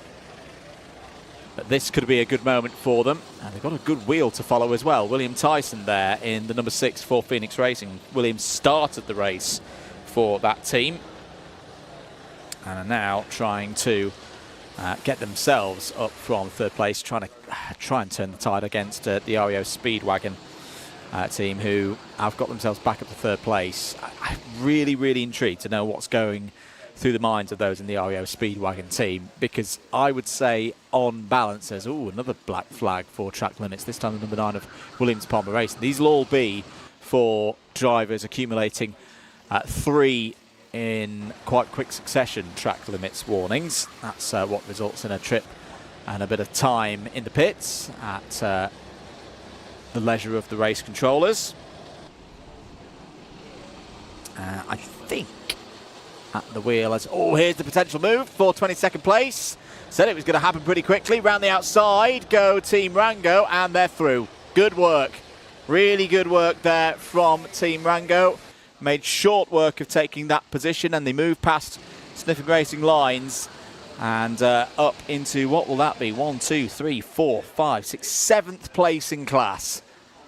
Very, very good indeed. Apologies for an incorrect. I think that might be Johannes Janse at the wheel of the number 13 at the moment. Johannes, very experienced driver. Johannes and John Janse both been part of this race for a good number of years. John Janse, the 2025 Pro Series champion, of course, here at Buckmore Park, and was vice champion for the 2024 Winter Series as well. This team based in East Malling, lad and dad set up. It's their 7th participation in the Buckmore Park 24 Hours. And as I say, they kind of amalgamated forces with Red Mist a few years ago to form what is now a double lad and dad team. John and Johannes Janse and David and Luke Hearn. We saw Luke earlier out looking as the Stig's karting cousin. The Stig's Buckmore Park karting cousin. But there we go. Good move there from Team Rango with Red Mist, moving back up the order. There's Callum Eve once again in that number 3. What's the pace like for Callum at the moment? Good. 50.8 last time around. And at the moment just trying to find a way of maybe gaining another position between now and the end of the race. Quite intriguingly at the moment, but the intriguing case of last year's champions is taking another turn, and just wonder if this is going to be one of the head scratchers for Nameless Motorsport. Nameless Motorsport, the quickest kart on circuit right now, not the quickest laps of the whole race, because again, those prime track conditions that we had at about 8 o'clock, 9 o'clock last night after sunset, they've well gone now. That's part of endurance racing. But Nameless Motorsport down in the 50.5s, and I can't see anybody else who's hitting those lap times at the moment. Here are your teams in 2nd and 8th places. Spicy Boys, Aldas at the wheel. Aldas, one of the regulars, of course, in terms of racing here at Buckmore Park. Been taking part in another number of the sprint races and other competitive events put on here. MGS Motorsports briefly on your screens there, with the Accelerate Kent Brewery Racing number 7 not too far behind. I don't know, Max Cox, I don't know how you get the team merch from these teams. Maybe they have a shop online. You'd have to ask them. Aldas continuing to pull away at the moment from the number 8. That was a 50.8 last time around. The pace very similar between Aldas and the Spicy Boys number 5 and the number 23. We've not seen the number 23 on screen for a while. It's just come through sector number 1 now, and through the first couple of corners. We'll try and work out who is at the wheel of the number 23. There's Rory O'Regan in the number 1. And Clayton Ravenscroft still at the wheel of the number 23. Apologies, we'll just try and work this one out. Wonder if they'll be lining up Bo Sullivan to potentially end this race. Remember Bo taking things through to the checkered flag a couple of years ago in one of those mega close finishes that we've had as part of this event. This team of Tyler Newstead, Clayton Ravenscroft, Nathan Heathcote and Bo Sullivan have done a fantastic job. And the Pride of Britain awarded charity effort. It's already raised £1.35 million since its formation. And racing in honour, of course, of Shelby Newstead, who was diagnosed with neuroblastoma at the age of 9 months. We're about to pass into hour number 22, though, of this race. Maple Motorsport actually coming back a little bit here in number 8 with some decent pace. Looking at those stint times, though, Yusuf. Yes. What are we thinking here? Because Friends of Shelby Racing, they're in a good position, 55 minutes into their stint. So, yeah, another hour will take them through to 2 hours to go. So I think they're going to be fine for managing the fuel to the end of this race. Same for Spicy Boys. REO Speedwagon might be a bit short on the optimum strategy of having 2 hours to go with your last stop. Or kind of 1 hour 50 to go. They're 36 minutes. So, we might see them pit once they know they can make it through on one stretch of fuel. So Phoenix Racing are an hour in as well to one of their stints. They should be fine. So the question is, when we look at our teams at the top who are almost an hour in, so Friends of Shelby Newstead are the team that have pitted the most recently. Yeah. So they're the most able to extend their stint. If they were to extend it by another hour, they would have done 1 hour 56 minutes. Then they pick, can they do 2 hours? Yeah. If they were to half it exactly, they're doing 2 1 hour 58 minute stints. From what I've been seeing from recent stint times, no one has really dared to push to 2 hours. Right. We've been seeing 1 hour 55 minutes. So it is nip and tuck with whether they have to, either they lift and coast to try to stretch it, they push and stretch and say, you know what, we think burn through it. We think what happened to REO Speedwagon was a random blip. Yep. And the car should be able to do over 2 hours. So they could do that. Or they play it safe and they do an extra pit stop. Now, if I was in the position of Friends of Shelby Newstead, I would say we're 37 seconds ahead of Spicy Boys. Yep. Even if we were to pit right now and they didn't, we would come out nip and tuck with them. I would back my drivers and say, you know what? Let's do it. Let's have a race to the end if they want to risk it. And this is also where Spicy Boys in the somewhat different, I was about to use the word unique, but I don't think it is a unique situation. The different situation that they've got is, of course, running those cameras. We have generally seen their pit stops be a little bit longer than Friends of Shelby Newstead. That's a bold one from Aldas down the inside, getting through past the back markers. Oh, there's no doubts there that they're pushing on, of course. So something I've noticed, if you look at Aldas, is there a camera at the front of that car? No, I can't see one. They've gone into try-hard mode. Yeah. They've stopped changing the cameras and putting cameras on.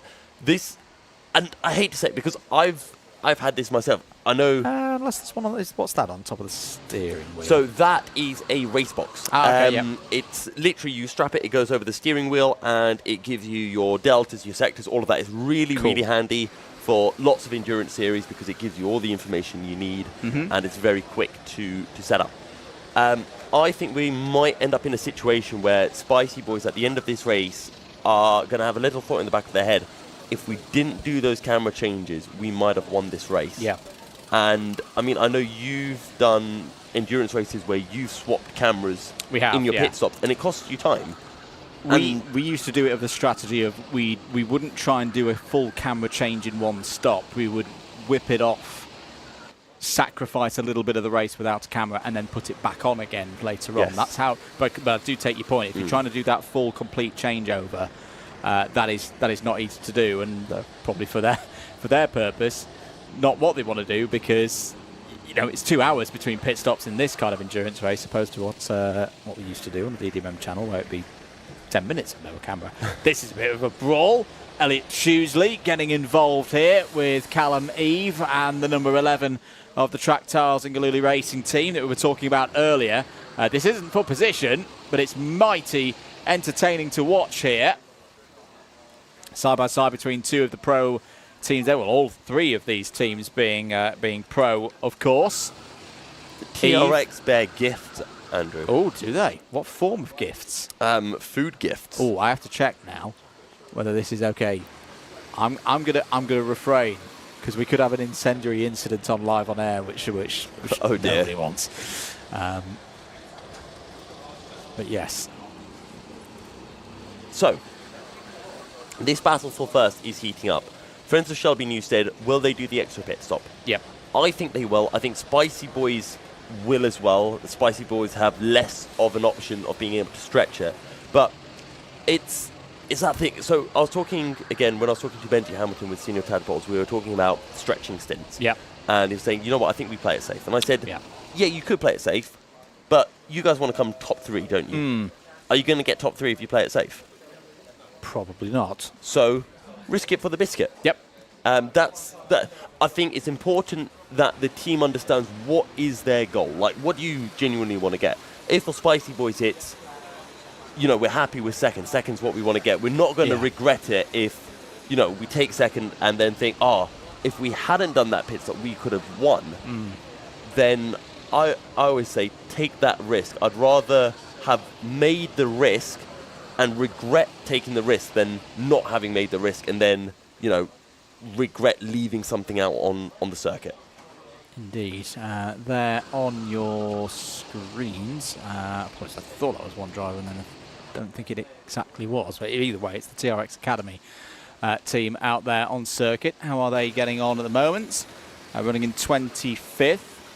Well, a one-lap gap over BPRL immediately behind them in the running order right now. 4 laps to catch up to losing daylight now. So I'll be honest, I reckon they're probably in that phase of just trying to bring this one home. And Brooke Bannister in for them right now. Over the line goes William Tyson. Another lap completed for Phoenix Racing. Some quick drivers out at the moment. Yusuf. It looks like a lot of drivers have got their either their fastest or their second fastest driver out for what will probably be the penultimate stint for most of these teams. And it's what we notice in these 24 hours. You'll see teams putting their very quick drivers out in that first stint where sometimes you'll get quick drivers working together. Sometimes you need your driver to get through the field quickly. So in that opening stint, you do see a lot of quick drivers. And here now, in the final couple of stints of the race, that's where you want to get your quickest drivers back out onto circuit and try to make up as much time as you can.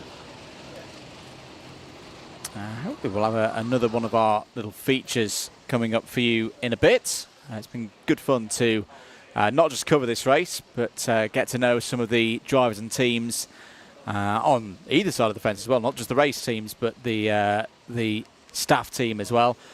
So Kieran Mogg has been out and about testing everybody's reactions. So yesterday we tested all the drivers' drawing skills and they weren't brilliant. But drivers are supposed to have really good reactions. So let's go around and test that. Let's see if they live up to the claims. How do you reckon your chances are? Worse than mine. Not overly confident.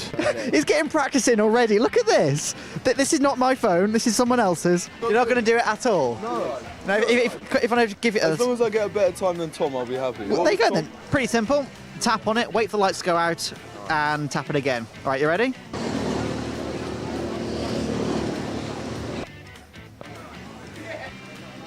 Oh, that's the best one yet. Oh, shocking. That's not brilliant. That is 100% cheating. It's best element right there, mate. If he gets bang on a second, do we win? Tell you what, actually, yeah. If you get bang on a second, I'll let you. Damn. Oh, never mind.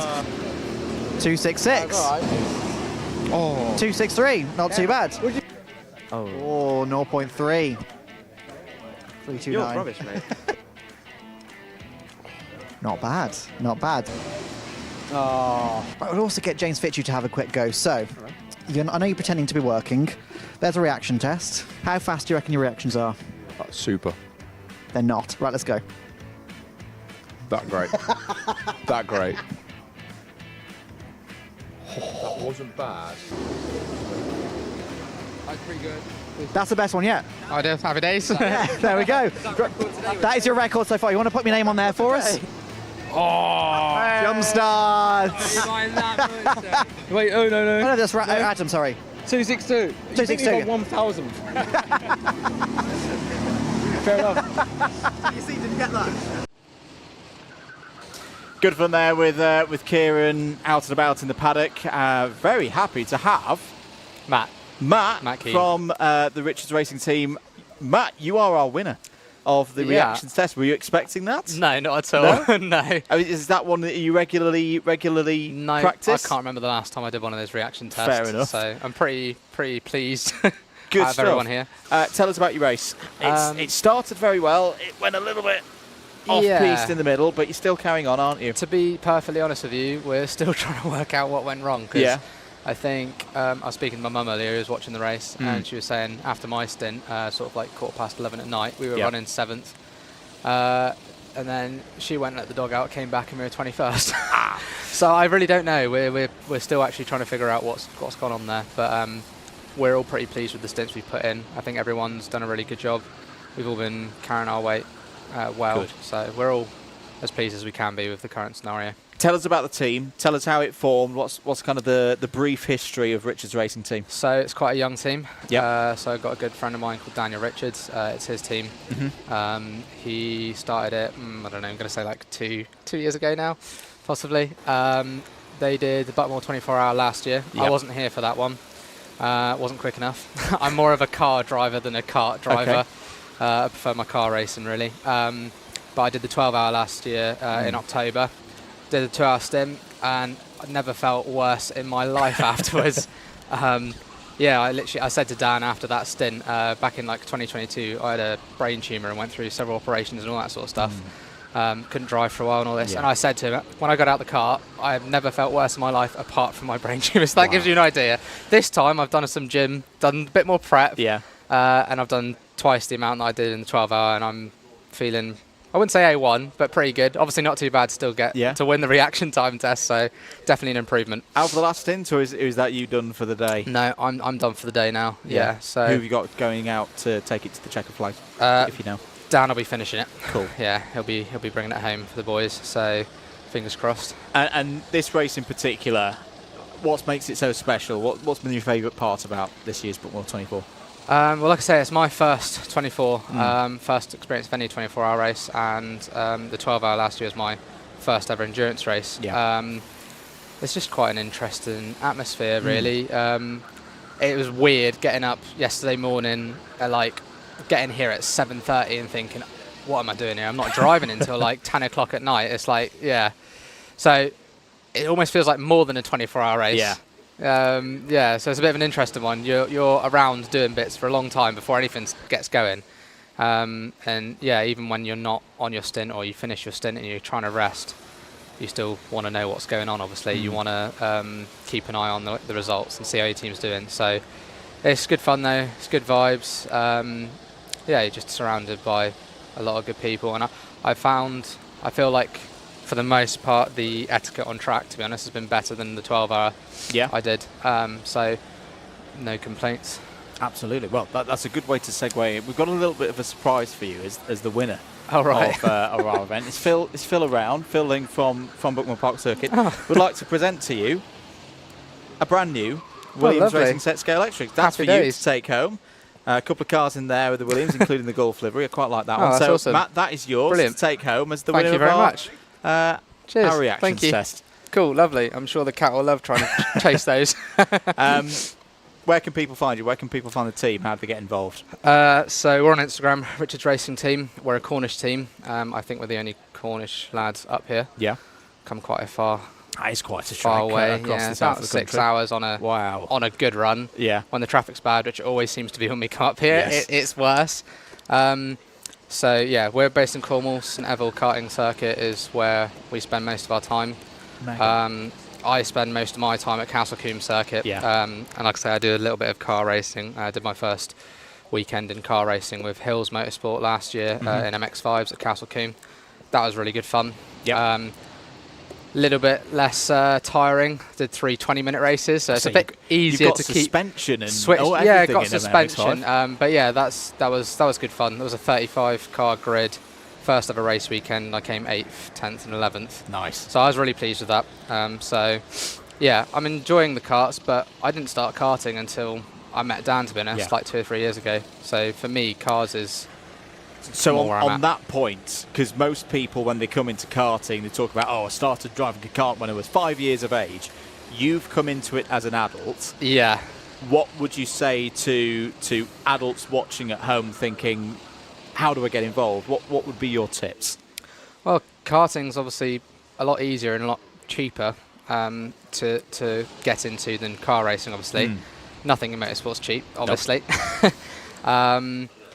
But I mean, to be honest, all I've done is go to my local track. They do monthly open races.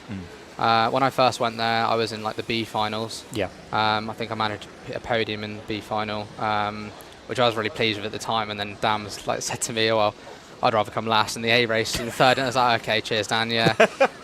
So that kind of relates to how we feel today, to be fair, because we were aiming for a podium in rookie.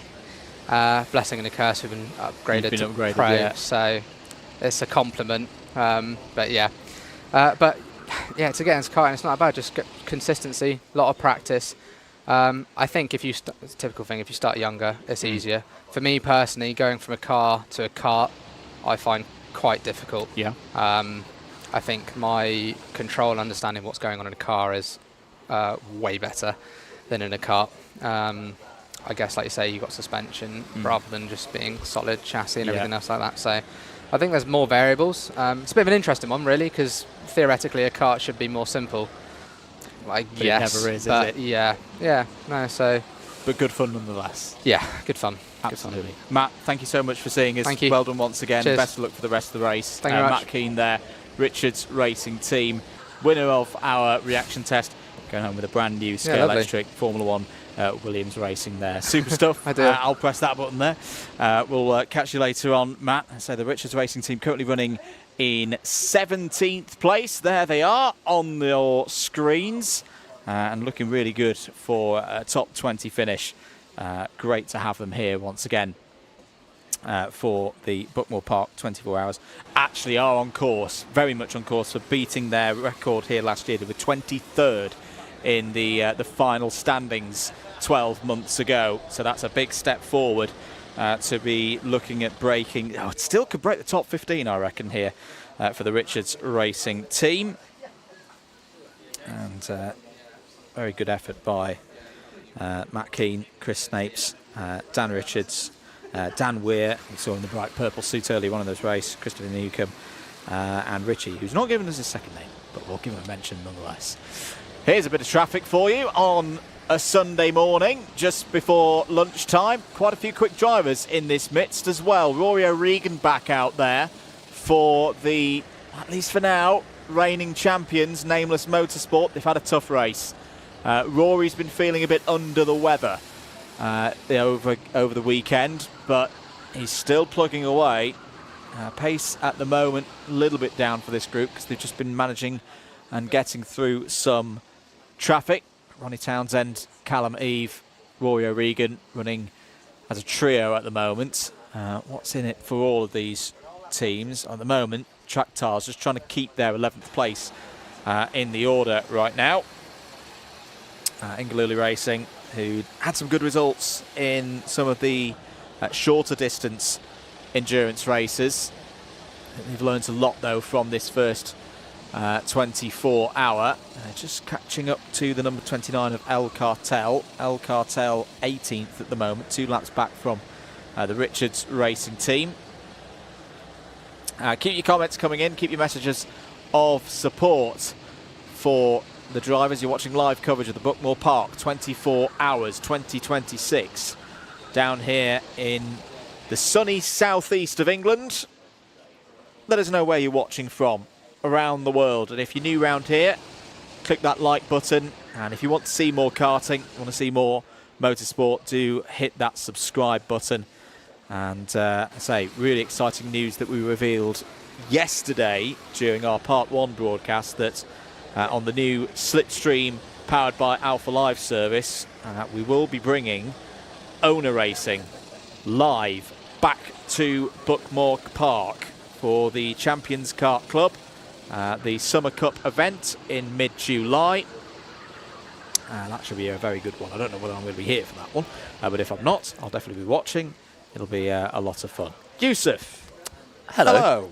Hi. What do you know? What's been happening? I know very little, Andrew. That's no good. As our viewers would be able to tell from listening to me for multiple hours. What's happening? Let's have a look. The gap at the front is 32 seconds. Yep. And it looks, well, this is always the issue when you look at the last lap. And you think, oh my God, Spicy Boys have gained 0.3 of Fred on Friends of Shelby Newstead. And you realise that's one lap, and then you look at the other laps. And then, as we see now, Friends of Shelby Newstead put in a 50.9. Spicy Boys will come over the line and do maybe a 51.1. And everything then changes. I think Rio Speedwagon have potentially, I want to say, lost a little bit of pace. They're putting in some low 51s now as opposed to the mid to high 50s that we were seeing previously. Phoenix Racing Team are doing quite well. I forget who they have just put into the car. It's the driver who started for them, if memory serves me correctly. Most often, it doesn't serve me correctly. So, Phoenix Racing Team, it is William Tyson, who is at the wheel of their go-kart and is doing a rather sterling job at the moment. Spicy Boys, 50.799. So they are actually closing in on Friends of Shelby Newstead. The gap is 31.8 seconds. I believe it's Aldous who has jumped into the car, which would lead me to think that a certain Cameron Das might be finishing off the stint, getting the hero stint at the end of the race. We've got a contact warning for Senior Tadpoles. And how is our battle for third place in rookie class going? Third place in rookie class battle at the moment is going the way of TRX Academy 2. They have 2 laps over El Cartel right now. Pace for those two teams, 51.9 last time around for TRX Academy. So that's a couple of tenths quicker than El Cartel. I'm going to curse it now. Sorry, TRX Academy 2. They have had a very clean race. If I look at the number there's a black of flag there. Yeah, that was earlier on. But if I look in the total number of times we've seen kart number 14, here is a message. Sure. The number of messages that have come up are, come on, brain, work, 7. And 2 of them were being, whoa, as that's getting a bit tight into turn 1 between Ronnie Townsend and Rory O'Regan. Now, what was happening there? Rory going down the inside of both Ronnie Townsend and Callum Eve. Ooh, guys, come on. That's a little bit unnecessary with 2 hours and 38 minutes to go. A thumbs up there from Ronnie Townsend. I'm not sure if that was a congratulatory one. That wasn't a sarcastic one. It would have been sarcastic if it was to Rory. Yeah, black flag. Black flag ABC, hairpin 1. So that's not a reminder of the alphabet. If you're new to karting, that is advantage by contact, and that is a straight black flag for Rory O'Regan in, sadly, what's been a bit of a torrid race for Nameless Motorsport. And this could open things up. In fact, I tell you what, this is going to open things up for TRX in this group here. This is not for position, but now TRX are just on the same lap as Nameless. Nameless have now had this black flag. We'll see how long they're going to be held in the pits at the leisure of the race control and the officials. But this could be about to change 6th place. Yes, and I think after Rory serves his pit stop, he's going to be quite close to being overtaken by TRX Motorsport. Yep. I guess if you are Rory, get all of your incidents out of the way in one event, maybe. Clear your head for the next one. Yeah. He's a very talented driver. It's Rory O'Regan. But as I say, it's the nature of sport, isn't it? You can't win them all. This has not been Nameless's day. We are not going to see, unless something quite remarkable happens, we're not going to see a continuation of the streak for Nameless Motorsport for to 3 years. Rory having a chat there with Clinton Bell. Both of them know each other very well. It's a cordial chat. This is proper race direction, if you ask me. Clint being very clear. We can't obviously see what he's saying, but he's been quite clear to Roy to say, look, we've watched that through turns 1, turns 2. and into hairpin 1. There was too much contact there, and that's why we've pulled that kart over for a bit. That Quite is a sad very for- long black flag. Yeah. Because normally the driver's left in there. Is this Clinton saying, That's no, it, that's change enough. driver? Could well be. Oh, Regan, he's okay with it. He's taking it in good stride. Here's Rory O'Regan. Race control really not happy then with that move. And I can understand why. Yes. Because that was, if I'm being honest, and I know Rory will take this in good stride. I know him well. He knows me well. That wasn't Rory's best piece of driving. It also wasn't Ronnie's best piece of driving. And that, for me, was a little bit too rough, even for a 10-minute sprint. Never mind a 24-hour race where we've got 2 hours and 35 minutes remaining. Yes. And as I've said in the first couple of hours of this race, I don't mind race direction like that, where it's straight to the point, nips it in the bud, not just for that particular team, but for all the teams. This isn't the greatest moment for Nameless Motorsport, because we've all seen what's just happened there on the live broadcast, but it makes it absolutely clear to all 30 teams that manner of racing, we don't want to see that. Yeah. We don't want to see that at any level. It's a very sprintesque move, shall we say. I think Red Mist getting to both of the drivers. And then it just kind of culminated in Rory going for that overtake and saying, you know what, I'm not going to let you come back onto the circuit.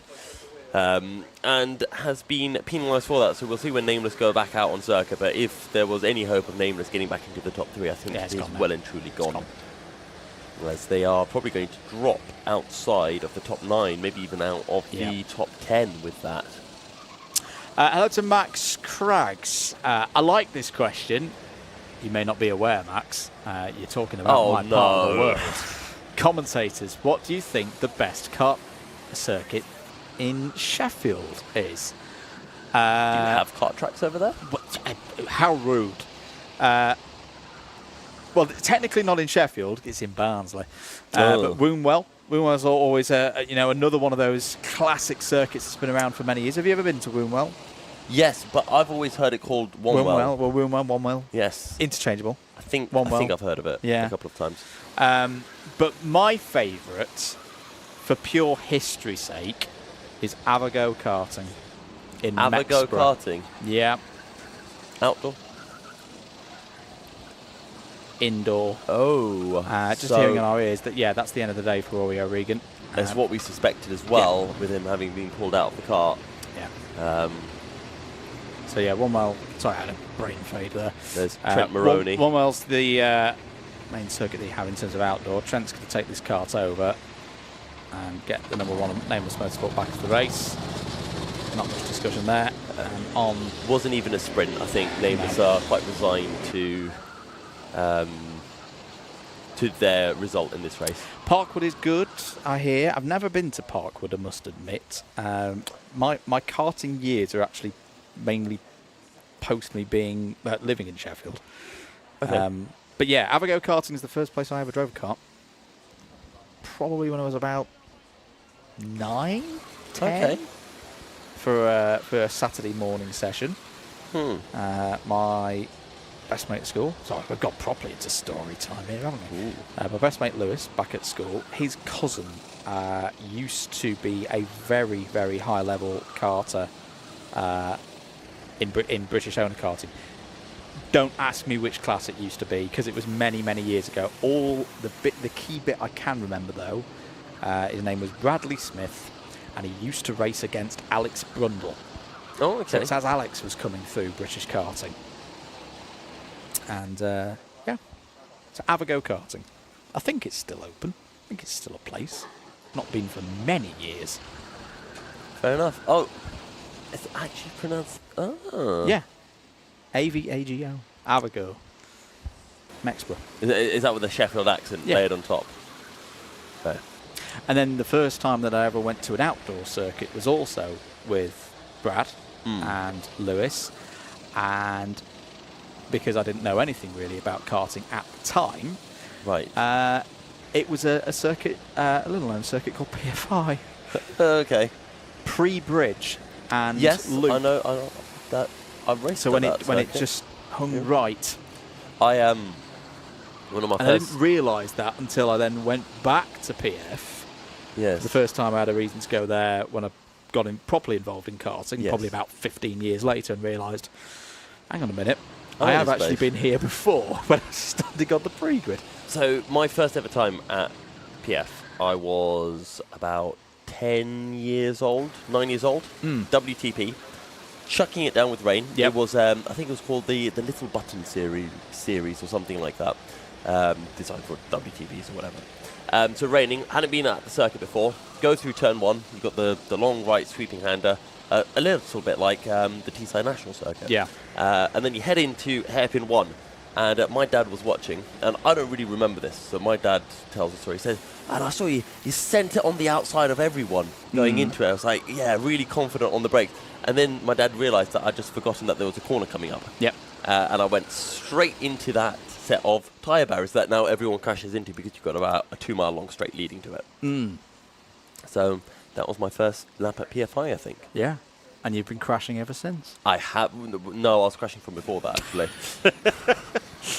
It's bottom of another race hour, so let's give you a rundown of how things are standing with 2.5 hours of this edition of the Buckmore Park, 24 hours to go. Friends of Shelby Newstead lead this race by 32.7 seconds over the number 5 of Spicy Boys. Spicy Boys trying to get that podium. Could it be more than their 5th place from last year? 3rd place, 2 laps back. So we're about to actually go over the 1,500 lap mark. In fact, we are on lap 1,500 as another black flag's come in for a direct piece of action. It's for Williams Palmer Racing. We'll catch up with that in a moment. But the REO Speedwagon team, 3rd place at the moment, 2 laps down off the leaders, but crucially 29 seconds clear of Phoenix Racing. They are in 4th place. Senior Tadpoles now hold 5th. They are how long behind? 42 seconds behind the Phoenix at the moment. TRX Motorsport now up to 6th place as a result of that penalty for Nameless. So TRX 6 laps off the overall lead. They've got a lap over Maple Motorsport, who are now 7th. Willow Bay Racing running in 8th. Only 3.7 seconds back, though, are Willow Bay Racing from the Maple Motorsport team. So that's one that we need to keep an eye on in the next 30 minutes or so. MGS Motorsport, brilliant job by the Maidstone Grammar School. They are still running up in the top 10. They've still got good pace, and right now they're beating last year's champions. Nameless Motorsports, unless something quite extraordinary happens, are not going to retain their Buckmore Park 24-hour champions title, as that's getting a little bit close down through Paddock corner. The 23 and the 2. That was quite an interesting exchange that we saw there. The number 23 going through after being pointed through the race leaders by Senior Tadpoles. So that's your top 10 at the moment. 11th are the Truck Tiles and Galooly Racing squad, 12 laps off the overall lead. Still in the lead in rookie. It's the number 20 of Zenki Automotive, 12th place overall, 13 laps down, but crucially 4 laps ahead of their nearest rivals in the rookie class. 13th, Accelerate Kent Brewery Racing, 16 laps down, 3 laps behind Zenki, 29 seconds ahead of ECR Blue, the number 27, currently 2nd in the rookie category. They are 20.5 seconds ahead of Elite Crawley Racing.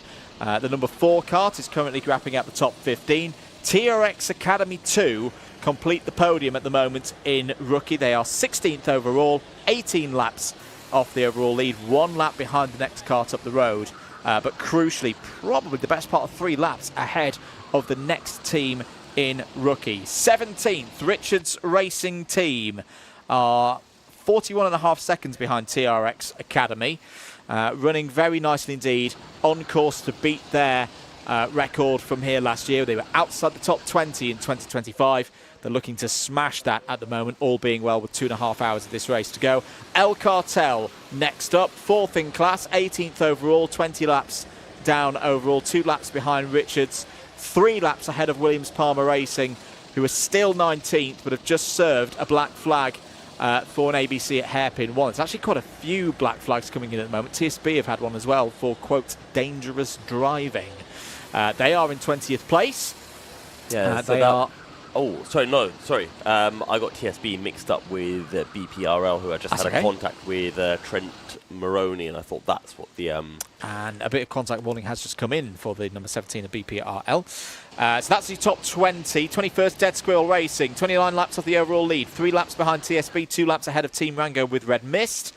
They are lapping pretty nicely at the moment in the mid-51s. Team Rango with Red Mist in 22nd. They're a lap ahead of Losing Daylight in 23rd. They are also a lap ahead of Sniffing Racing Lines, the number 24, in 24th place. Then the other TRX Academy entry, the number 12, 4 laps further back in 25th. BPRL are only 8.6 seconds behind TRX Academy now. They're in 26th place. Mild Runnings 27th at the moment. What's their nearest challenge? 10 laps. So I think they're just trying to hold that position of 27th ahead of Slick and Tired, who are further 3 laps back. Belly Boys Racing still winning out in the battle to avoid the wooden spoon. 15 laps back from Slick and Tired, but now 4 laps ahead of the team in 30th place, team number 30, Norfolk and Chance. That is your full rundown of the Buckmore Park 24-hour 2026 with 2 hours, 24 minutes and 52 seconds remaining. Yes, and to answer Alex's Grace's question in the YouTube chat, no, I will not be doing that interview. I'll be staying away from that with a 20-foot barge pole. I do not want to get into that can of worms right now. The gap at the front. What can of worms? You know exactly what can of worms I'm talking about, Andrew. I'm not sure I do. I'll let you do the interview then, if you want. All right. Yes, I have heard of the R1 rookie. If it's the same R1 rookie racing team that I'm thinking of, is the one based in Lincolnshire? That is no Max.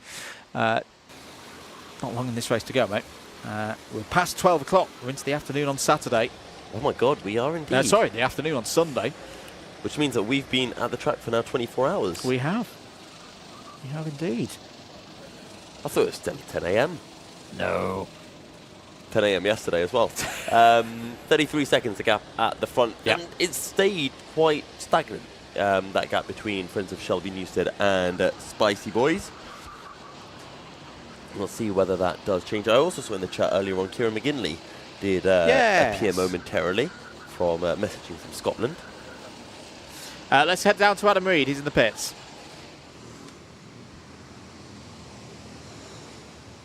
Down in the pit lane here, and things are about to get quite interesting. We do have our number 24 just about pulling up here to the pit lane. I see on the clock over there 2 hours 23 minutes remaining of this race. Between the second hour and 1 hour to go, this pit lane is going to be absolutely flooded with drivers. So if you're looking for a prime spot within the next 20 minutes, be down here in the pit lane to see those final stops, because this is going to be where the drivers make or break their race. So many battles going on in our pros, so many battles going on in our rookie class. And if I'm on that pit wall, on the balconies here at Buckmore Park, I'm going to be keeping an eye on that pit lane in just a couple of moments' time. So for sure to see so much action in this pit lane. Back over to you, Yusuf and Andrew, for the final part of this Buckmore Park 24 Hours 2026 edition.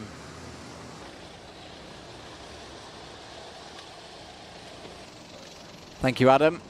Back with the on-track action here. Senior Tadpoles continuing to make good progress. They've changed driver recently. No, what am I on about? They've been out for 1 hour and 5 minutes. Not too far away, Yusuf, from another pit cycle, and arguably the most important pit cycle of them all, because this will be the last stops for everybody. Or you would hope that it's the last stops for everybody. Who do you think we're going to see blink first? To put you on the spot. Spicy Boys. Yeah? I think just naturally, because they have gone longer in their stint currently, I think they're probably going to pit first. I think they're going to do 2 more stops. I think Spicy Boys, friends of Shelby Newstead, I don't think they're going to risk it, especially if you're leading. So, if you are friends of Shelby Newstead, I don't think you risk it. I don't think there is a need to. And if I was in a situation, I would go 2 hours. But considering that they haven't been going 2 hours in the last couple of stints, therefore I don't think they risk it. Then if you're Spicy Boys, you've got a decision to make. Either we don't pit and we try to hold on to this win on circuit, defending, maybe having to do a bit of fuel saving, or we pit and we try to gain 30 seconds. And I'm going to say, if you're doing a YouTube video, trying to stretch it out at the end is pretty cool footage. So maybe they go for that. If they pit, though, Rio Speedwagon are going to be very close to them, I think. And then they run into a different issue. They do indeed. So this is important, this next 20 minutes. We're going to be keeping an eye on those stint times versus the amount of time remaining. If you pitted now, right now, you wouldn't make it. And again, it's been another one of the really impressive things about this race and all of the teams. I'm not really seeing anyone who's got this massively wrong. And but it could mean that we're going to have a very, very busy pit lane in about 20 to 25 minutes time. Absolutely. Jack Bromham doing some work for us. When do warnings get reset? They get reset periodically. I wasn't sure how frequently. It is apparently 3 hours, and we have less than 3 hours to go in the race, so there are no more resets of track warnings. Running on track at the moment for the number 2, Ollie Borg. I don't think I've been on the air when we've had Ollie out on circuit, so good to see Ollie on track. Very successful driver here at Buckmore Park, 3-time consecutive Buckmore champion in the competition's run here with the Sodi fleet. Was second in this race last year as part of this Sanyur Tadpoles squad. It's the driver of the year, in fact, last year here at Buckmore Park, and the awards that tend to be run in the late winter, early spring, and started doing a little bit of owner driving as well. So that's good to hear. Question, why are they all holding their hands up through that section? So that'll have been a yellow flag that we weren't able to see, but most importantly the drivers were able to see for what I hear in my ear was barrier repairs. So that's the drivers putting their hand up to say, yep, we see you, Marshall, thank you, Marshall, yellow flag, and I'm backing off. And also for the drivers behind, because it would be quite a dangerous situation in some cases if you see that yellow flag. It's almost a little bit like putting your hazards on the M25 when you can see something up ahead, but the BMW 3 Series that's immediately behind you can't. And to stop them bumping into the back of you put your hazards on. So it's the equivalent of that in karting. And it's very effectively done by the race leaders. And you noticed as well there, Yusuf, just how much they lifted off. Yes. Because there's no point getting any kind of penalties now. That's a good move from Ollie Borg, getting down the inside. And that's on friends of Shelby Newstead, I believe Nathan Heathcote at the wheel. And I was asking earlier, I don't know if you'd know this, any relation to Sam Heathcote? I'd wondered that as well, and I don't have the answer for you. Apologies. Well, I'm going to hazard a guess at no. That's my initial thought. Not heard the surname before. Great track record though, Nathan.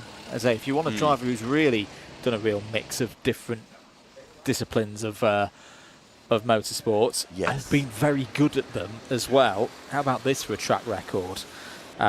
Competed in the British Championships back in the Super 1 days and the B&L series, one of the strongest owner racing series out there on the continent. Done a fair amount of rallycross. Was a British rallycross champion in 2017. Done a bit of Ginettas later on. Then had a go at some classic racing a Mini Cooper for a bit. And won in the Ginetta and in the Minis. And then quite clearly, a bit of a dab hand at the karting as well, particularly around here at Buckmore Park. And one of the anniversary meetings held here back in the karting days, and I say the pace at the moment for the race leaders, 51.1 last time around. Coming back down the hill through Pullman's. These three quite happy to just work together at the moment.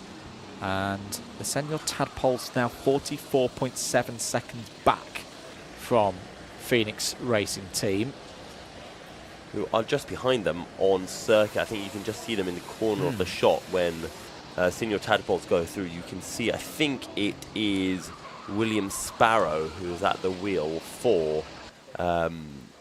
sorry, not William Sparrow. Who is it for Phoenix Racing? I think they have swapped drivers. No, they haven't. So it's the driver who was out at the start of the race for them as well. Let me just refresh my memory on this. William Tyson. There we go. Got there in the end. I think Williams Palmer Racing might have Jack Simmons at the wheel, potentially. No, Jack Simmons is in the YouTube chat, so it's definitely not him. I think is it Joseph Simcock might. Or is it still the purple and white helmet buzzing around in the number 9? If it is, I think it's Joseph Simcock, who's another driver coming up through the ranks of Arrive and Drive karting. See, I always get him and Thomas Northcote mixed up. Okay. I don't know, just because their names have a similar ring to them. I'll give and they've you both been improving a lot. They've both been improving a lot. I'll give you a tip though, mate. Thomas races in the most luminous green races you've ever seen. Yeah. I had a tent that used to be like that colour.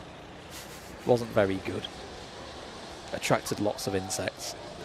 Yes. You always think a nice bright colour's cool, and then you realise insects also really think like it's cool. It. Yeah. Need a boring grey, light grey. Right, up over the hill again. Go this trio. And down the inside looks Heathcote for a bit of track position. Trent Moroney trying to follow through as well. These aren't for race positions, but maybe a signal has come in. Oh, no, I think a signal has definitely come in, because look at that gap. That gap's come down to 28.2 seconds. This is brilliant work from Nathan Heathcote. And I wonder if there's been a communication. Explain some of the communications to us, Yusuf. In fact, yeah, we could just see on the left-hand side, driver's left-hand side of Nathan's lid, there's a little device. That will be a Bluetooth radio, won't it? What do you think the team will be telling him right now? So I think at this point, they're just going to be saying, ignore the battles out on circuit. Remember who we are battling with. You've got 28 seconds to Spicy Boys. If I was on the comms with Nathan right now, I'd just say, let them go. Sit behind. Even if they are a little bit slower, even if you lose 0.2 a lap as a result of it, the main thing is you're not losing half a second a lap from these battles. So I'd be taking probably a bit of a passive approach at this point. Yeah. Even if I know, Nathan would win this battle, but it's not about this battle. It's about where are Spicy Boys relative to him. 51.0 last time around for Friends of Shelby Newstead. 50.7 for the number 5. There is Aldas. Aldas has done a superb job in this race. It's been wonderful to come back to this race personally, and I remember watching Aldas give this race a really good go, I say, on my last visit, which was 2023. Full hat tip to Aldas. Massive improvements in terms of pace, consistency as well, and Aldas has emerged for me in this race as a proper driver, proper karter, and I hope we get to see Aldas doing more of this sport. And you know what? I know they've not been here this year. I'll say in a similar trend to the Senior Frogs in previous years. Some people would look at them and say, oh, it's just a YouTube team. It's just a bunch of people making a video and not taking this race seriously. Oh my, could they not be more wrong with that effort in previous years. They trained hard, they trained fast, and they became very good drivers. Aldas, in a similar kind of vein here, has impressed me a lot across the course of the last 22 hours. Yeah. I mean, he was impressive last year as well. Yeah. Very impressive this year. His pace has been really, really good, matching the pace of the front runners, getting stuck in as well when he has needed to. So really solid job from Aldas for the Spicy Boys with just over 2 hours remaining in this race. The gap is down to 27 seconds. We presume, well, we know at least one more pit stop is needed to be done by all of our top 5. The question is, do our top 2 need to do 2 more pit stops or just the single one? That is going to be the make or break. How brave are Spicy Boys? Will they stretch it to the end? Oh, that's a big part of that question is going to be found in the next 20 minutes. 11 minutes away from the 2 hours to go mark. That is the point where we have seen teams be able to stretch out the fuel, but that was well earlier in the race, in the first couple of hours. The track has changed a lot. How the karts are running has changed not a massive amount, but just those, when we're talking fine margins, it doesn't take a lot to change the outcome of a race like this. That's Rio Speedwagon just behind Alda. So there is, we've moved to the lead group, but it was only about 3 seconds or so behind Aldas was Rio Speedwagon. Now, I'm not sure if they've closed down that gap or if they have fallen back by a little bit. However, I think that they've closed in, which is going to be really, really big once the next round of pit stops are made in around 10 minutes' time. Over the line to start another lap.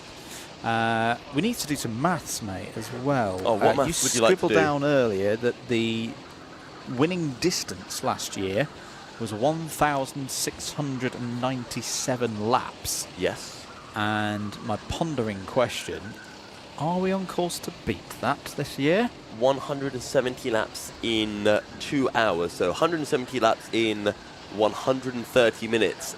Well, I will mathematically estimate that is relatively close. And I think you are getting ready to do some calculations to figure that out. So while you do that, here is the number 10, which is REO Speedwagon. And I'm just going to try to figure out who the driver is at the wheel for them. Dark blue, neon yellow arrow helmet. That looks like Jamie Riches to me. Yes, so it is Jamie Riches at the wheel for REO Speedwagon. Can they close in onto Spicy Boys? Andrew? It's James Barnard. Sorry to correct you. Damn it. It's all right, mate. Thank you, though. Unless it's Jamie that's nicked Jensen's gear. Yes. Which drivers do sometimes do to us. Yes, as I found out. I'm pretty sure that's Jensen Barnard. That is Jensen Barnard, yeah. It says so. We'll go with what's on the back of his suit. And there is Aldas heading into hairpin 1 right behind him, Jensen Barnard. So I think that once Jensen Barnard pulls off this unlapping overtake, he will then be just 1 lap behind. Oh no, he's 2 laps behind at the moment, so he will go to being 1 lap behind. That gap will then come down a lot more after the pit stop, but slowly but surely, Rio Speedwagon are closing in, and Jensen Barnard doing a good job of making that happen at the moment. And it will be also a very kind of big moment for the team, just to give them a little bit more confidence that they are quickly working through the field. And exactly what Rio Speedwagon need. It'll also be a little bit deflating when they realize, where they could have been if it wasn't for a couple of their black flags. If they hadn't run out of fuel, which again was so unlucky, they ran out of fuel at 1 hour 54 minutes, and we've seen so many teams get to that stage. Now, Andrew has done some laps, and he estimates that we are going to do 1,672 laps. So just short. Going to be short by about 25 laps. 25 laps. And the pace has been really good in this event. We've not had any full course yellows or anything like that. I wonder actually if it's the elevated temperatures, because the track is notably slower than it was in the first 8 hours of the race. It was mega quick, around about 9 o'clock last night, but because it's quite warm, especially for this time of year, we've talked about that rubber going down, we've talked about maybe there being a little bit too much grip on the circuit. I wonder if that's the deciding factors. Don't think we're going to quite hit our distance record from last year. Sadly not. We'll have to wait for 2027. when it may potentially decide to rain. The gap at the front, 28.5 seconds. Now, what does Jenson Barnard want to do behind Aldous? Will he go for the move? Will he sit behind it? Maybe even push Aldous along? Now, we have spoken about how much time can be gained by working together with someone, but the issue here for Jenson Barnard and for Rio Speedwagon is this is the team that you want to beat out on circuit. So do you really want to work with them with only 2 hours left? Well, if you want to hunt down friends of Shelby Newstead, yes. If you want to beat Spicy Boys, no. So let's see what happens in the upcoming minutes and how Jenson Barnard wants to approach this. I think if it was me, I'd probably go for the move, try to pull out a gap. I would try to go for a move in the most aggressive way possible, cost Aldous as much time as you can, maybe fluster him, get inside his head so he starts making some mistakes of his own in the next few minutes so that you can, take advantage of that in the final couple of hours of this race. Yeah, indeed. I'm going to slightly kill off chat a little bit and say Cameron Dass will not be back in the kart. Dass has taken the stint, and then it will be Toby McAllister Brown. So I've already seen Cameron Dass back in his usual clothing. No longer in the race suit. That's all packed up and ready for a future event, which he'll be heading to very, very soon. Aldas really looking to just try and push on, but kind of what stage is he at right now? Because we're now hitting that 2 hour 5 minute mark, and they've been really, really strategic with this. I think Spicy Boys, but it kind of really all depends on how far these guys are going to be hitting their marks. It is such a I kind of think back to this and see how strategic this race can be, because it is so tough trying to get a strategy correct, in maybe a 6 hour race, but this is 4 times that. This is a 24-hour race. Having to really take on every single kind of pit stop and really make sure that it is perfect. So so much still up for grabs here. I think the positivity around the grounds have really picked up. I think lap time still in the 50s for the majority, 51 for REO Speedwagon, Phoenix Racing Team, friends of Shelby Newstead as well. But yeah, they're looking at a really, really tight gap. Absolutely. It is William Tyson who is in the Phoenix Racing Team, we believe, at the moment. That is to answer Zach Attry in the chat. We've got a black flag for Slick and Tired, and someone has very correctly mentioned that friends of Shelby Newstead have picked up another contact warning. So one more contact warning, that would be a black flag. So they need to be squeaky clean in the next 2 hours. Otherwise, that penalty will take them to just a couple of seconds behind Spicy Boys. And then we will have a very, very spicy race on our hands, because this would be the point where you will battle tooth and nail for every centimetre of track. Ollie Borg ahead of Trent Moroney, and then comes Nathan Heathcote. That's the order of these 3 karts out on circuit. Ollie Borg for the number 2 senior Tadpoles, who are 5th in this race. Nameless have had a bit of a torrid start to this race and a bit of a torrid last half an hour, with Rory O'Regan picking up another black flag and getting disqualified. The 21 into the pits. This is the other black flag that we had just seen for Slick and Tired, and they'll be given a little talking to before they will head back out onto circuit. That looks like tell me a joke before I head out on the track. It's making me laugh. A lot of giggles happening during this back end of the 24 hours. Little cheeky. They don't look very tired. They don't, and I think it's just kind of that new day energy that is, really, really come apparent, and really bloomed amongst kind of all the paddock. And I think it's just one of those. You're so into this race. You're so into this part of the race that you're really going to have to just keep pushing on forward. But I think there's a lot of excitement still out and around. I think there'll be some very happy faces and some maybe slightly disappointed and thinking they could have got a little bit more. That seems to be Willow Bay Racing, the number 15 team. Where are they? They are currently down, I think, maybe in last. No, because that's still Norfolk and Chance. Well, we're almost at that magical 2 hours left in the race.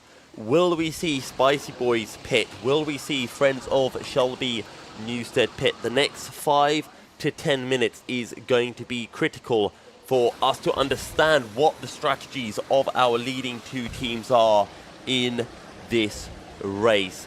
Into the pits comes the number 8, that is Maple Motorsports, so they will presumably have one more pit stop to go after this. They've done 2 hours and 1 minute in this current stint, so actually I think they can go to the end, can Maple. They've been stretching out their stints. Into the pits is going to be coming Trent Maroney, because he also wants to do 2 hours to the end. This is a bit early because they're going to have to actually sit behind another car, so that's actually going to cost them some time. So I think Nameless pulling the trigger a little bit too early there. Yeah, Maple in as well. I think they've been fueled.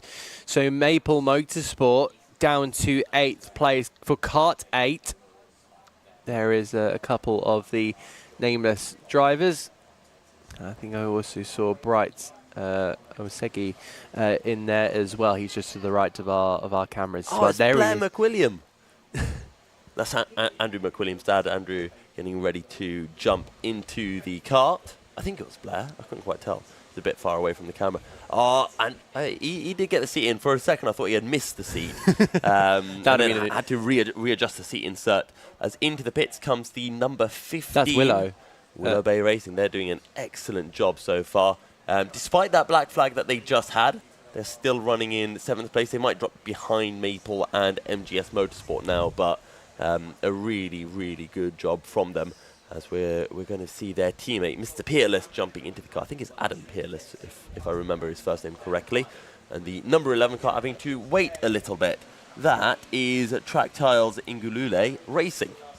Yeah, so our sponsors of the Buckmore Park 24 Hours, of course, they still got their little setup down in the side of the paddock. So if you kind of take a walk alongside the cafe, head down towards Garda, you'll find it on your right or your left-hand side, depending which way you're going. So if you're kind of going from the cafe to Garda, it'll be on your right. If you're going from Garda up to the clubhouse, it will be on your left. So keep an eye out for that on the pathway through. Maybe have a quick go if they're still able to do so. Last time I had a look, I think they were all packed up for that day, but I don't know if they managed to unpack. But I might have to take a stroll down there or send Andrew Mather. This is bad news for El Cartel. Davies into the pits now.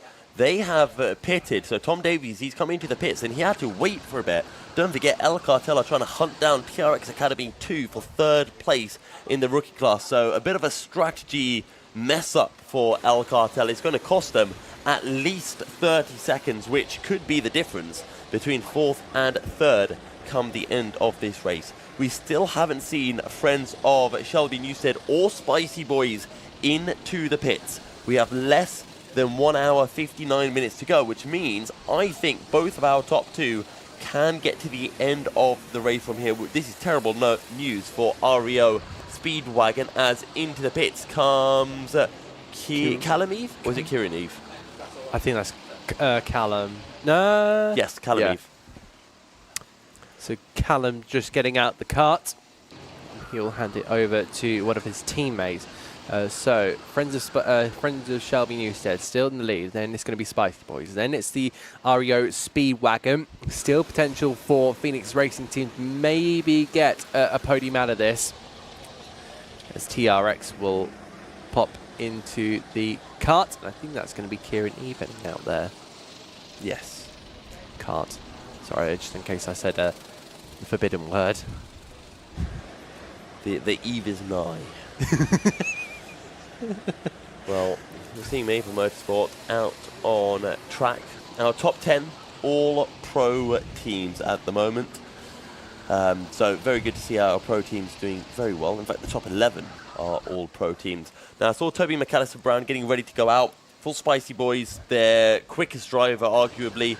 He's done so many laps here at Buckmore Park. A real Buckmore Park specialist, to be honest. and I don't think you'd want anyone else in your kart. There is the number 5 kart in the pits. Toby McAllister-Brown getting ready to jump in. This needs to be a fast pit stop for Spicy Boys, and then McAllister-Brown needs to try to hunt down half a minute to Friends of Shelby Newstead. We saw a gap like that come down last year. There goes McAllister-Brown in very quick into the car. That's a 10 out of 10 pit stop right there. But how quick was the pit entry? 1:26. That is a kind of pit stop that you want to see. 2 seconds quicker than what Friends of Shelby Newstead were able to do the last time they pitted. So now we wait. When do FOSN come into the pits? 1 hour 56 remaining.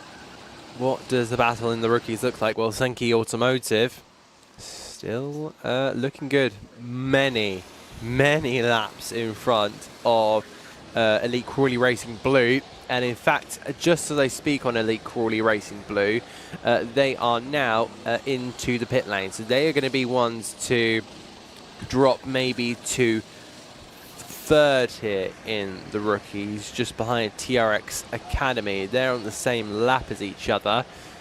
But our cameras are very much focused on the Buckmore Park connoisseur, Toby McAllister-Brown, who is looking to just try and carve his way through the traffic. Now, looking at our track map here, there's not a lot of traffic where Toby McAllister-Brown is. That's going to be crucial in this fact here. If he can maybe get past this kart here at the 28, and we'll have to see how he does that. But you could just see there, just in front of Toby, he's really very much on it. He did a 52 999 last round. Big send from McAllister-Brown because he knows what is on stake here.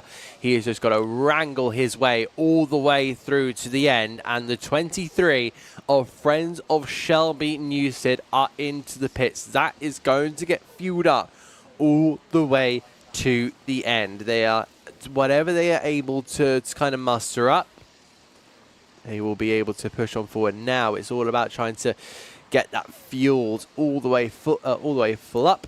And is this going to be maybe?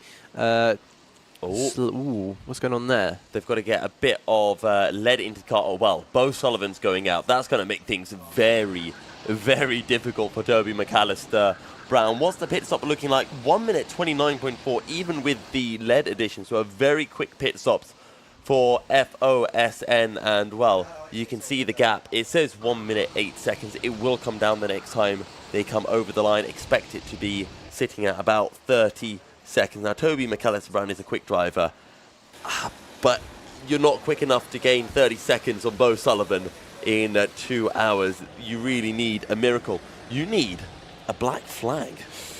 That is going to be the case. A black flag would bring them to within half a second of each other, which is, I personally think that's exactly what we need. And I think the last time we had a check, I think Friends of Shelby Newstead was on 2 contact warnings. So if they are on 2 contact warnings, yes. So if they get another one, that's a black flag. Indeed. Let's have a look and see what Spicy Boys are on in a minute, because I don't think they've had too much. They've also got 2 contact warnings in the space of 30 minutes. These are pretty high stakes moments in this race.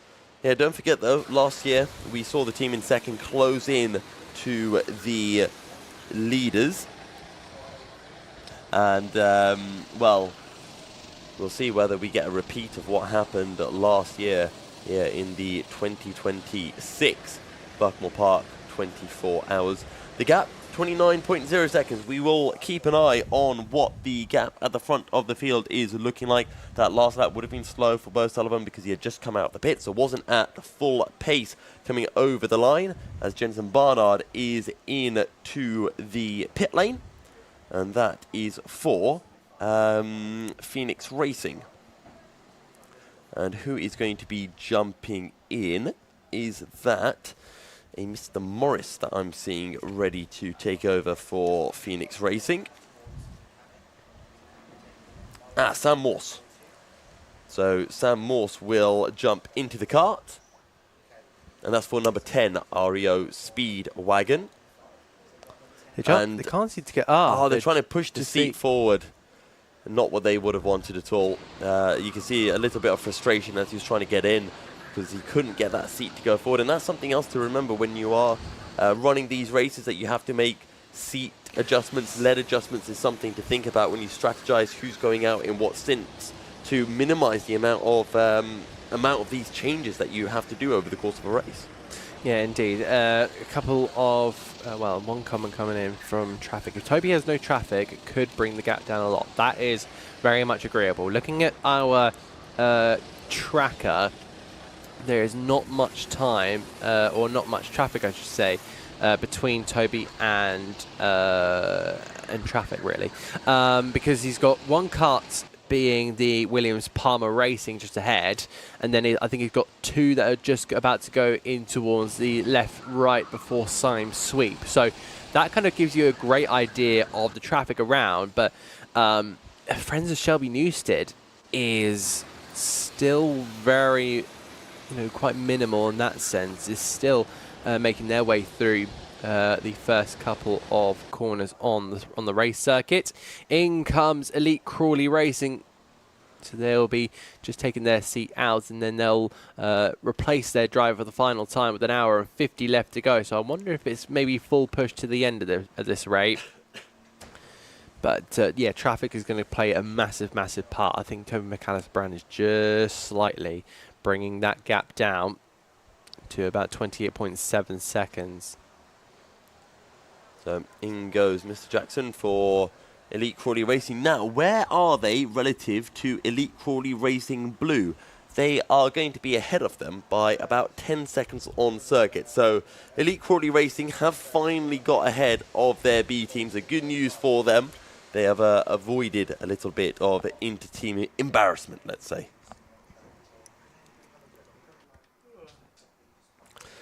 A little bit of a yawn from me. I think the night has really, taken a bit of a toll. Probably only got about 5 hours of sleep, and I was rudely awoken by Oliver Borg on comms. That was a little bit of frustrating. It was really nice last year. The carts managed to get me right to sleep, but then I just hear a little chatty child, and I was like, oh God, this is going to go. How wrong is this going to go?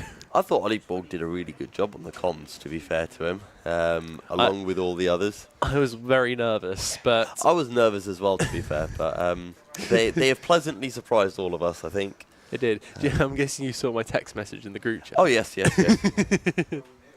Well, 1 hour, 49 minutes to go, and that gap at the front of the field is staying relatively stable. It has come down by a couple of tenths, but not enough to really write home about just yet. 28.7 seconds, I think. If you're friends with Shelby Newstead, this is the point where you just say, look, every time we're lapping someone, just don't go for anything crazy. Make sure everything is sensible. Make sure we're not going to pick up any contact warnings. Track limits, that's fine for now, because they're not on the precipice of picking up a black flag for track limits, so they can keep pushing. It's just when you're lapping people, be a little bit careful that you don't pick up that black flag.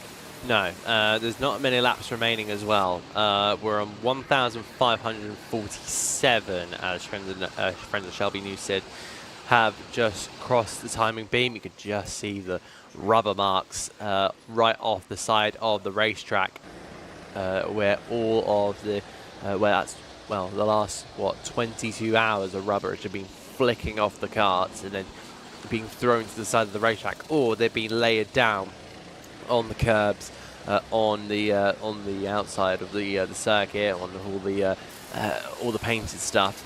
And that has been really built up over the course of time. You see, it's really, look at the build up there on the outside of turn 1. That's really kind of grown since they've really got it pretty much right at the beginning of this race. That's just 22 hours of constant build. Yeah, and you would have had it from the practice sessions before, and just constantly that rubber doesn't go anywhere after an event. If it rains, then maybe it can wash away a little bit, but that's just build up from many events over the course of not just the week, but over the month as well. The gap at the front continues to come down. It's now 28.7 seconds, but again, it is tiny fractional amounts. I'm trying to see where the closest battles out on circuit are. It is between 3rd and 4th place. REO Speedwagon, 11 seconds clear of Phoenix Racing Team, who are 1.7 seconds ahead of Senior Tadpoles. But Senior Tadpoles do have to make a pit stop. So Ollie Borg at the wheel for Senior Tadpoles will be taking 4th place on the road, but does have another pit stop to make. The question is, Phoenix Racing Team pitted with 2 hours and a minute to go. So can they get to the end of the race without having to do another pit stop? It'll be tight. It will. They, as I said, we've got a hair. We've got hair being featured on the. I'm not going to comment too much. I don't want to accidentally say something I don't want to say, and then just get absolutely roasted. It was a reflection of his glasses, apparently, until they turned around. That was just a little bit unfortunate there, timing there from our broadcasting team. There we go, perfect timing. We love that. Well done to everyone at Alpha Live. We managed to get the shot. Welcome in. We've got a Slipstream Pass user, Chan Chanok. Welcome to Slipstream Pass. Great stuff there. Thank you for taking over. I did not want to try and butcher that name whatsoever. Chanchanok Vejabuti. Honestly, fantastic, bearing in mind we were on broadcast. It does help being half Indian, to be fair. that does come into it. That looks like the Alfie Prince. It does. It is an Oxford Brooks driver. I don't know which team has just come into the pits. Zinky Automotive. That is one of Alistair Irvine's teammates. I say Alistair Irvine's teammate. It's not his team. He's been a bit of a ringer hired for the event. Who is it? Alfie Prince, indeed. It is. Raced since he was 5 years old. Started at the old Buckmore Bambina school and taught him everything he needed to know to get to Europe. And he even did a couple of European, he did a couple of Formula 4 test days. Ooh, not too bad, not too bad. Got himself behind the proper sticks and wheels of F4. Adam, the gap at the front is now 25.5 seconds. That's come down by 3 seconds over the last few laps. Has there been a mistake by Bo Sullivan? It might be the traffic. He is just sticking it in a little bit of an area where it just seems to be. Yeah, so we've spotted a 53.9. I wonder if that was an overtake attempt that hasn't worked off. And now he's just sitting there behind. There he is, the number 7 in front. That's going to be the Accelerate Ken Brewery Racing Team, who recently did a 51.9. Now, thinking about that, that is 7/10 slower than the Spicy Boys. So he's losing a little bit of time there. And again, 26 seconds. So I wonder if Toby McAllister Brown might be over pushing the cart. He's just gone and done a 50.9. Now, very quickly, Senior Tadpoles have just overtaken Phoenix Racing Team. So they are up into 4th place, but they have a pit stop to do. Their pit stop shouldn't take them too long. It should be a slightly shorter pit stop. The question is, can they catch an entire pit stop, which is about 30, 40 seconds, over Phoenix Racing Team in the remaining 1 hour, 40 minutes? Their current pace would indicate yes. But we'll have to see whether whoever takes over from Ollie Borg can continue this incredible pace that we're seeing from Senior Tadpoles, who are also closing into REO Speedwagon as well. So there could be a chance of a top 3 for Senior Tadpoles. A little bit of late drama, but Senior Tadpoles do have the ability to be back on the podium for the 2026 Buckmore 24 Hours. I think that there is a possibility in that. They can. It is just the challenge of exactly that. Can they? So this is going to be a real touch and go moment, because you really want that podium, but it would also kind of tell the team that they've finished 2nd, then 3rd in the last 24 hours team in the last 24-hour races, which is not really the trajectory you want to be going in, because at the moment you're looking like you're going to be finishing 4th for the 2027. You want to be going up. Well, I mean, here. if you use that argument, if they finish 4th this year, that means they're going to finish 6th next year. Oh, yeah. Are we kind of saying breaking the breaking the curse at some point? Or they might just. We don't know yet, actually. Anyway, they might not want to do it next year. Why would they want to do next year? Don't know. They might have a name change or something.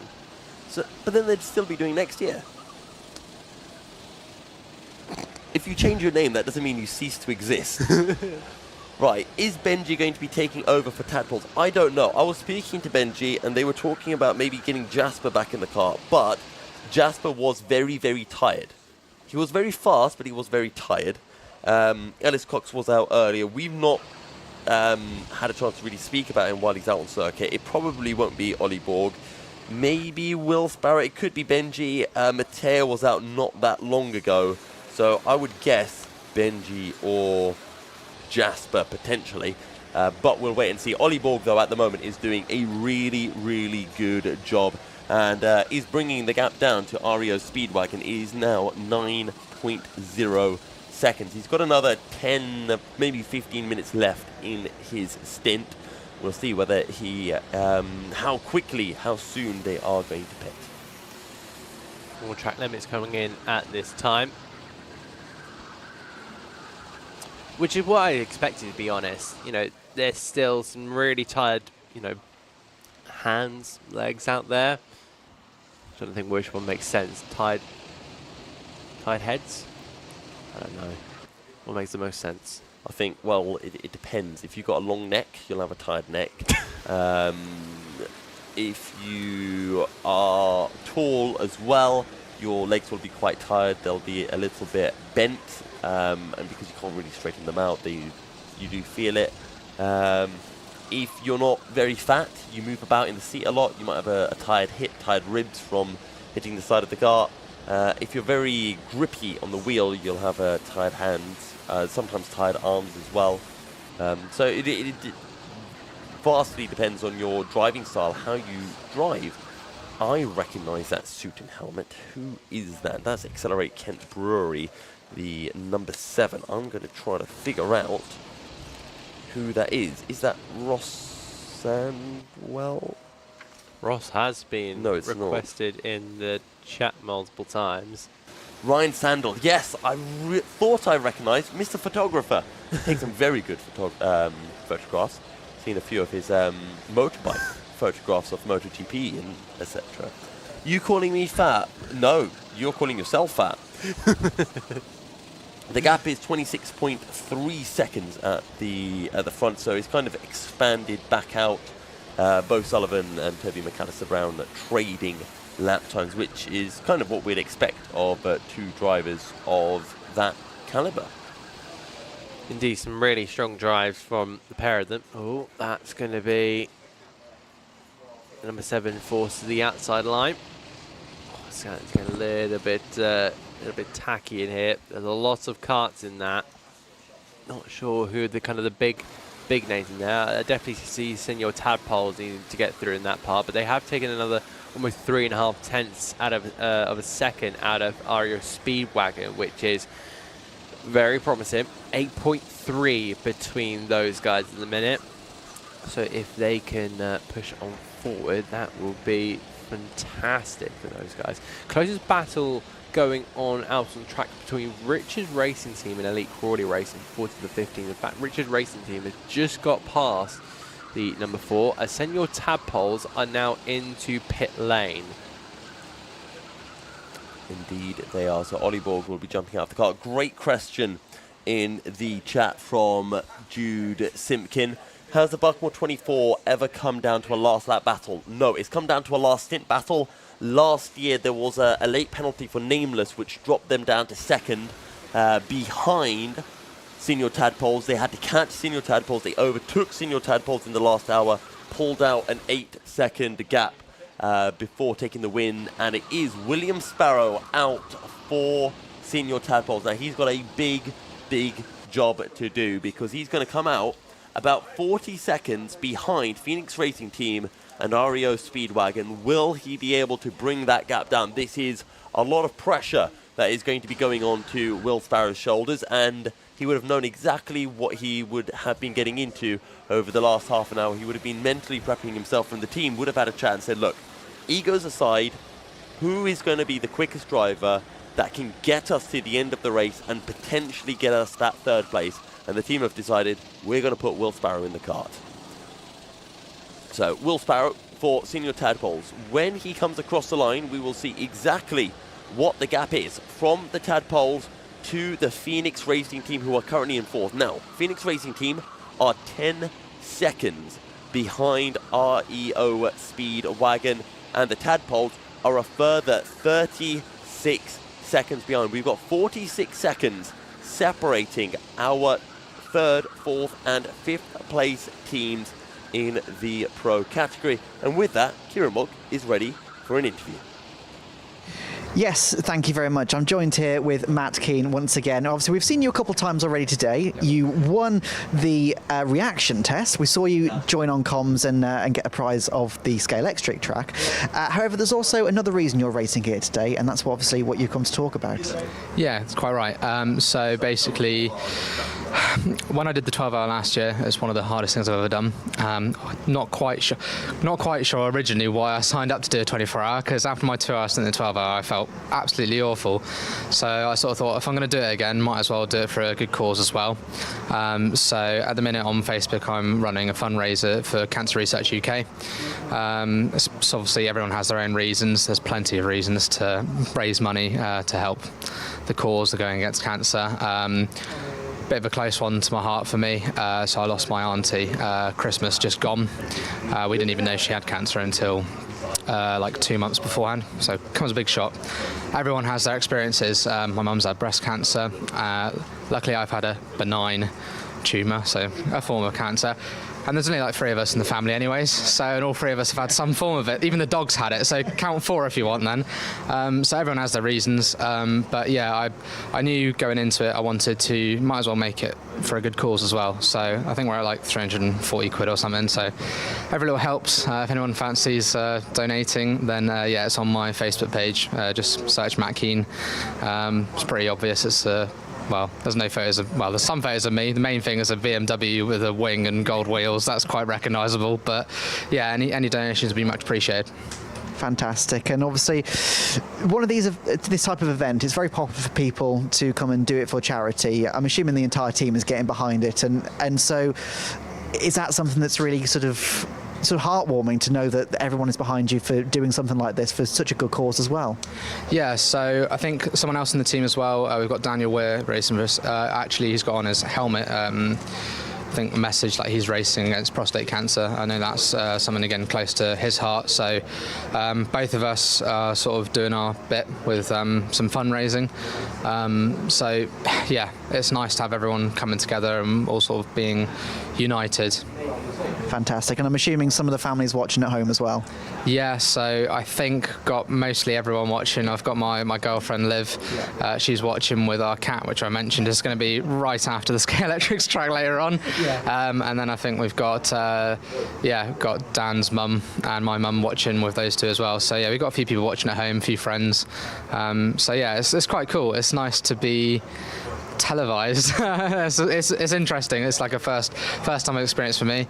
Yeah, it's quite nice when you sort of like finish like the first interview and you get a few messages. Oh, I was watching. And, oh, that's cool. Yeah. Fantastic. And just remind everyone, where can they get involved if they want to help out? So yeah, on my Facebook channel. So I don't know how I can leave any links to that or anything, but if you go on Richards Racing on Instagram, you'll be able to find me on there and then just sort of trace back to my Facebook page. That'd be the main way to do it. Lovely. Well, fantastic that you're obviously doing it for such a good cause, and wish you all the best for the race as well. Brilliant. Thank you very much. Thank you very much. Right, back to you guys in comms. Thank you, Kieran. Back on track, the number 16 making their way through there past Ryan Sandals, number 7. Really good effort this week by the Richards Racing team. This weekend, still very much on course to beat the finishing the position that they had 12 months ago, outside the top 20. And yeah, really good effort by the whole team there. Keep your comments of support coming in. We'll try and grab as many drivers as we can. between now and the end of the race. Just over an hour and a half to go. And everyone looking to just bring it through to the end now. Up round Cafe Corner once again. Go Richards Racing. Andrew McWilliam there in the number 1 for the nameless team. Still running in the top 10, of course, but not the weekend that they would have hoped at the start of things. Number 28 as well there, the Belly Boys Racing team, still carrying on. And I say they were bottom of the pile for quite a while in this race. Lesser teams would have probably thrown the towel in after about 8 hours, but they've kept plugging on all the way through the night. I'll be honest, I think they're one of my favourite teams this year, because they were, I say, cut adrift by quite a margin in the early stages of everybody else, but fair play to them. They've kept at it, the team of Roger and Cam Ray and Brandon Harvey, and they're looking to get 29th place. They have been. A lot of kind of positives to come out of that. So I'll be interested to see if they come back next year for a second stab at the Buckmore Park 24 hours. But we're now hitting that 1 hour 30-second mark on the dot. It's some battles out there that are just still spicing up. I think the Spicy Boys again. It's still about 27 seconds, and it's so difficult to shake a stick at between the two of them, because you got Bo Sullivan in that in the number 23, and then you got Spicy Boys in that number 5 with Toby McAllister Brown. You know these guys, Andrew. How quick they can be, and especially on a day like this, they just try and exuberate it even more. Yeah, and just trying to keep things mistake-free now for the remainder of this race. It's going to be tough for TMB to close in really on Bo Sullivan, but stranger things have happened in the last 90 minutes of an endurance race. There is Toby McAllister Brown for that, driven really maturely today as Toby. I've had the pleasure of watching Toby race for a good couple of years, whether it be here at Buckmore Park for the 24-hour or a bit of the national arrive and drive scene. He really is maturing into a very good driver, very composed, very pragmatic as well. And it's always going to be tough when you're trying to chase down someone like Bo Sullivan. That doesn't mean he's not going to try. Going through your screen as well, the number 9 team of the Williams Palmer Racing outfit. They've had a tough day today. Kind of Maroons still down in 19th place, not where they would have wanted to be. But again, the spirit of all these teams, Adam, that they've kept piling on the pressure. No one's thrown the towel in, even those not having the kind of results that they would have wanted. It's been another really well-spirited race, this. It has. You come back every single year and you kind of you're surprised that there's some teams out there that still continue to push on forward, even though despite being 10, 15, 20, 30 laps down, it's still mighty to be able to get to the end of one of these races. It's not like proper car racing where you have those mechanical failures, etc., etc. These karts are, they're not fun to fail, but you still have to kind of look after them in a way, try and throw a bit of a strategic towel over everything. Track limit warning for the Sniffing Racing Lines team, and I think that's their second recent times. Yeah, they had one at 12:35, and then another one there just at 13:03. So Sniffing Racing Lines need to keep things steady there. I mean, they've got a 5-lap gap over the TRX Academy, so even if they were to pick up something of the black flag nature, they should be fine, but still, they don't want to do that. Yusuf has got with him members of the REO Speedwagon team. Thank you very much. I'm here with REO Speedwagon and with Thomas and Dante. Do you guys want to talk us through your race so far? Yeah, so it started off quite well. We qualified quite high up. We had a good first stint, for the first 9 minutes until the black flags were speeding on the edge, which is the correct decision. Buckmore Park stewarding has been pretty good. So, yeah, I totally deserved it. Fair enough. and we just brought it back from there, and all the drivers have done a great job to kind of get back into the race. Yeah, we were kind of on the lead lap leading into the night, and then we ran into a few issues which we're still recovering from. Well, we've recovered quite well from, which I'm sure we'll get into shortly. But overall, good start. Well, good race so far for us. And speaking of those issues at overnight, Thomas, running out of fuel, that's cost you, I think, about 3 or so laps? Yeah, about that. We had a great night stint, getting about 30 seconds away from the lead from second last. We caught all the way back up, and then we had a fuel issue going up to Garda and ran out of fuel, so we dropped back to 4 laps behind, which was a rough start. We gained, through the night, we gained a lot of time, and we were one of the quickest teams and got back to about a lap, and we've just stayed about there since then. So it's been very good. I just wanted to add to that. Obviously, you know, everyone's trying to go off a certain stint time, and you know, we recommended no more than 2 hours until, and we were only an hour 54 into it, and it conked out. So I think we just got a bit unlucky with the fueling. I think their Bowser maybe ran out just as they were finishing ours, and therefore we lost 4 to 5 laps. And you can see where that would put us now. But you know, it's still great to see the recovery that we've had. So yeah, great job there, and yeah, we're enjoying it. Obviously, unfortunate, you know, knowing how close you are to the front with that issue having happened. But, you know, twice you guys have fought your way from the back of the field, pulled yourself back in. It's the first time you guys are racing together. So there's also a lot of positives. And is it going to be a return of the Speedwagon for 2027? I'm sure it will be. I mean, I think this team is very new. I'm kind of one of the guest driver, to be fair. I think these guys race a bit more regularly as a team. But yeah, I think, you know, that we've only just started together. We won the 12-hour earlier on, late last year, whenever it was.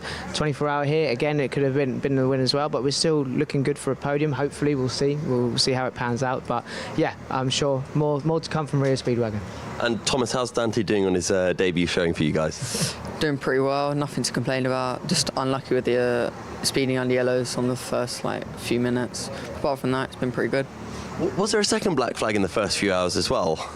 Not for me, poor Sam, who got it for the same thing. But look, we can put those behind us. It hasn't actually really cost us. It's the fuel thing that really cost us. But yeah, we can put those black flags behind us. Well, excellent pace out on circuit, and good luck in your hunt for second place. Thank you very much. And back over to the commentary team. Thank you very much, Yusuf. Thank you very much to members of the Rio Speedwagon team there. So 2 laps is the gap up to Spicy Boys. So they're still in that range. Just in case something were to happen for one of the top 2, they are not too far behind. On pace, though, I think it's going to be more a case of trying to hold off the Phoenix Racing team, who at the moment are only 16 seconds back from Rio Speedwagon. So 1 hour and 23 minutes of this race to go. Just looking down the gaps of what our closest battle is going to be. I literally just changed. TRX Academy 2 have just taken... Oh, now that's quite a key one if you can find the 14 and the 27. Just going through sector number 1 now, because I think we've had a change for second place in the rookie category. ECR Blue have held second place for quite a while in the number 27 kart. But according to the information that we've got here, TRX Academy have just taken 16th place overall and second place in class.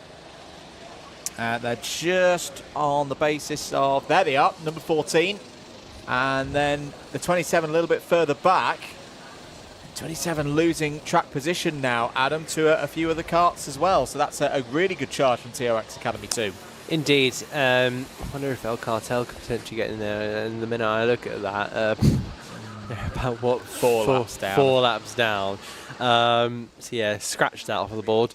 But, you know, TRX Academy have been really, really quick. You know, they've shown some good pace. And now, you can see them right on our screens. Second place looks to be almost wrapped up with a bow tie. They're just waiting for the that moment to be able to put on that bow tie before wrapping it up. So, but you know, an hour and 22. I'm sure, Andrew, you've seen plenty of you know, strange occurrences happening in the, as you say, in the last hour and a half of maybe even a karting race. Karting races, biggest 24-hour races in the world. Until that checkered flag is coming out, do not count on anything.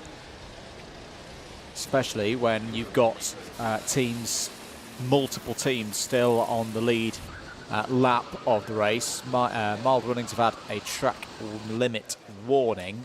Just to note who we've got in for TRX Academy 2 at the moment. It's Ryan Bentley at the wheel, who again has done a good amount of indoor racing for a few years, competed regularly in the Endurance Championship here. If you want to get involved in terms of Buckmore Park Endurance Championship in races to come, do go and head over to www.buckmore.co.uk. All of the details are on there to get on the senior grids, the adult grids. Remember, it's drivers from the age of 16 or above, or 14 if you have a Motorsport UK race licence. So if you've been through one of those procedures with the Motorsport UK affiliated series, an associated series where there's basically a test to ensure that you are safe out on track and competent on track to get round without incidents, then you can race from the age of 14. But yeah, Ryan's done a lot of hire kart racing, particularly here at Buckmore, but also knows how to power through the pain as well. Raced with a fractured hand and finger for a few sessions, but racing for the first time in 3 years, doing the Buckmore 24-hour. That's commitment. I've only done that ever once, racing with a little bit of a bump on the hand, funnily enough, here. It's not nice. So Ryan Bentley doing a good job here, and say with that move may well have promoted, and has promoted, back up to second place in class. 1 hour and 20 minutes to go. There are your race leaders. Bo Sullivan at the wheel once again. Bo's been in this position before, of course, of bringing home a Buckmore Park 24 hours. And what I'm liking at the moment for Bo, Adam, is that just looking at his body language, very calm. The shoulders are down. He's relaxed at the wheel. He knows he's got the speed around this circuit. He knows he's got the experience around this circuit, and in this situation as well of looking to bring home a race result for the team. 3-time Buckmore 24 champion. Is that about to be 4-time Junior Sodi World Series champion? 4-time Junior Club champion here at Buckmore Park. The list of plaudits for Bo Sullivan goes on and on. I love how in his bio as well, he describes his, because we asked for the drivers to tell us what does your kit look like, because that's the way we're going to tell you apart. And he's got the blue and white suit. Yeah, we see that. He's another one of the drivers who has raced with Nameless before, but went for the different team this year. But he describes his helmet as a white billy lid. Okay. Are you aware of the term billy? No. A billy is someone it's a silly billy. A bit of a silly billy out on the circuit. Okay. But Bo being unfair on himself there, he's definitely not a billy. He's just trying to get past the Maple Motorsport team here. I say not pushing too hard right now. He's just got the Rio Speedwagon team not too far behind. In the shape of Sam Morse. It's actually quite a fast group at the moment. You've got Will Sparrow in there as well for the number 2 of Senior Tadpoles. So you've got 1st, 3rd and 5th all just going down Simon Sweep. Indeed, still pushing forward, and I think with Bo Sullivan at the minute, he doesn't need to push. There's radio communications, just saying, you are increasing the gap, just keep those shoulders down and focus on the job at hand. They're sitting behind Maple Motorsport. We know how fast Maple Motorsport has been. Yep. They've just really kind of struggled over the course of that night period where they've really, really dropped back. So, they now find themselves 7 laps down, as Bo Sullivan managed to get them through, and William Sparrow also manoeuvring past the Maple Motorsport kart. Also, Willow Bay. Willow Bay's been a little bit of a surprise to me. I started looking down the kind of the latter end of the standings, try and find them. I didn't know they were 8th. I thought they would have been a little bit further down, but no, they've really kind of. They're one of the key. Obviously, there were 4 teams, weren't there, that were moved up to pro at the 6-hour mark. One of them is your race leader. That was definitely a right choice. MGS were up as well. I want to say we were around 6th place when that happened. And then the other one, apart from Willow Bay, was the Richards team, Richards Racing team. Willow Bay have been the ones, that, obviously apart from our race leaders, who've held their position, if not gained position, since that 6-hour mark. So fully warranting that move up to pro. And on a return next year could well be a seeded team, of course, for the 2027 edition of this race. Michelle Barr, welcome to the Slipstream Pass. Coming into chat, so keep your comments coming because they're going to be really, really useful in this final hour of the Buckmore Park 24 hours. And again, the pit lane has now gone a little bit quiet, but that's kind of to be expected. Everyone wants to get their fuel kind of sets done out of the way. About less than 2 hours, more than an hour. And so we will have to keep an eye. Is there anyone out there who may not get to the end of the race? I think we spoke about Richard Racing Team. They've done an hour and a half in their stint. And also Snipping Racing Lines, I think 1 hour 7. But we do, in fact, have a video to show you.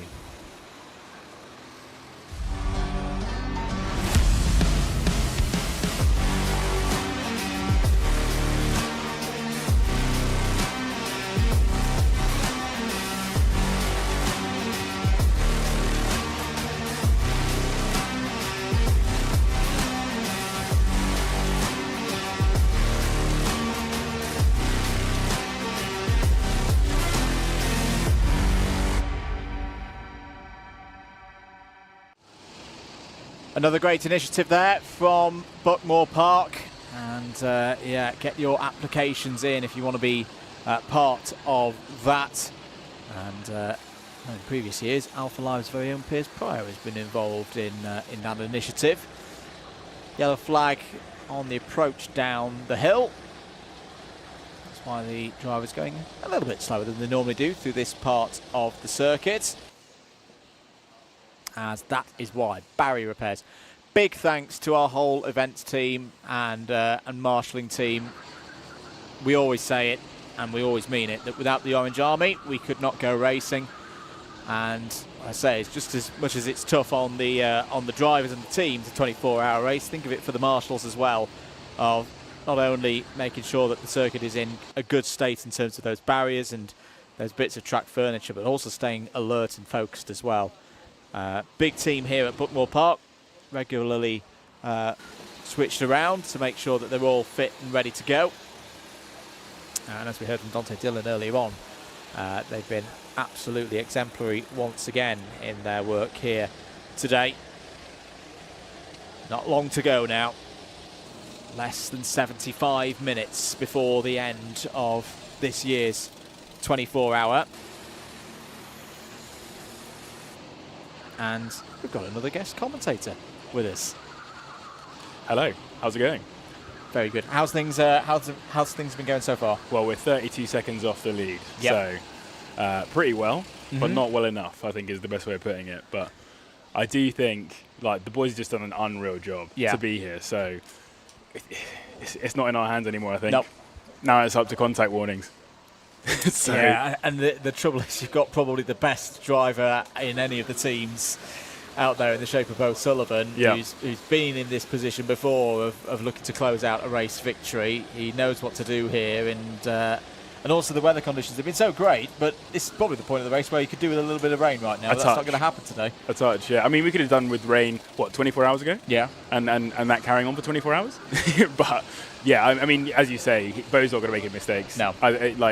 He's doing a great job. I mean, honestly, our plan coming into today was to run a race where we just made no mistakes, no black flags. We've done that, and they've done it too, and they've just done it better. So part of the game. How proud are you of this young man, Toby McAllister-Brown? I've had the pleasure of watching Toby race for a good few years, but I'd put this race right up there in the list of his achievements of how he's driven and how composed he's been whenever we've seen him out on the circuit. You know what's special about Toby? So I crew chiefed him for the first stint yesterday. Yeah. And he has so much spare mental capacity. Yeah. He is talking to me way more than I can talk back to him. I'm moving like Ferrari in F1, saying like, we are checking, Yeah. every time he's got something going on. But he has so much spare capacity. We put it at P2 on the grid. Yeah. Good story here. We put it at P2 on the grid. As he's finishing the lap, he says, no one's beaten that lap. No. He's mid P2 level lap when he's talking about the lap as we go. So yeah, that guy, if you're ever on the mic to him, if you get the pleasure of being on the mic to him whilst he's driving, he's a special talent. And at Buckmore Park in particular, I heard that they named the shed after him, the one in the pits. Yeah. It's a Toby McAllister-Brown shed. So yeah, I mean, he deserves it. Absolutely. Just working with, I think that's Kieran Philpott out on circuit right now. Kieran, I want to say, started the race for the number 3 TRX Motorsport team, currently running in 6th place. Yeah, absolutely. Just seeing in the chat as well, the marshals cannot get enough credit, no matter how much they get. They are the heart of the race, indeed. Shout out the guys on the Bowsers. Yeah, my gosh, they've been literally cranking all night. Like, it's been insane. Really fair play to those dudes. I can't believe how long they've been on that thing. Yeah, I think they changed over like 2 a.m. and they're still out there. Still going strong. Talking of the fuel strategy, what do you think has been the biggest strategic learning? Because I know it won't be that long before attention will start turning to next year's race. You mean tomorrow? Tomorrow. Yeah. So we. I mean, the biggest learning for us, we were bold enough to try and run our fuel as long as we could. Yeah. But we weren't quite bold enough to go as far as we believed we could go. And I think next year, just to not to give anything away, but it's about making sure we're bold in all these decisions. So I think we could have gained 45 seconds of lap time, of race time back. Yeah. If we delivered on like a very aggressive strategy. We got a bit spooked by that kart conking out in the middle of the night. So but I mean, the fuel always plays a huge part in this. Yeah. But so does having drivers like Toby. So. Toby McAllister-Brown currently lapping in the low 51s. How have you found that the track's changed and what the drivers have been saying as well? From looking from the outside, it does look like the track's gripped up in a way, but almost a little bit. We've talked about how there's almost too much grip out there. For the nerds out there, I'll get nerdy with it. I was looking at the temperatures. That's what I would think I was the most interested in. I thought that at like 5 a.m. this morning it was going to be quickest. That was the coolest temperatures, all the rest of it. But actually, I think the temperature has defined the whole race in terms of like the total pace. And you can see that most people have done their fastest laps around 700 laps, which I think wasn't the coolest. It was like getting towards cool. So there's an optimum window, I think, that these do that we've been working with this race. I will say though, like we should have just learned better from last year.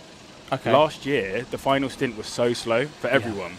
And here it is being super slow. We're seeing 51-second lap times. We're a second plus off what we can do at our best. The karts, when they get tired, old tyres as well, the heat and all the rest of it, crazy. And also, by the way, shout out Buckmore. These new karts, they're lovely. Yeah. I love that you have to drive them a bit differently. What are the differences in comparison to last year? Probably people would have said it already. I don't know. I've not watched all of the stream. I've tried my best. But the bouncing. So if you overcook the karts, the chassis is so stiff, it's just going to bounce around the corner. Just feel it on the inside corner. Exactly. So so that's crucial. And Toby and the people who adapt to that the fastest are the ones I think who've delivered the best. Yeah. Toby's great at that. Cam was unreal. Cam Das. You might know him. Little YouTuber, little guy. He adapted really well as part of our team. It was one that I struggled to adapt to last night. When I went out first, I was like, there's a lot of. I'd never driven these karts properly, so I was bouncing around like crazy. But it's a good challenge. Aldas has been great as well. Always. I was commenting the last time I was here was 3 years ago, and to see Aldas's improvements as a driver since 2023 has been monumental. Mate, the whole team is crazy. Talk to Aldas like he has just gone from strength to strength to strength each time, and this time I think has been really tough on him. Check it if you get an interview with him. Check out his hands; they are absolutely Blistered? fried, completely fried. 3 stints at full chat. He's in trouble. So Aldous has done an amazing job. I mentioned it last night. Bright has done an unbelievable job. Yep. I said 3 years ago he lost us 8 laps in his first stint. He lost 22 seconds to Nameless Motorsport. Yep. It's a different Bright, right? Like a different guy. So looking towards next year as well, I know there's been a bit of discussion about the weight limits and how that's changed from last year to this year, and that potentially that weight limit could go up again next year. What do you make of that? Do you think that could be another thing that, I mean, a lot of the drivers that we're seeing out there at the moment are the youngsters, they're the lucky ones. They've not got Tubby around the middle like me at the moment. Do you think that could actually change the race again in terms of how it races? I think the 5 kg this year has made a huge difference already. I did the numbers. I'll give you my numbers. Sorry, everyone, you're getting access to my strategy here. But for the heavyweights on our team, it was 22 seconds we were gaining per stint. Wow. 22 seconds, and it's worked out about 20 to 23 seconds. So it's pretty much bang on. We were gaining, and that's just on 5 kg. Add another 10 on top of that, we're gaining again. We're up to minutes quite quickly. So Bright in our team, around 86 kilos. I'm around 96 kilos in kit.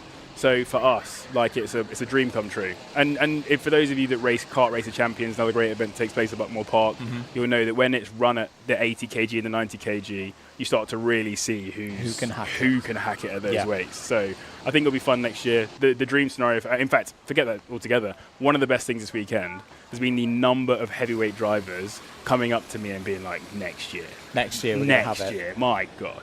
So it's all the bigger boys out here, but it's going to be fun, and it'll be fun for the more lightweight guys as well to learn to drive at that weight.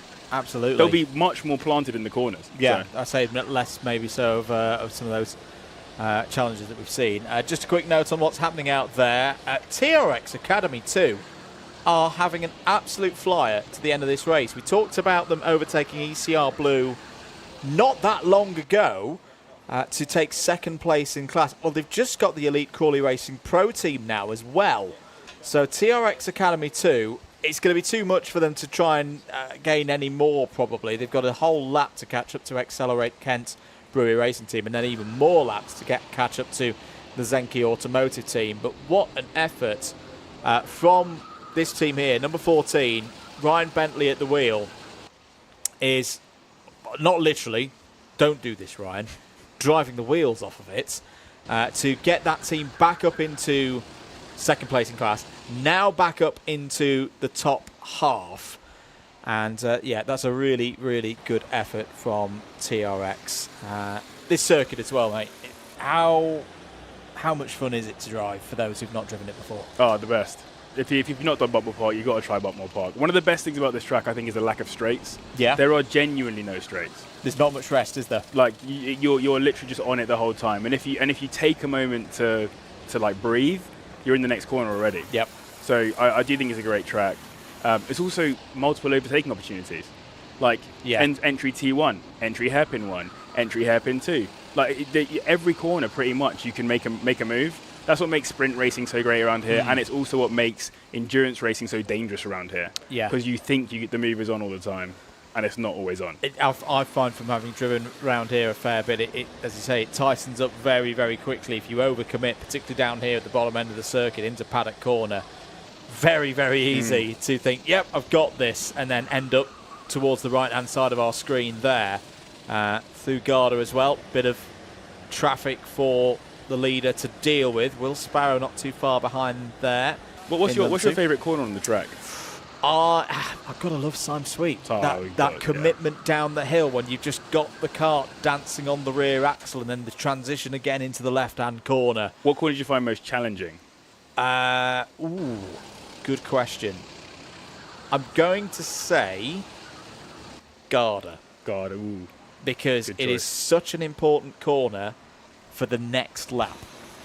Mess that up, you are not getting back on top of it probably till the S's. That's 2 lap times gone. Yeah, it's two lap. If you get Garda wrong, especially in something like this, if you bog down through this corner here, you can very easily catch the curb just there. Brian Sandel got that absolutely spot on there. If you took too much a little bit further to the right, there's a little gully, you hit that and your lap's gone. And then the next one's gone because you've got this flat out run all the way up to hairpin 1.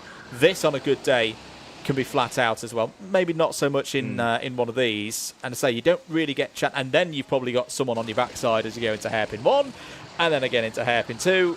You don't really get to reset until you get to this point of the circuit. All those overtaking opportunities we mentioned are all made available because of you screwing up Garda. That is true. I would say also, for me, hairpin 2, it's a myth.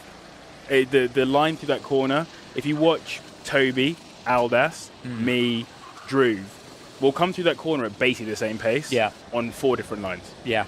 Like, it's a complete myth to make that corner. And although it's not been a problem this year, in the wet, hairpin 2 is a nightmare because it's where do you go? Do you go for the initial deep entry and cut back? That could then be blocked on the inside with someone slinging it down the inside. If you do take that route, you're then going to slide mid-corner. Hairpin 2, one of the best overtaking opportunities out there. I'm going to let you go, mate. Yep, for people not aware, how do they find you? Cars with JB on YouTube. Absolutely. Or lid mods as well if you want to buy some sweet stickers for your helmets. That's about it. So, pleasure as always. Jamie, thank you so much for coming in and having a chat with us. We've got just over, and I mean literally just over, an hour of this race to go. 40 seconds before we pass into hour number 24 of the 2026 edition of the Buckmore Park 24 Hours. And the gap continues to just edge out for Bo Sullivan. There, Bo is in the number 23, 34 seconds clear. But what a great race this has been. The fact that we're still talking about 2 karts for the lead of this race, both on the lead lap going into the final hour. There's a good view above the circuit, flying out of Rochester Airport. Of course, it wouldn't be a Buckmore Park Alpha Live broadcast without a little bit of No Jet TV. We are now in to the final hour of this race, Adam Reed, and we're still not 100% sure on which way it's going to go. Is it a happy hour? I think happy hour in terms of times is well gone. Yeah, okay. But it could be a happy hour for the friends of Shelby Newstead. They can bring this one home over the line there to complete lap 1,604. I still think we're probably on course for what was the number that I predicted earlier? Was it 1,672? Might have been something like that. Still, we're not going to hit the record. We're not going to hit that record from last year of 1,697. I think the higher temperatures have put pay to that opportunity. But and I know everyone's now going to go, "What are you doing, Mather? Why are you saying this?" At least whilst we've been on the air, we've not had a caution period in the entirety of this race. We haven't, and that's going to be the best part about this. They've been really, really good. They've pushed on really, really well, and we've got some fantastic pedalers. I think we've got some, over 100, fantastic pedalers. I'm sure you could, give a compliment to, pretty much everyone around here. We've got some drivers that have been kind of learning the ropes and really kind of learning the grueling aspects of the 24 hours. And trust me, jumping into one of these, especially when you maybe only done, one, arguably 2 endurance races, it's still very, very tough. I remember we were speaking with Drew Suji of the Spicy Boys, and he was saying this is only their 3rd ever endurance race together. Yeah. So they did. This is their 3rd. One of them was their 2nd last year. So that evidently shows us that they're throwing themselves right into the deep end. We've seen kind of the effect, especially coming up the stairs at 7 o'clock in the morning, as we see Bo Sullivan still just stuck in this little bit of traffic, but he is getting pushed along. I was outside momentarily as Johnny Brighton was into the commentary box, and I was just seeing Bo just getting push along, and that's I think partly where the gap is coming up for him and the Spicy Boys. This is starting to get a little bit touch and go here, and remember, one more contact warning for the friends of Shelby Newstead, and that is going to be a third contact warning. Black flag. Yeah, they do need to be careful at this stage. This is a little bit of risk right now. But again, I think in terms of the number 9 not looking the quickest at this stage, that's the Williams Palmer Racing number 9. You let the number 11 do all the hard work right now for the track tires and Galooly Racing. This is proper race management now for Bo Sullivan. To say Adam does not need to necessarily go on the attack, but could slip through if there's an opportunity presented by the number 11. Track tiles really, really keen to get through here up towards Garda. Check over the shoulder from Williams Palmer Racing. You can see the frustration there from the track tiles driver, and I can understand why, because you don't really want to be defending 56 minutes to go in an endurance race. If there's 56 seconds, yeah, you could probably understand it, but that is not the case at this point. Correctly, Bo Sullivan just holding position right now. No risks taken at this stage, and wait for the opportunity to step on through. For Williams Palmer Racing, they're one lap down on the El Cartel team. Now there's an opportunity perhaps for the number 11 to slip through. Might be a transition into the next corner for Bo Sullivan, and he's through. That's the danger gone. Number 9 shuffled down third into this train. Well dealt with by Bo Sullivan, and that shows experience. Will Sparrow's now going to have a go, and now the driver for Williams Palmer Racing has probably realised, yeah, haven't quite got the speed of this group. This is a very, very quick group of drivers coming through. Sullivan, Sam Morse in there, William Sparrow also in there. Maybe a little bit of inexperience at that point. But now I'll hopefully learn from that and just start to cruise up to the back of this group now and start to go along at a good amount of pace. BPRL pointing through there.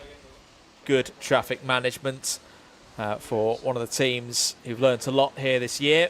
The Sim Racers currently running in 26th place. So we're going to be handing it over to Kieran Mogg because he has found someone in the interview pen. Thank you very much. I'm down here with MGS Motorsport. You've just been saying you are absolutely exhausted from your 3 stints that have all been technically today. Yeah. So how's the race gone so far? For me, it's gone quite well. I've been fastest for every stint that I've done.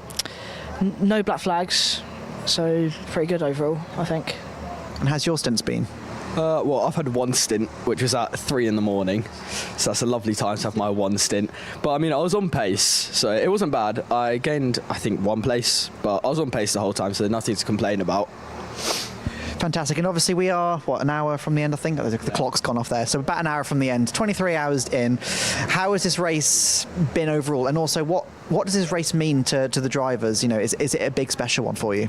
I think because we're the first school to ever do this as an event, it's pretty amazing. Hopefully we get cheered when we go back, and yeah, I mean, it's just been great overall. Well, I think because we've been preparing for this since like the start of the school year, so it's been like 9 months. So it's been a long time in the preparation. We've been every week, we've had meetings, so yeah, it's a big thing, and yeah, we've done quite well.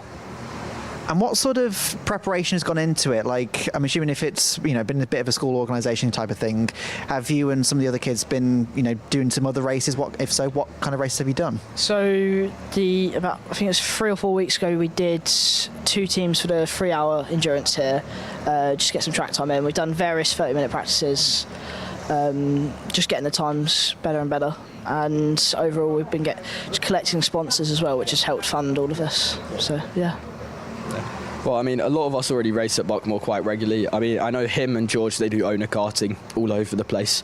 But yeah, me, Freddie, James Rockhouse, we're just true Buckmore. So yeah, always here. I do like pro club, everything, so yeah. Fantastic. And obviously at the moment you're in 9th place, I think it was. I think my memory serves me right. Is that where you're thinking you're going to be towards the end with the next hour? Yeah, I think so. The person behind us is about 1.5 laps behind, and in front it's about 1.5 laps as well. I think 6 to 10 hours ago, we're maybe looking at top 5, but just a few dodgy pit stops has maybe got rid of that. Fair enough. And has this race met your expectations coming into it? Yeah, we had quite high expectations because obviously we're a strong team.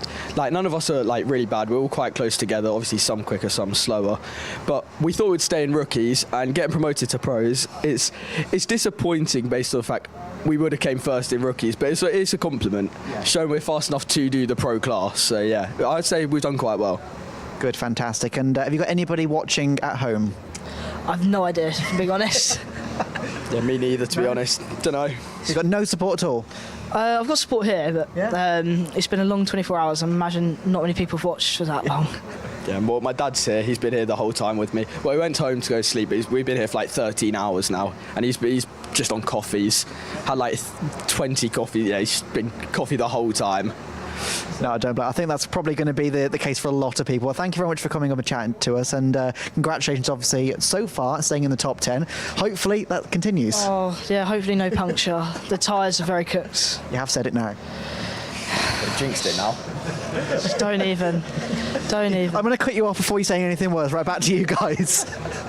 Why have you done this? This is not going to end the way you want. No, I hope not. It's going to be fine. It's going to be fine. 51 minutes of this race to go.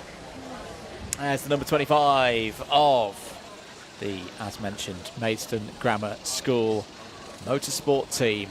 I think we'll see these youngsters and the maths teacher back in future years. I very much hope they do. And next year they won't be coming as rookies anymore. They'll be a known force in this race. George Cole in for them at the moment. Looking really, really strong. Currently races in senior road tax and a couple of the national series that go around the country. Home club is a little bit north of here, up at Kimbolton. Love a bit of Kim. And yeah, has raced in owners for the last 3 years. On one of the youngest on the senior grid. Say recently turned 15. Holds that national level licence. There's Andrew McWilliam on your screens. This is probably, unless something very, very, very, very dramatic happens, going to be the last hour that, for now, Nameless Motorsport carry that number 1 plate in the 24-hour. Andrew McWilliam has got a great record around this circuit. Took national titles here as well in Arrive and Drive racing. Loves this place, very special place for Andrew and his father Blair. Had a quick chat to Blair last night as we were heading out, and they've kept plugging away, and they've kept plugging away, Adam, like true champions. I wouldn't say they would have had the right to just kind of throw the towel in a few hours ago, but I've seen teams do that when they've had the list of misfortunes and moments that Nameless have had this year. But that's not the way that they go racing, is it? They're committed to the end, knowing that they want to bring home a top 10 here. No, it's still, it's still a good result. It's not like it's a championship series and there's points in the cards. Yeah, Nameless has just been, plugging away, as you say. And it's been, a real kind of test to their commitment as well to this race. You need to just kind of have that extra little bit more. But this is also a little bit of fun for some people out there. That they may just be doing this race just out of pure enjoyment. I've been speaking to a lot of kind of drivers that have said, we're here for just a really, really nice time, and that's exactly what they've been able to get out of this. That would have been, whatever they can potentially get. So I think with that top 10, they'll take it, but will there be any smiles about it? Probably not. But overall, there's been some strong drivers in that team. I think it has been a little bit of a shame. They've had a couple of strong drivers go to other teams. Will, challenge for you. Find that number 14 kart, because TRX Academy are on the scene again. They're probably about to enter sector number 3. They are this is incredible, 1.9 seconds behind the Accelerate Kent Brewery Racing team. Have they both done pit stops? Yeah, they pitted about a minute apart from one another. Because we'll keep an eye on this number 14, because Ryan Bentley might be about to gain another position in this stint, this tremendous final stint for Bentley, which has already seen this team gain a position in its class to get up to second place and move up the podium, get another one as well past Elite Crawley Racing, and now might be on the attack if my eyes are reading the correct thing and not deceiving me. Yeah, they're catching the number 7 of Ryan Sandlin and the Accelerate Kent Brewery Racing team. This has been a tremendous run. I think it's been one of the best runs out there of any of our finishing drivers. They will race all the way through to the end as well. 1 hour and 6 minutes on the clock for Bentley. So another 46 minutes will take us through to 1 hour 52. Yeah, that'll be fine. There'll be no concerns really about fuel. As I say, the trend that we've seen, there was a little bit of a worry that those 2 hour stints that teams were doing in the early parts of the race were disappearing away. I think the problem that spooked most of the field for Rio Speedwagon was very much a one-off. A couple of extenuating circumstances perhaps. 46 minutes of this race to go. Can TRX Academy 2 gain another position here and go past Accelerated into 13th place? Indeed. We'll have to see if that battle starts to come to fruition. In fact, they're 9/10 of a second, so we'll see the number 7. There goes the 28 and the 14, just going to drift up the inside. And it looks like Bentley on his way towards hairpin 1. Where do you go for the move here? Overall, this is the battle for 13th place overall, but you know, it's still something for for the teams and the drivers of each respective teams to have a little bit of a tussle. Someone just appearing in the camera there. Not entirely sure what they were after. I think a little bit of stringing time, so they managed to get that. Through they go on towards the penultimate corner of Garda. Dicing up the inside goes Bentley. Clean move for 13th. And that was the closest battle on the racing track. And overtake complete. Spot on. That's how you do moving Garda. Nice and clean, composed on the apex, and that is the TRX Academy 2 up to 13th place. Now, if Ryan gains another spot, that's remarkable because he's now got 5 laps to find up to the next one, which, well, funnily enough, is the leader in class. So it's the first time we've said this in a while, that the 2 teams in the rookie category next to one another on the timing screen. Adam, we're going to be saying goodbye to yourself in a moment from a comms perspective. You'll be joining us down on the grid later on for post-race. Enjoyed it? Yeah, it's been great. Once again, second time at the Buckmore Park 24 hours, and I've I feel like I really relish the what this race is about. So much kind of positivity around here. We've got some great drivers as well, and it's really kind of great to reunite with people around here. Just kind of seeing the improvements from each team as well. I love I really enjoy coming in here. Yeah. Thinking about the storylines as well of each different team as well. Thinking about the new entries, some of the old entries, of course the battles between Senior Tadpoles and Nameless Motorsport. But it does look like we are back into the interview pen with Mr. Kieran Mogg. Thank you very much. Yes, I have Clayton here from the leaders currently. Now, you started the race as rookies. I think the race control made a very wise decision to move you out of that. But talk to us initially why you were rookies. Well, I guess we were rookies because it's the first time the team has raced at this event or any endurance event in general. So, just happened to be rookies. But obviously, Clint and everyone knew here that me and myself and Bo have done plenty of these races, and it was inevitable we were going to get bumped up, to be fair. So, and of course you've had a very wide experience of karting in the past. So briefly talk us through what you've done. Just a lot of owner karting through IME Cadet, Coma Cadet, road taxis, X30s, stuff like that. Done a lot of British championships, European World Championships, stuff like that. And of course, these rental karts, they are heavier, they're slower, they don't turn in quite as much. So how much of that experience can you use, and how much of it is just so different that it's not usable? It is massively different. I'll be honest, I struggled to get to grips with it to start with. And like you say, it is massively weight related. And it's driving it a lot harder than what you would in the owner karts. But it's good fun. And that's what it's all about, really. And of course, you've taken a couple of years out and then missed it and came back in to do the endurance racing. So talk about the team that you're with, and I understand there's a bit of a story behind that team name as well. Yes. So the team I'm with is through a charity, children's charity. And that's through friends of friends, basically, that they invited me along to do the race and raise money for this children's charity. And it's backed us to do this race and backed us to get here. Well, hopefully go for the win. And where can people find this charity? Well, there's a lot of different places, but the main place is GoFundMe. We've got places on there and whatnot. Fantastic, okay.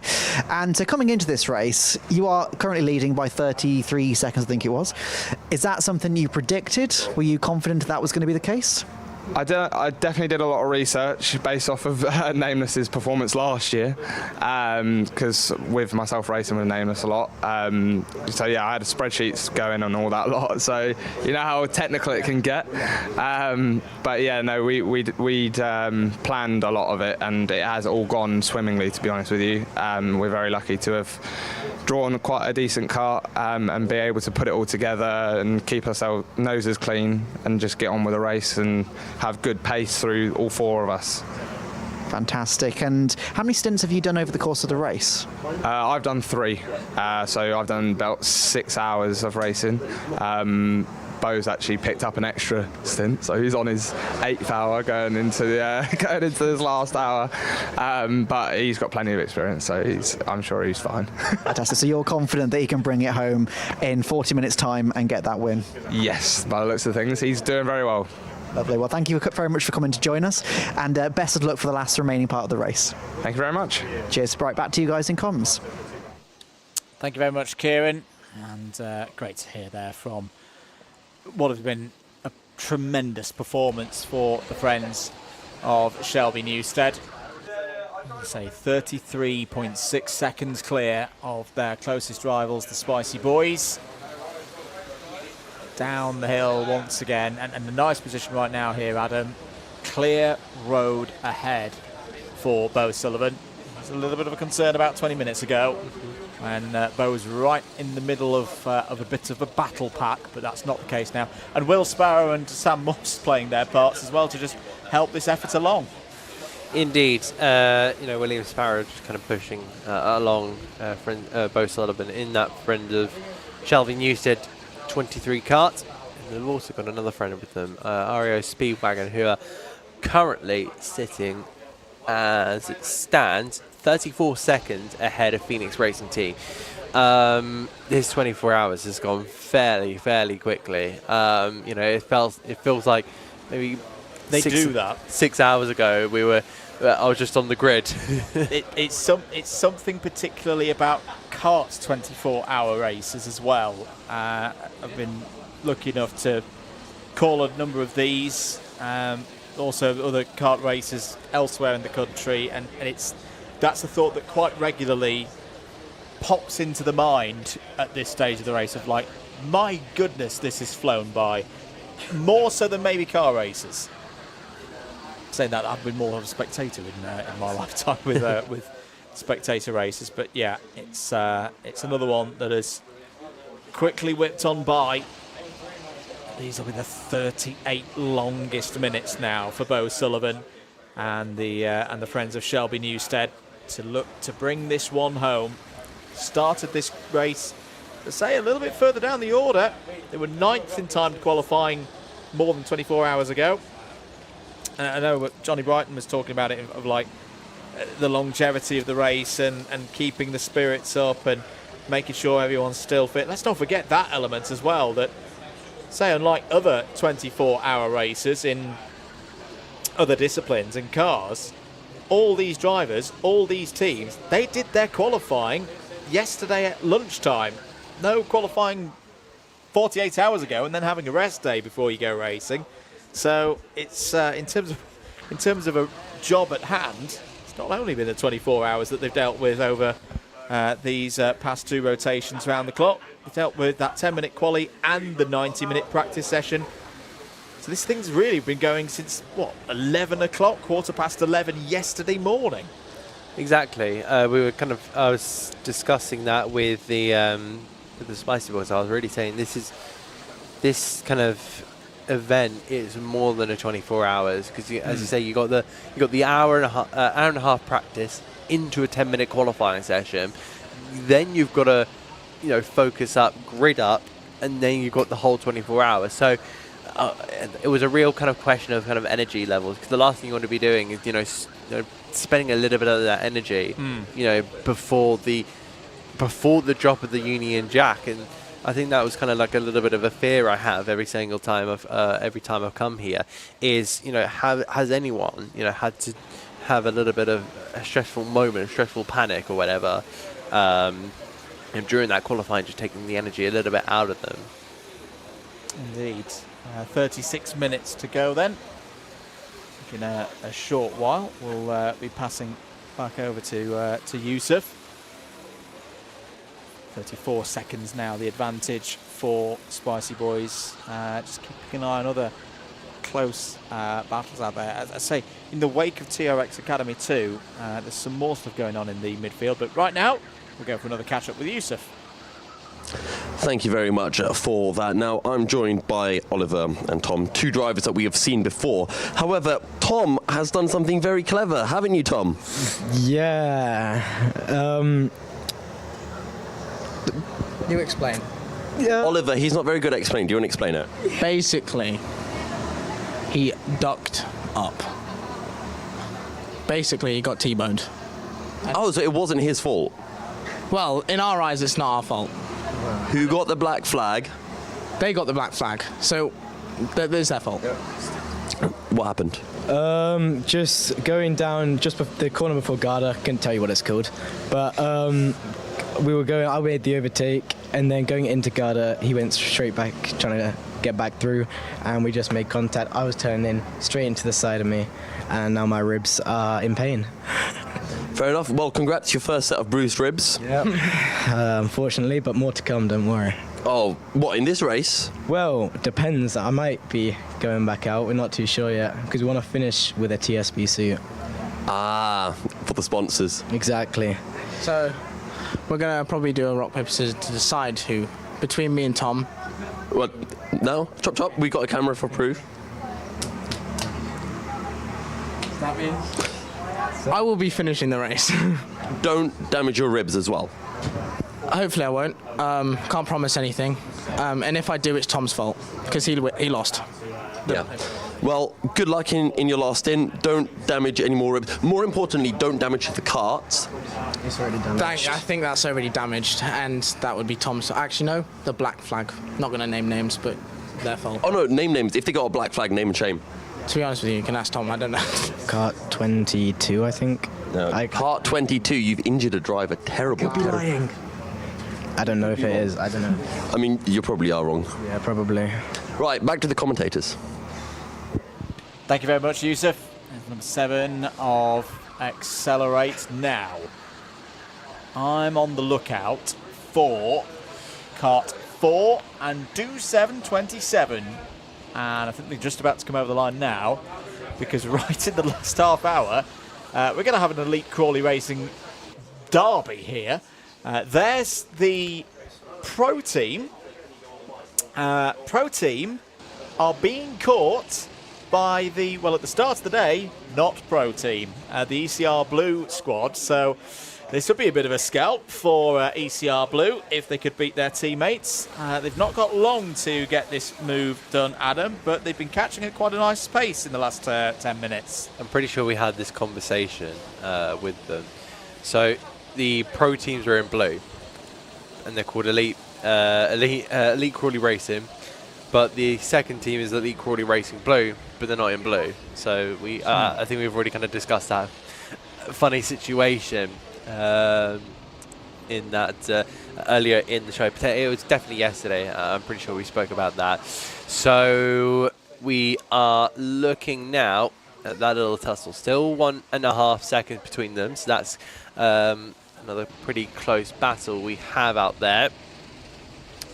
Our Alpha Live Productions admin getting in with the questions as well. So admin, really trying to push the comments up further. I think as well they are in fact the closest battle out on the circuit are Elite Crawley Racing and ECR Blue. So we'll have to see how that all kind of works out here. Still 31 minutes left on the clock. A lot of traffic between. Currently coming through Cafe, and there you can see the whole heap of carts now heading through Elite Crawley Racing, in fact on the inside line here, and I'm about to now try and get through on the lapped cart. There you can see the 27 involved in that as well. It's Oliver Coe in for them for the end of this race. Again, the experienced driver who's been racing through from indoor and into the arrive and drive ranks, and will have his eyes fully set on the fellow team in their squad. This would be a really good feeling for the ECR Blue team. I think it's Charlie Jackson in for the number 4 team going into the latter stages of this one. 2 times a national finalist in the British Indoor Karting Championship, and a Pro Series winter champion here as well at Buckmore Park. So is not a slouch around this place. Into hairpin 1 they go. Now, I think the trouble for ECR Blue right now, got to clear this traffic, got to get it out of the way before they can have an attack on their teammates. Out of hairpin 2 they go. And they've also got the small factor of the race leaders trying to make their way through this slight traffic jam as well. Down the hill once again, through Pullman's corner. So what's that? 1, 2, 3, 4, 5 carts in between them and their teammates. And similarly, Jackson's not necessarily going to want to jump straight on over. Now I wonder if I think ECR have radio comms to their drivers. I wonder what they're telling them right now. That is going to be something to take into consideration. Bo Sullivan also heading in towards hairpin 1, so he's going to dice his way up the inside of the number 4 of Elite Crawley Racing. Elite Crawley Racing still just trying to hold position. And you've got also William Sparrow in there, who I think will be on the money to try and get through and just secure a 5th place. They're also trying to catch here Phoenix Racing Team. So Senior Tadpoles, it's a little bit touch and go. But it's still on. The rate at which they're going, they could still catch up as through goes Sparrow through past Jackson. This is what can happen sometimes in the last hour of a 24-hour race. Everything starts to converge. Stories start to thread together. Changes can occur.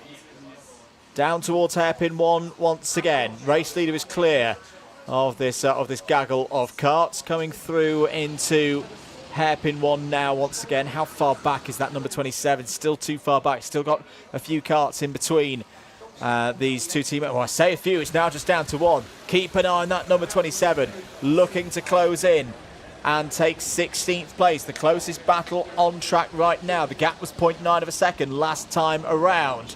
Through into the hairpin. Round they go once again. The black and orange suit of Oliver Coe has just got 1 more cart to get through, and then they can go for an attack on their teammates. Sam Morse makes his way through past a bit more traffic. Once again here, there is Charlie Jackson with a buffer at the moment. It's the number 18 of Miles Runnings in the middle there, but not anymore. This is a great bit of driving from Oliver Coe. Hands in the air for, I presume, a yellow flag for some barrier repair. That's been the common reason for the yellows to be out through this part of the course. Oh, now I think the number 18 got back ahead. Oh, yeah, there's a barrier replacement at the bottom of the hill just through Pullman's. Up towards Garda once again.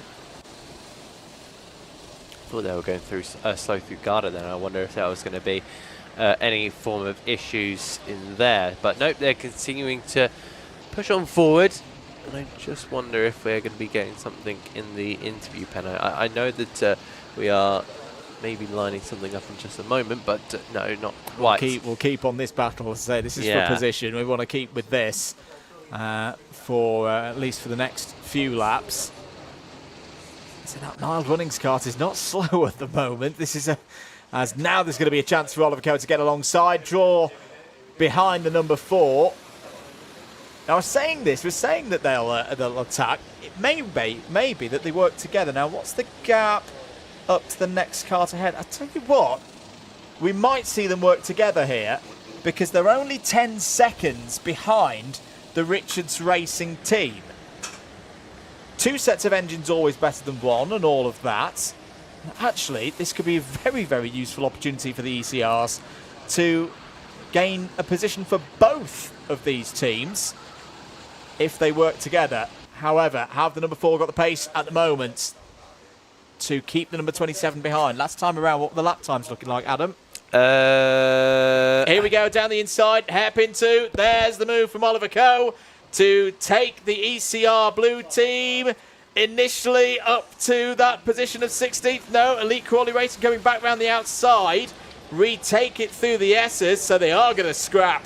They are going to go 1v1, these two teammates. Out of Paddock once again. That was a good bit of drive for Jackson out of Paddock corner. I wonder now if Charlie Jackson has got the warning in to say, oh my, our teammates, the B team, supposedly at the start of this race, are right in our tail for position. Here comes the number 22 through. That's Dead Squirrel Racing. They're a few further laps behind, Adam. I was also having a note here before. That was why the big I was having a look at Senor Tadpoles and Phoenix Racing Team. Senor Tadpoles, let me double check this, I think took 1.8 seconds out of Phoenix Racing Team last time around. That is absolutely huge. And again, they've taken another 4 tenths. Gap there, 12.5 seconds. This, Andrew Mather, is still on. And I'm very much surprised about that. Let's hop over to the interview pen. Yusuf, who have you got? Well, who have I got indeed? Do you want to introduce yourselves to the camera? I'm Callum. And I'm Josh, and we're brothers. You are indeed. So who's a quicker out of you two? I have to say me. And it's your first time here as well? It is. I've done 2-3 hours, and then this is my first race where I've had over an hour stint. Josh, can you attest to that? Is he actually quicker than you? Absolutely not. No way in hell. He was quicker than me when we did a race at Silverstone, to be fair, the other day. But yeah, he's not far off. He's made a lot of really good progress over the past 3 or 4 months, and yeah, it's good to see him progress. What are your fastest lap times from today then for each of you? I think mine was. I think actually yesterday I had my stint, and I think I got a 50.7. No, I did a 50 dead last night. I think it's quite clear who's quicker then, isn't it? Yeah, me. Right, well, clearly mass isn't their strongest point, but you are doing quite well in the race. Running sake, the best of luck for the remainder of the race, guys. Yeah, Cheers. Thank you. And back over to the commentary team. Thank you very much, Yusuf. And we'll have more interviews after the race. We're going to stick now for the last 23.5 minutes of this one with the track action all the way through to the culmination of this race. Battle at the front, still very much going the way of Friends of Shelby Newstead. 37 seconds is now the advantage. Third place, not quite done. 38.6 seconds between Rio Speedwagon and the Phoenix Racing team. Battle for fourth is not done as well. 12.4 seconds between Phoenix and Senior Tadpoles.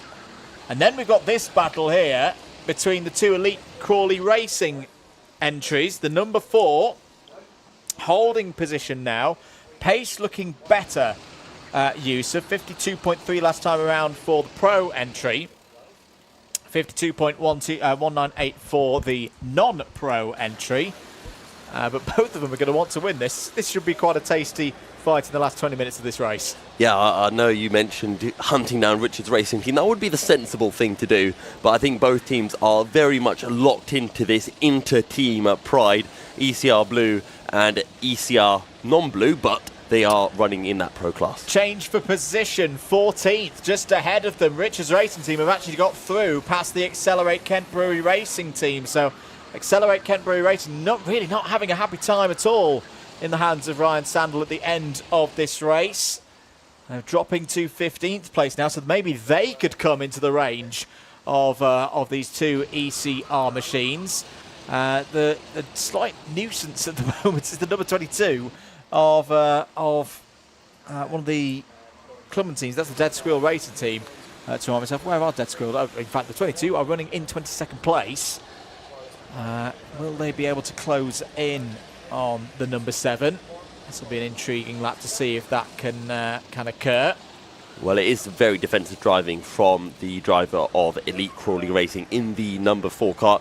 Another battle to keep an eye out for is Senior Tadpoles closing in onto Phoenix Racing Team. They are taking multiple tenths of a second out of Phoenix Racing Team every single lap. The gap is now down to 12 seconds with 20 minutes remaining. It's possible, but it will require that little bit of an extra oomph.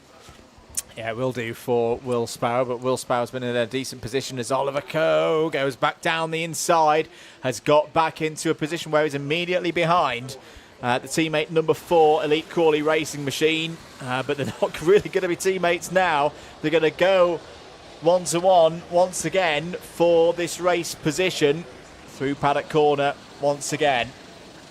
ECR Blue looking for third in the class and down the inside. Good move there from Oliver Coe. That's what Oliver's been looking for the past 15 minutes or so, going through, taking that position, and like it was earlier on in the race then, it's the non-pro team, but for how long? Because back comes the number 4 down the inside. Jackson underneath. Coe retakes that position.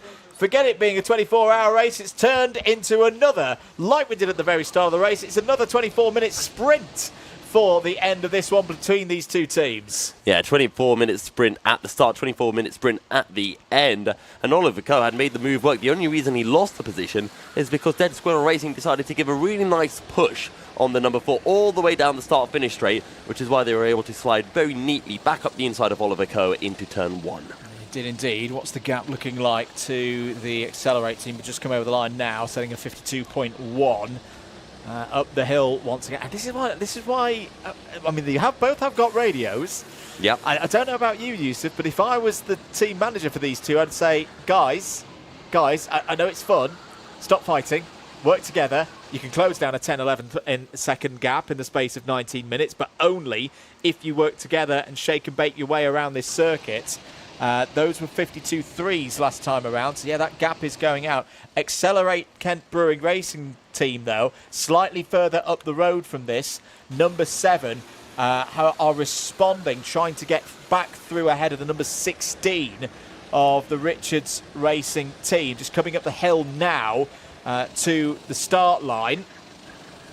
And let's not forget as well, TRX Academy 2 are only 20 seconds ahead of them, and that would be for second place in the rookie class. So a few mistakes, they could be well in with a shout of getting second, but they are not working together. As you mentioned, there is the Richards Racing Team, the now pro team, the 16, who are currently running in 14th place, just a second ahead of Accelerate Kent Brewery Racing, who we can see in the number 7 with Ross Sandwell at the wheel. His team captain Daniel Richards in for the Richards Racing Team at the end of this race. They've got the race leaders immediately behind them, and Bo Sullivan cuts to the inside. Will Sparrow is going to likely follow through here. Sam Morswell try to follow suit, going round the outside. That's going to get tight as they run up towards Cafe Corner. Sam Morse asserts his dominance on that situation.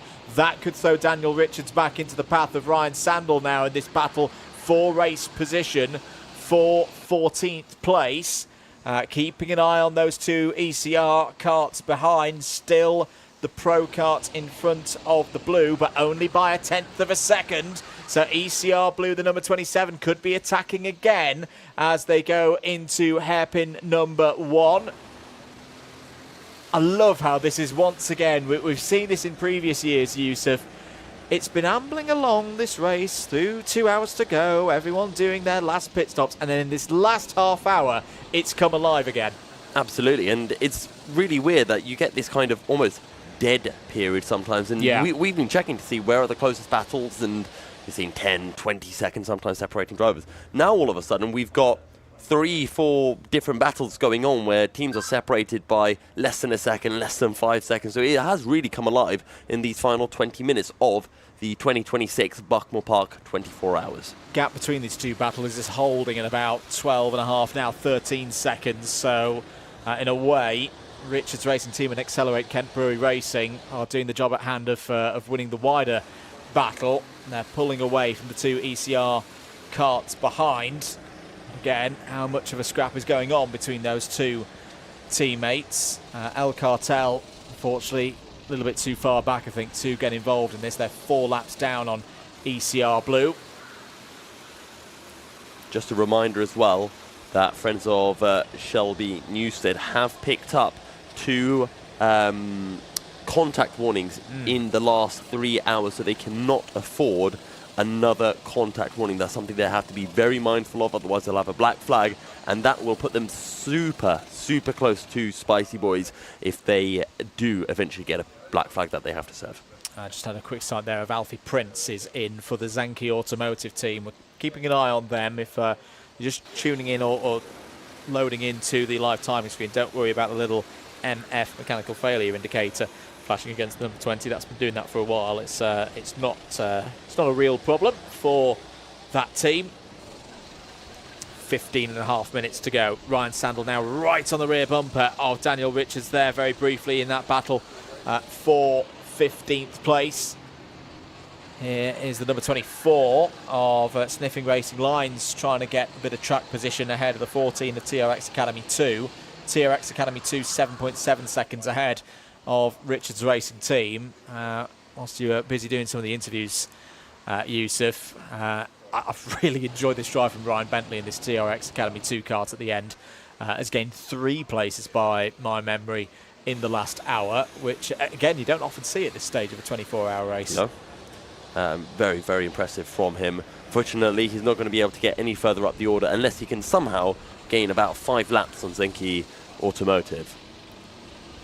Leaders going through there past Norfolk. How are Norfolk getting on in the battle with the Belly Boys? Is it still advantage Belly Boys? Yes, it is. 3 laps between those two teams fighting for 29th place out of 30. Just to keep an eye as well on the Phoenix Racing Team Senior Tadpoles 4th and 5th place battle. 10 seconds now the difference. That is still a gap that's coming down across the course of a few laps, Yusuf. The trouble is I don't think it's coming down at a rate that's going to worry the Phoenix Racing Team, and the Phoenix Racing Team are still able to just creep into the 50-point somethings when the track is clear for them. So looking good there for 4th place. I'm not too sure, because when I looked a few minutes ago, it was about 13 seconds. They do need to gain about, well, close to a second a minute, and I didn't think it was looking likely, but they are starting to gain a rather large chunk of time here and there. So they do still have less than a second a minute to gain. You never know, if Phoenix Racing Team, they catch a group of slower karts. As they have now, they're right behind MGS Motorsport, Nameless Motorsport, and Tractars Ingulule Racing. And don't forget, Nameless Motorsport and Tractars, they've had a few incidents. That's what got Rory O'Regan disqualified. So there could be a little bit of an argy-bargy out on circuit that could give Senior Tadpoles a lot of time gained. I've got to give it, in this last 10 minutes, to Charlie Jackson in that number 4.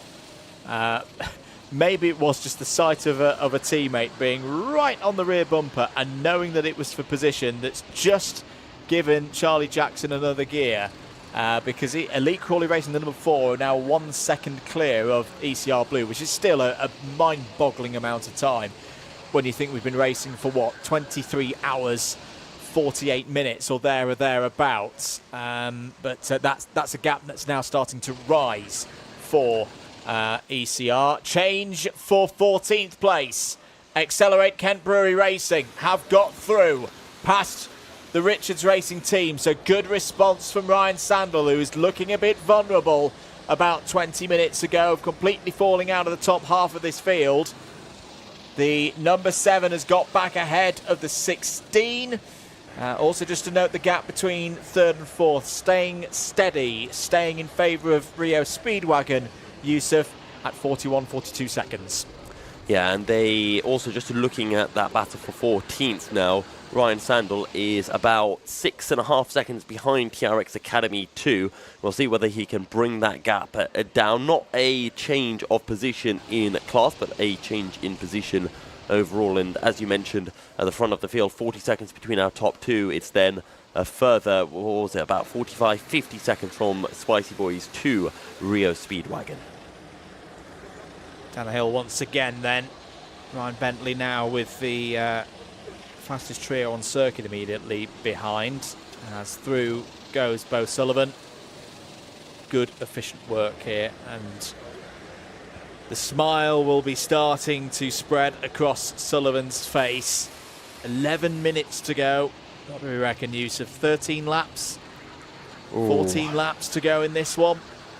Yeah, probably about 14 laps left in this race. Bo Sullivan, who won this event last year with Nameless.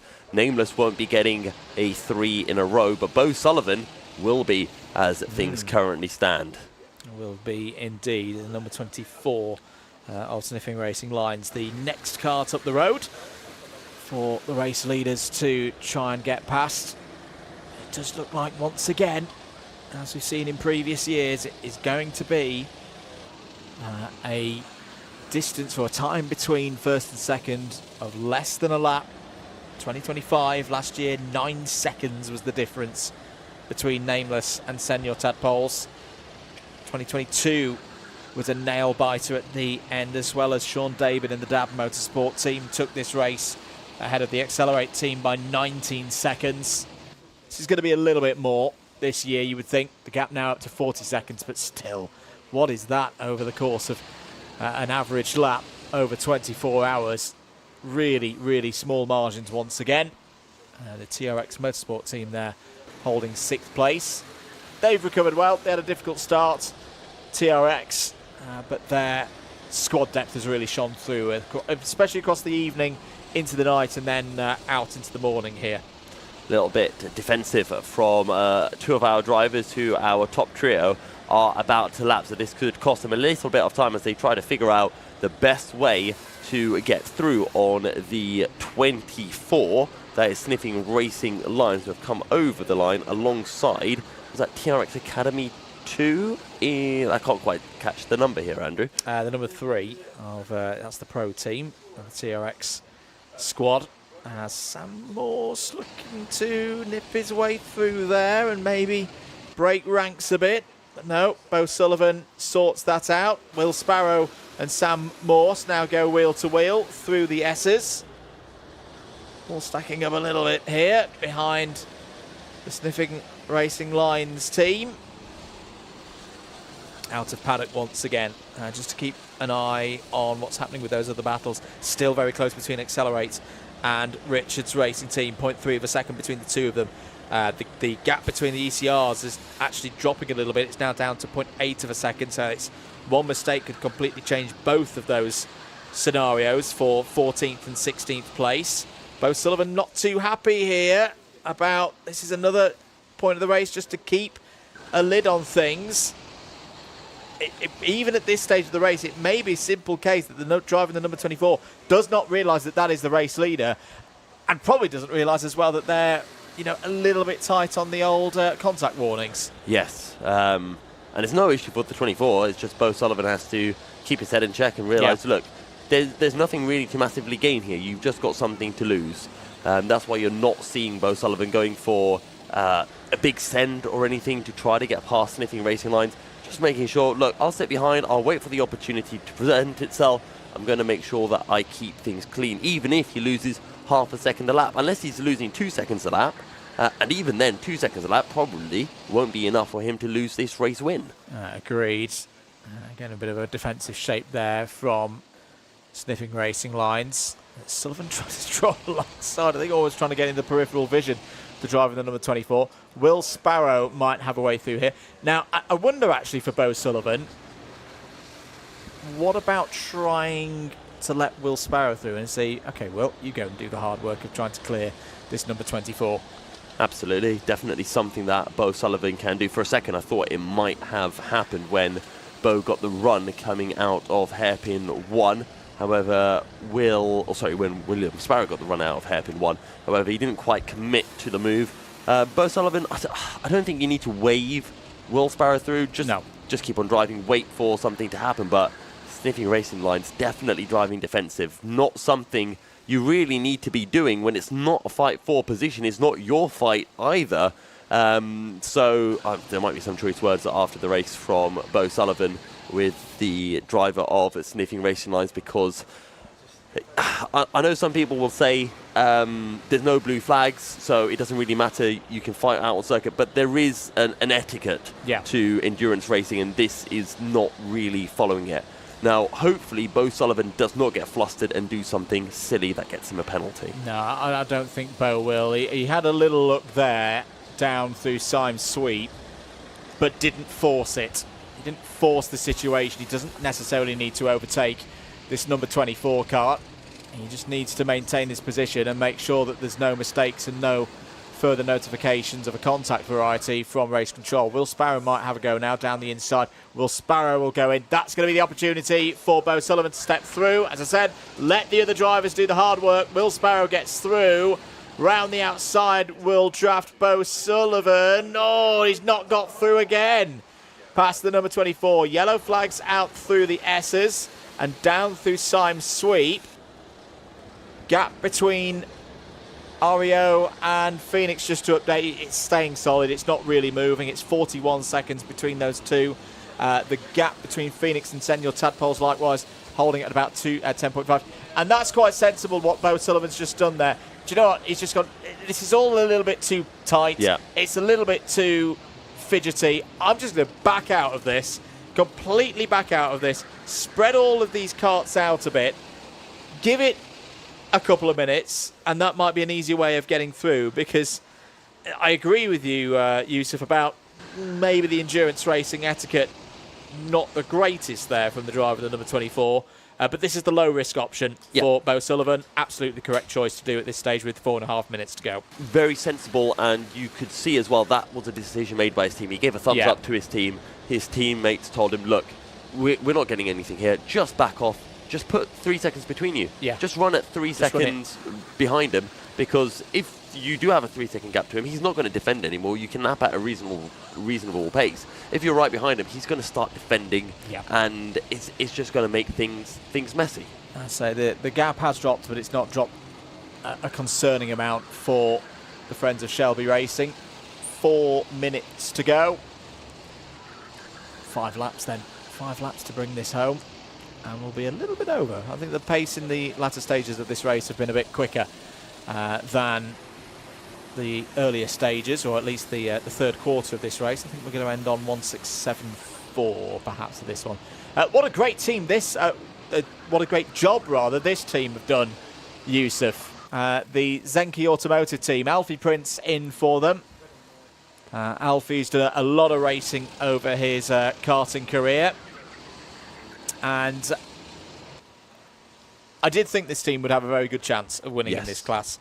Their first time racing in this event. That's why they were in the second category. But these drivers in this squad, no strangers to racing, no strangers to this place as well. And for Alfie Prince, He's raced since he was 5 years old. And this will be a special moment for Alfie because he first started at the old Buckmore Bambino School, and from there went to race all the way up through karting. Did a bit of cars as well.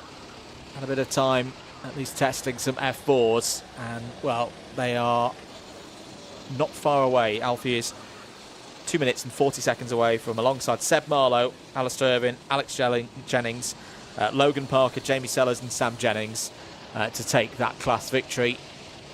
Over the line there, Nameless pointing, they're trying to let someone through there, not quite sure. But another lap ticks on by. This race is going to be won, you would think, by the friends of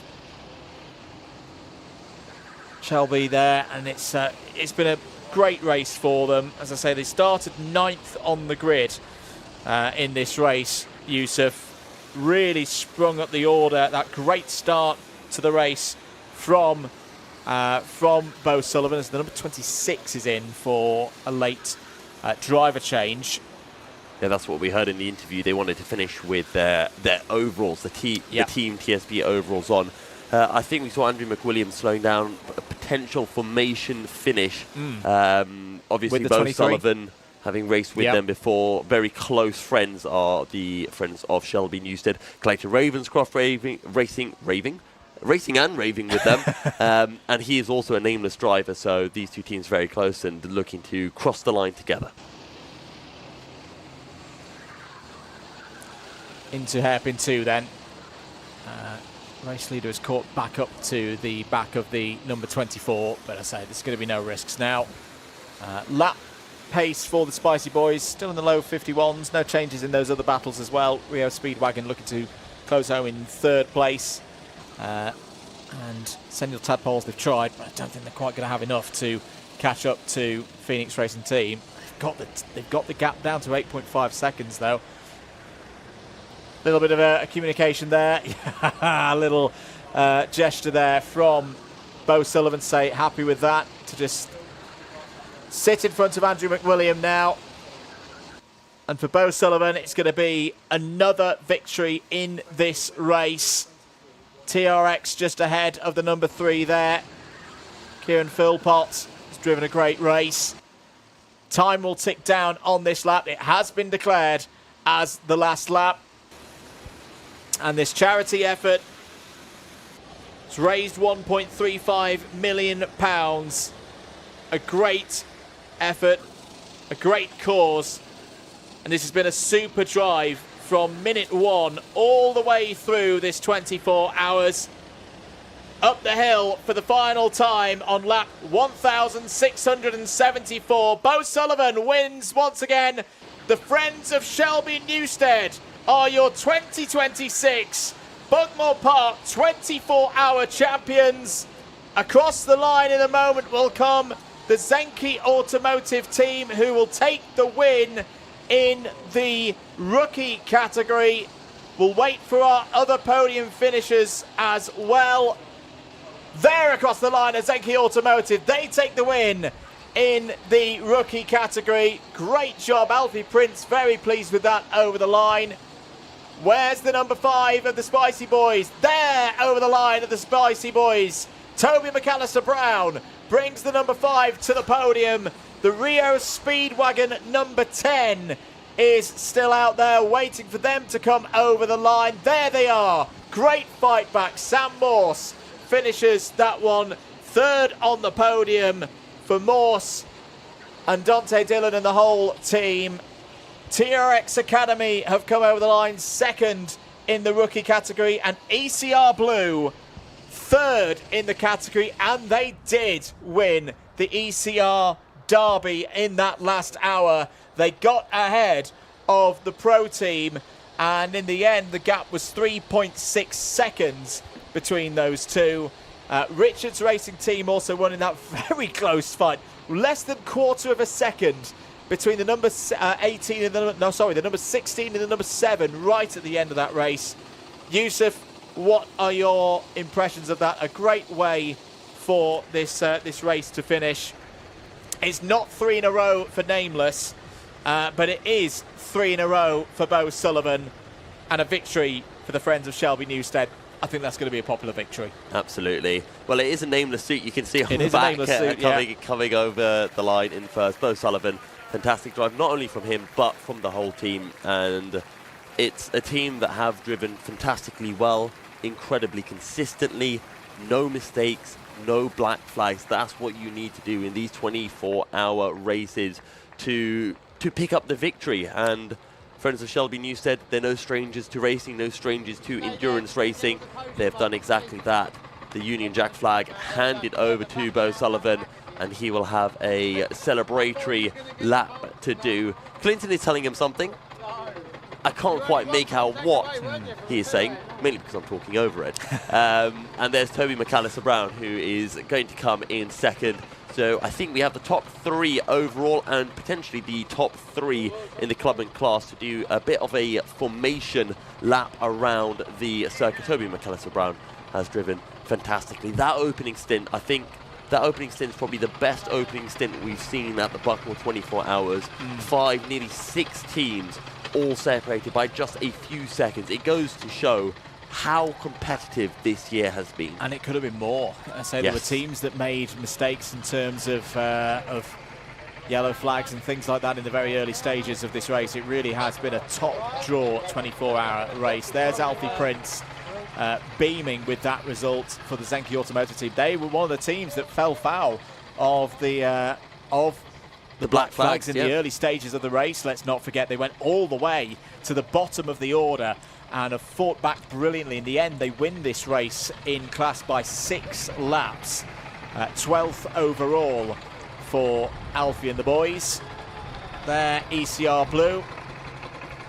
Ollie Coe getting a good finish to that race. And what a stint at the end from Ryan Bensley. Was an overtaking machine in that last hour, including getting that second place in class. And again, I just want to go on this narrative about how competitive it has been this year. You look at last year, a year where Nameless had practically no issues. They won by about 10 seconds. It was then 4 laps to TRX Motorsport. This race, 3 laps from 1st to 5th. And that's kind of ignoring the calamity that has befallen Nameless Motorsport in this race. Accelerate Kent Brewery didn't have the best of races. We could have quite easily seen about 5, maybe 6 teams all within 2 laps. And yeah, just phenomenal driving. Not just from our race winners, not just from our top 3, but across the whole field. Let's also not forget it's a team effort in this game. And whilst Bo Sullivan writes a little bit more history in the archives of this race, Nathan Heathcote, Clayton Ravenscroft, and particularly Tyler Newstead. This will be a very, very proud moment, I'm sure, for the whole Newstead family to take this victory. And as I say, this charity effort, helping children in need that can't afford wheelchair equipment, things to help with mobility, house renovations.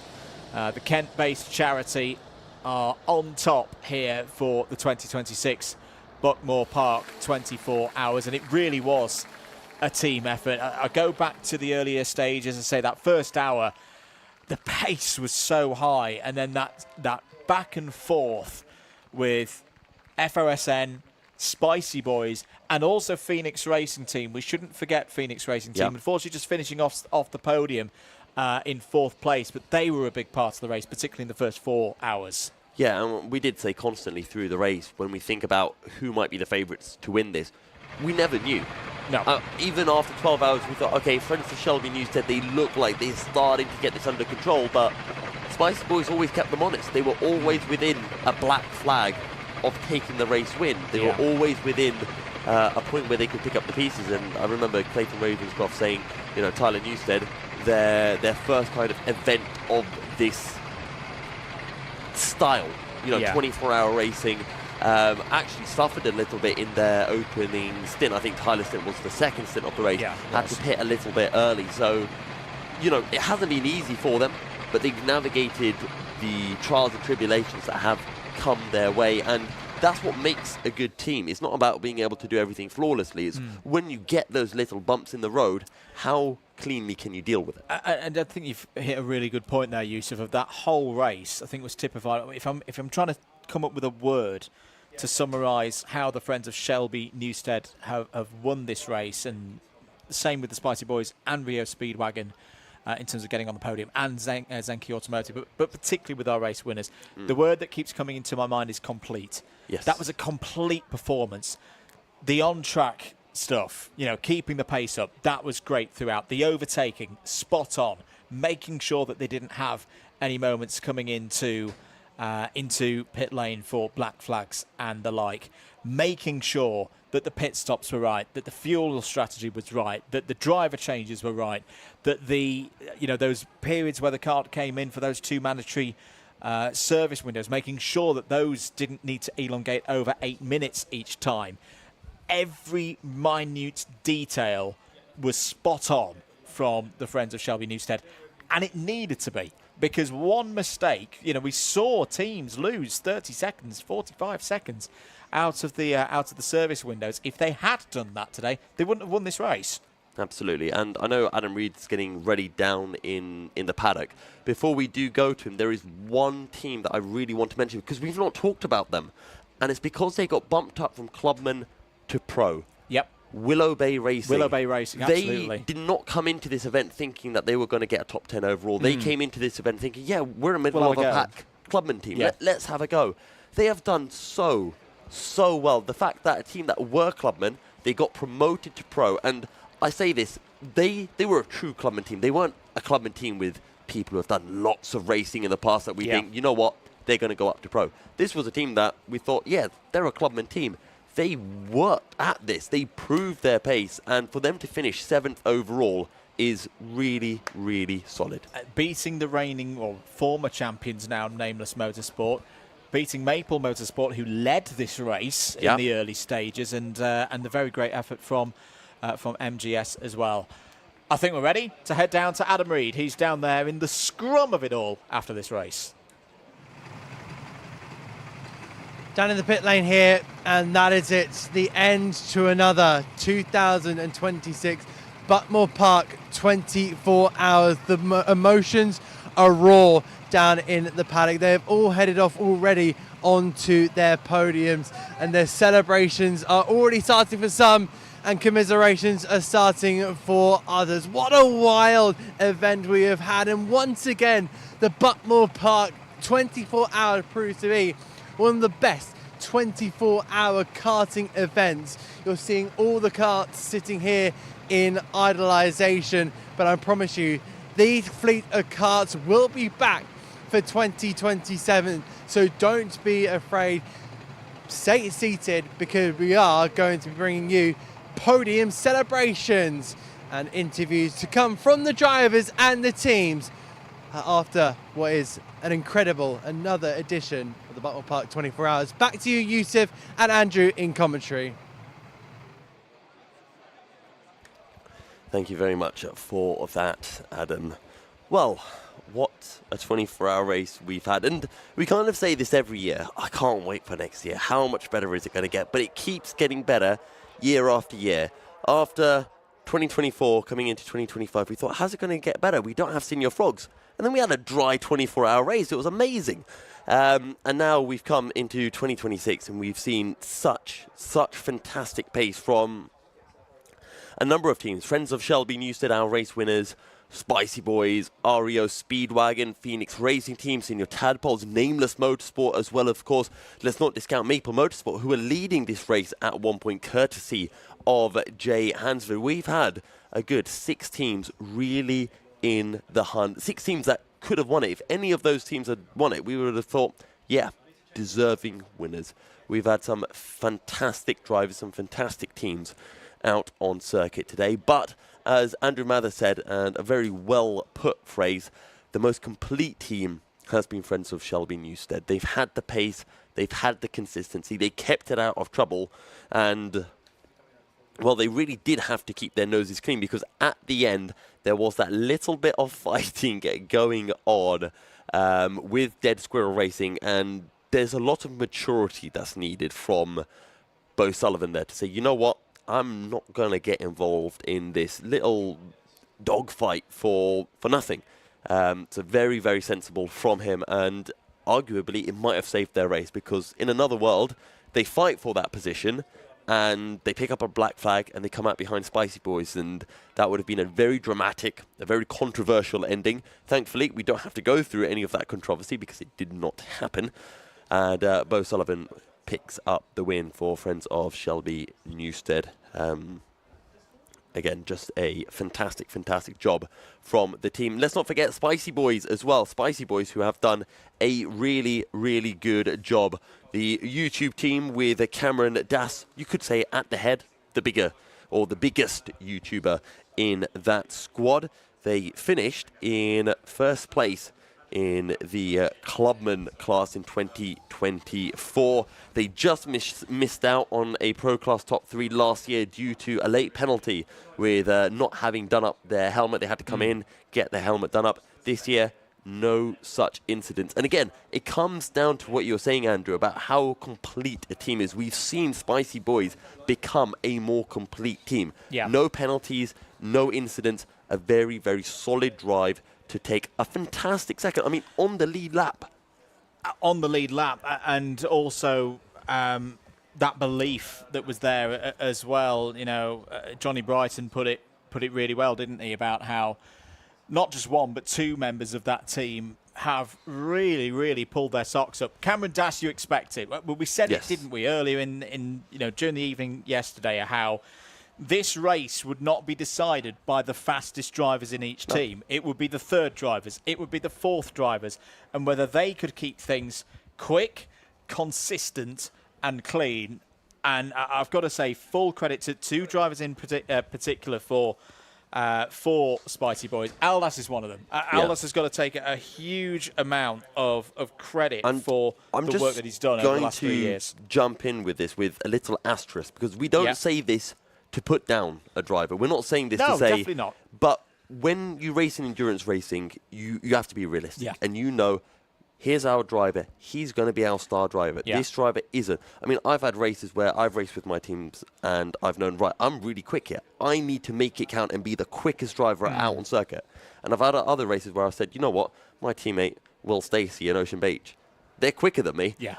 All I've got to do is not bottle it and Yeah. make sure I don't get any penalties and I put in quick, consistent laps. And it's really important as a team, you know what your role is and you deliver for your team. And that's what Spicy Boys have done today. You see it in the most well-known elements of endurance racing, the Le Mans 24 Hours, where you have particularly an LMP2 class or a GT-AM class where, because by nature it's pro-am, it's the am that decides it. It's how quick the amateur driver is, and it's probably not to that same extent in this one because it's been such fine margins across the course of this race.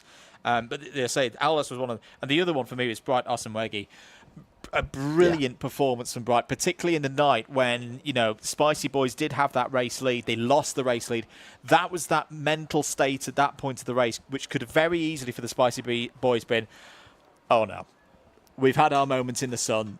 We're going to slip backwards now. We're going to slip into, say, third, fourth, fifth place, and a chance of a podium was going to slip away. That may have been what happened a couple of years ago. Not this year.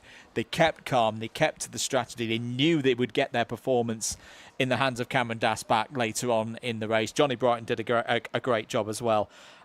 Again, maybe not quite as complete a performance as what we saw from Friends of Shelby Newstead, but that's what they'll work on for next year. How do they now find? We're into that. We talked about the first year of karting and how much pace you find. Yes. You find the 90% of pace in your first year, and then the following 10 years, you're finding, 2%.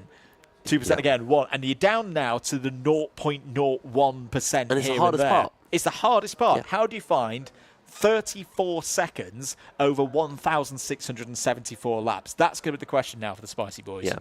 And that's not something that's unique to karting. That's any form of sport. When you start a sport, whether that's badminton or tennis, that initial part is going to be the easiest because you're there's so much to learn. Yeah. And you'll get better and better, and it'll feel great. And then you'll get to a point where you kind of plateau, and you start to think, oh, can I not get any better? Yeah. And for those of you who are really nerdy, it's a little bit like a melting and boiling point graph. It melts, it flattens out, you put in some energy, and there's no rise in the temperature, and then you have to wait a bit. Yeah. And then eventually you'll get that rise again. Other teams that I want to talk about in terms of, as we will stay with us all the way to the podiums. Let's talk about this rookie class a little bit more. It's the nature of this race. It started out with a number of teams, towards the top end. The eventual race winners being one of them, so that was definitely the right call to move the number 23 up to the pro category. And I think on whole, the number 15 went up, Willow Bay Racing. We mentioned them already. MGS, Maidstone Grammar School.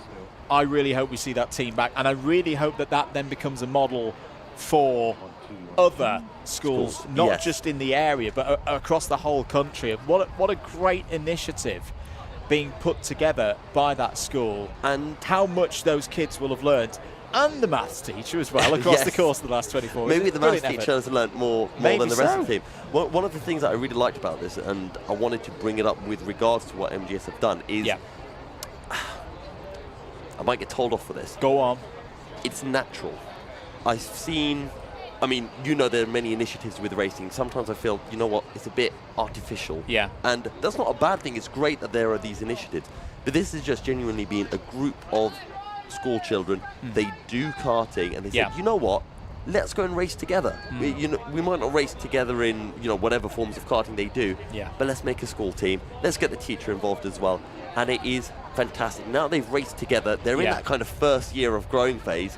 I'm really excited to see what they can do next year. What I almost see that team a little bit like, obviously we've both raced through things such as the BUKC, which again, great initiative for getting new people onto the grid. We both probably would not be here right now if it wasn't for the BUKC. The probably one thing that is not there in the BUKC is that kind of grown-up, overlooking influence to grow. I thought that's what JV does, right? Well, he tries. But it's what I see with the MGS effort here is something similar to what I've seen in something like Former Student, where you do have, an experienced head in that field, in engineering and putting a race car together.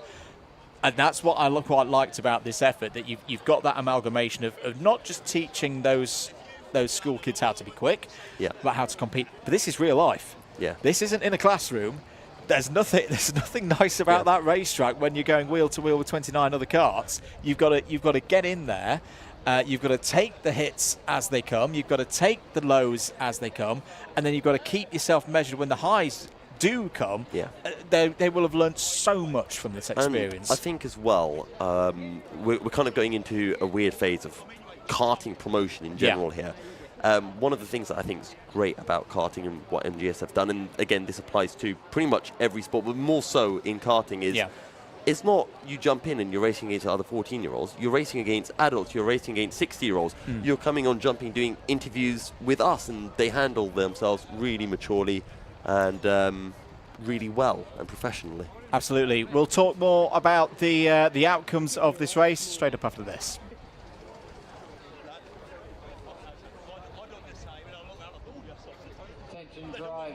Attention drivers. First of all, obviously thank you for all coming. Did everybody enjoy themselves? Before we go on to obviously your awards, I just want a round of applause for all the Buckmore Park staff and all the camera crew. They've been going for a long time, so well done.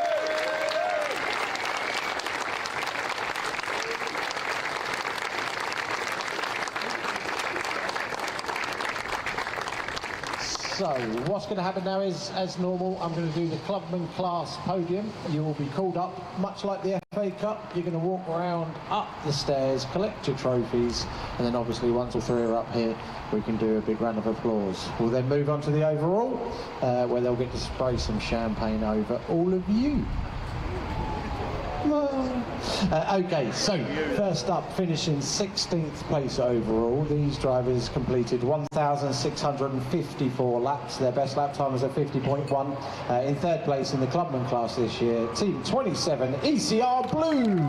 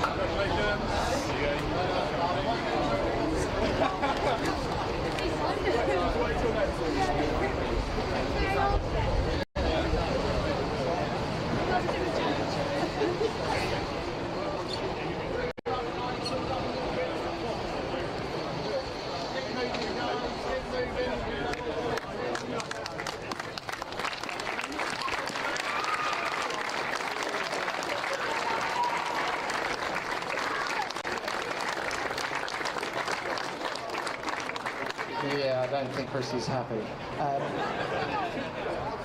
13th place overall, 1,654 laps completed with the best lap time of a 50.1, finishing second in the clubman class, Team 14, TRX Academy 2.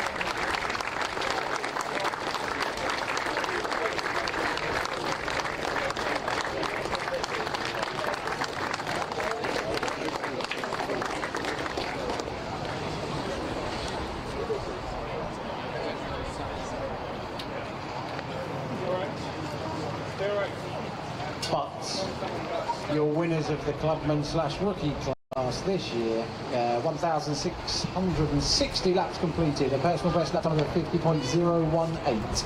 In 12th place overall, team number 20, Zenki Automotive.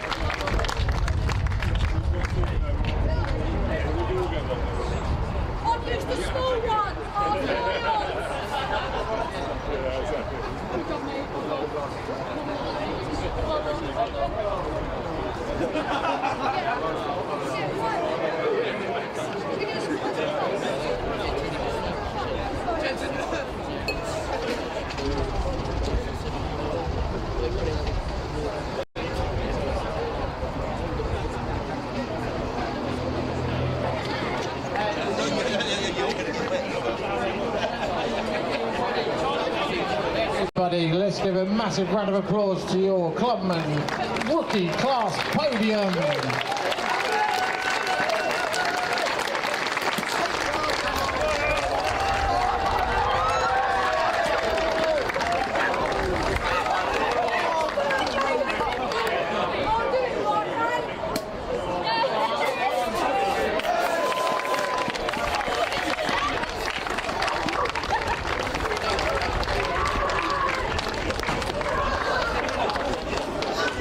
Okay, rookie class drivers, make your way that way for your interviews. Make your way off the podium, please.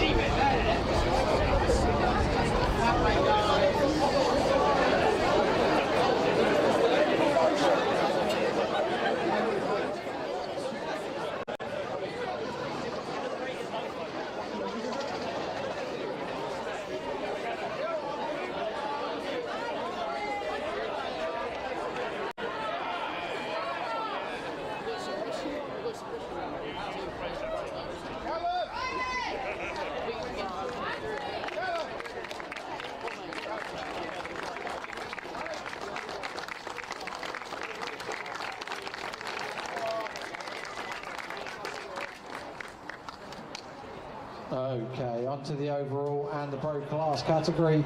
Same again, please. In third place today, 1,672 laps completed, personal best lap time of a 49.791. Big round of applause to team number 10, Rio Speedwagon.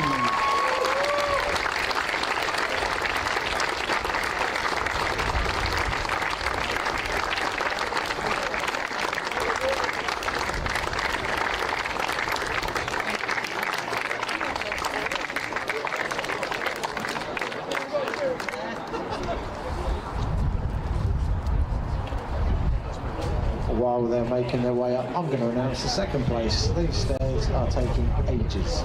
So in second place, just 33 seconds off the eventual winners. 49.8 was their personal best. 1,674 laps completed. Massive round of applause to team number 5, the Spicy Boys.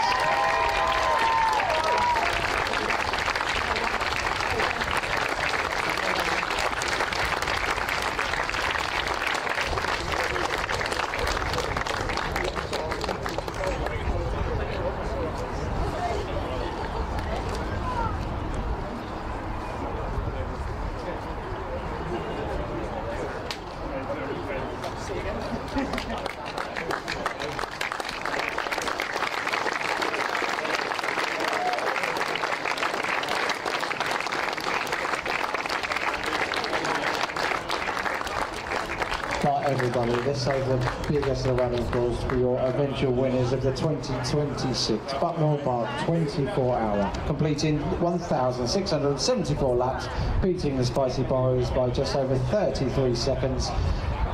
Big round of applause to team number 23, Friends of Shelby.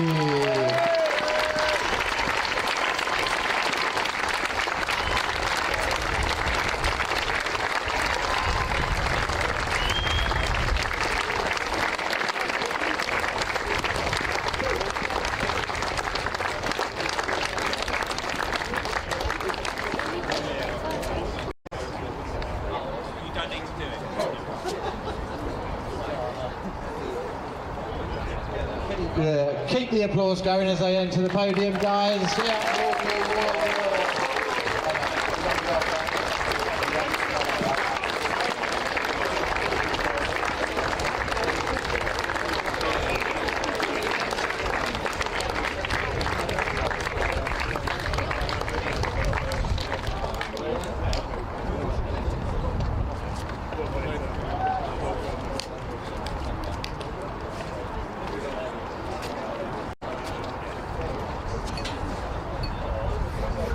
Okay, I'm just waiting for the camera crew to get out of the way before I let these guys get prepped. Stand forward, guys. Let's get some pictures for all the fans. Come on, stand forward, all of you.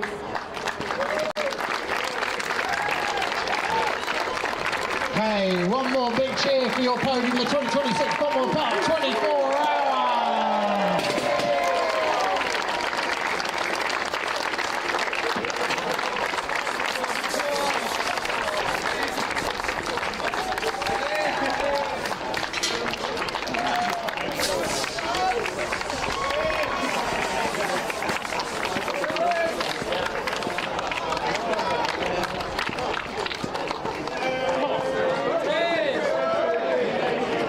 Once again, everybody, I think you find it was a fantastic event. Thank you for your support and your patience. We'll see you next time. Thank you, everybody.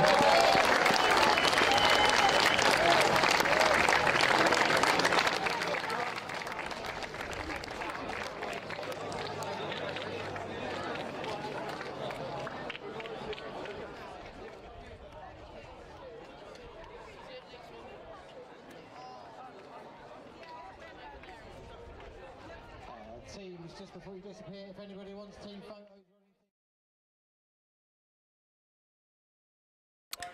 Great scenes there on the balcony here at Buckmore Park for the culmination of the 2026 Buckmore Park 24 Hours, the 13th edition of this race. We're not quite done yet, though, here at the place they call the heart of British karting.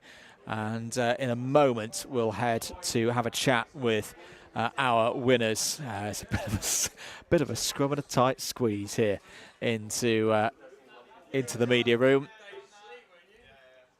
Big thanks to everyone who has been a part of this race. It really has been a top event for all involved. And so just sorting things out here in the box before we switch over to Yusuf once again. He's going to have a chat first of all with our race winners in the rookie category, Zenki Automotive team, and in the end the win for Zenki Automotive, 6 laps ahead of the TRX Academy 2 team. And yeah, I think we can head over now to Yusuf bin Sahel, who's with our rookie class winners. Thank you very much for that, Andrew. I'm with our clubman class winners, Zenki Automotive. There's a lot of you here. We'll try to get through all of you one by one. First of all, hello, what's your name? Sam. Sam, good job. Congrats on the win. How does it feel? Incredible. Amazing. I'd never thought we'd, even get close to a podium to win it. It's just crazy. So, yeah, super happy. How many hours did you have out on circuit? I had a couple of major issues in the second one, so I only did one stint of 1 hour 45. So that's me. So I'm actually the least out of all of them. Oh, so you've had no time to exactly. You barely contributed. Yeah, I get half a trophy, basically, yeah. Fair enough, understood. Hello, what's your name? Seb Marlowe. Oh, so I remember you out on circuit. You weren't quite a bandit. You actually did really well. I don't think I got one. I got a warning for completely wiping that barrier down there out. But that was in the night because I can't really see the glasses and the visor. It kind of fogs up. Understandable, too. Yeah, exactly, yeah. So, no, I think we were quite lucky to stay in rookies. Our plan wasn't to sandbag, but we did that unintentionally. And yeah, utterly delighted. Really good. So will you guys be back next year? Hopefully. Yeah. It's been talked already, yeah. Do it again, yeah, definitely. Pros? Yeah. I don't know, what's the rule about entering if you've won already? I don't know. You guys can find that out. Oh, okay, yeah. We're entering as a rookie again and see what happens. Good luck. I mean, we do have previous winners of Clubman who are still in Clubman, so you've got hope. Don't worry, I'll have a chat with Clint to make sure you go up. What's your name? Jamie. Jamie, how was your time out on circuit? Yeah, it was good. I was really stoked. I've never driven here before. This is my first time driving at Buckmore. I had a 12-minute practice in the first 90, and that was my getting up to speed. The night stint, we struggled. I had the service stop and the car was completely off. And then we got the fresh tyres and it was fantastic. And yeah, I had another stint towards the end there before passing the reins over to Alfie, who brought it home for us. Was there a big period then in your first stint out on circuit where you were still, figuring out how to drive the car? How long did it take you to kind of get into a rhythm? Yeah, it took. Well, I found I had a couple of cars that unlapped themselves on us, and I found myself towards the end of the stint relapping them again. So we got up to speed eventually in that first stint, which is good, but which made the second stint a lot better for us. Excellent stuff. I'm going to come around to this side. I'll chat with you in a second, Alfie. What's your name? Logan Parker. Logan, how was your time out on track? Well, it wasn't a great start. Started the race and got 2 black flags almost instantly. Fantastic. How it goes. Yeah, true Brooks style. Of course. True banditry happening. But yeah, no, first stint went well. I was relatively quick. As soon as Dante passed me on track, I managed to work out where I was slow and sort of kept up with him at that point. Second stint, midnight or 1 a.m.-ish, I was on pace. I set the 50.0 around that stint, and I was consistently around there. And then my third unintentional stint, after a slight problem with another member, I was also really quick in that as well. I unlapped ourselves from the overall winners and was pushing around the 1 most of it. Well, that sounds like a pretty good stint. And got 2 track warnings, yeah. But not a penalty, critical. Penalty, no. I know how to after I learned from my first one, I learned how to maximise the warnings before getting the penalty, just so you know. So if he gets 2 track warnings and then you go out and get 1 track warning and get penalty, whose fault is it? Definitely his. 100% his. Nah. We'll leave it up to post-race team briefing. What's your name? My name's Bruno. How was your time out on track? Well, I was actually head engineer, so I was comms pretty much the whole time. Honestly, it's amazing. This team has not been together very long. And obviously to pull off what we've pulled off today, dream come true, to be honest. So what do you do to keep them motivated while you're on the comms? Anything and everything. Some monster. Yeah, monster waiting. Nah, some drivers obviously like quietness. Some like a lot of information. So just what the driver needs, I'll give it to him. Any information. Okay, Alistair, do you like information out on track? I do. Yeah. What kind of information were you being given? Lap times, who we're racing, whether we should pass them, whether we don't pass them, work with them. Very important in 24 hours, especially not making silly lunges. So it was a good race. And yeah, I only met most of these guys yesterday, so could have been worse. They could have been worse as well. So it's been really good. Yeah. It's kind of like what is it? Marriage at first sight, right? Yeah. It's worked out quite well. I'll come over to you. I don't know if you're in the camera shot. We'll get you into the camera shot. Was Alistair all right today? Yeah, he was amazing. Yeah. But yeah, spot on. Not even just glazing it, I'm saying he's spot on in general. Yeah, he's calm, yeah. Sorry, what was your name? Alex Jennings. Alex, at what kind of point in the race did you think, you know what, we might win this? I didn't. I was sort of just, we were sort of just keeping our, fingers crossed. We were sort of didn't want to go too early with everything. It was looking good from maybe from hour 12 onwards. We were starting to look really, really happy with everything. But again, we didn't want to get too early with it. Managed to keep the pace going, and here we are. Excellent stuff. And have I saved the best to last here, Alfie? I don't know. Maybe. No, stop it. No, I am absolutely spent, to be honest. It was amazing, though. I was about to say, those look incredible. They're all coming down. I acquired these at a nightclub on Wednesday, and I've kind of just thought they'd work as a good luck charm. They actually have, it turns out, to be fair. No, that was a lot of fun. I'm absolutely spent. My back is in pieces, my neck is in pieces, but it was a whole lot of fun. And considering, first time I ever got in a go-kart was here in the Bambino Club on the little oval down there, to then come to the main event and actually win it on my first go out. Pro next, overall win next, I reckon. Then it'll be really done. Easy. Hopefully. And then once you've done that, you can do it as a solo. I could give that a go, actually. You never know. But my history with pit stops aren't very good, so I would just run out of fuel probably straight away, to be honest, and then that would be it. I'd go home, head in hands. But with these lot, it made it a whole lot easier and a whole lot of fun. Yeah, and I'll definitely come back and give it another go. You said that you used to do the Bambinos here. Now you come back for the main event and naturally won it. Was it a bit emotional in that final stint, bringing it home? I'll actually be honest, I did tear up a little bit after I came across the line, but I was like, I can't get out of the car and cry. It's all sweat. It's all sweat across my face, I promise. Sweat and champagne? Yeah, a little bit. I kind of need some more champagne. Maybe beer. Lots of beer, definitely. Well, after I drive home. After you drive home, find another nightclub, different set of shades. You never know. Maybe, hopefully. Who knows? They're iconic, maybe I've got to keep these. I might wear them out while I'm going round. If you guys come back next year and you don't have those shades, I'm going to be very disappointed. Well, I have a habit of breaking every pair of sunglasses I own, but I'll keep them safe and locked away for yearly Buckmore 24 hours. Give it to your team manager, Bruno. They're covered in sweat. Do you want them? Two managers, just there. Oh, two managers. The main manager. Okay, never mind. He doesn't want them. Look, if you break them, one half goes to one half goes to the other. Yeah. And then we can sew like different pairs back together. I thought they just broke them for a second. Right? No, they're all good. Sorry, I'm very flustered. I don't know what to say. I'm very happy. Don't worry, I have that effect on people. Anyway, with that, thank you very much to our clubman race winner, Zenki Automotive, and back over to Andrew in the commentary box. Thank you very much, Yusuf. Thank you, guys. Great chat there with your 2026 Buckmore Park 24-hour rookie champions, the Zenki Automotive team. Yusuf, hop back on. Good chat there. And another number of familiar faces for us in that one. Yes, familiar particularly for you. I only recognise one of them.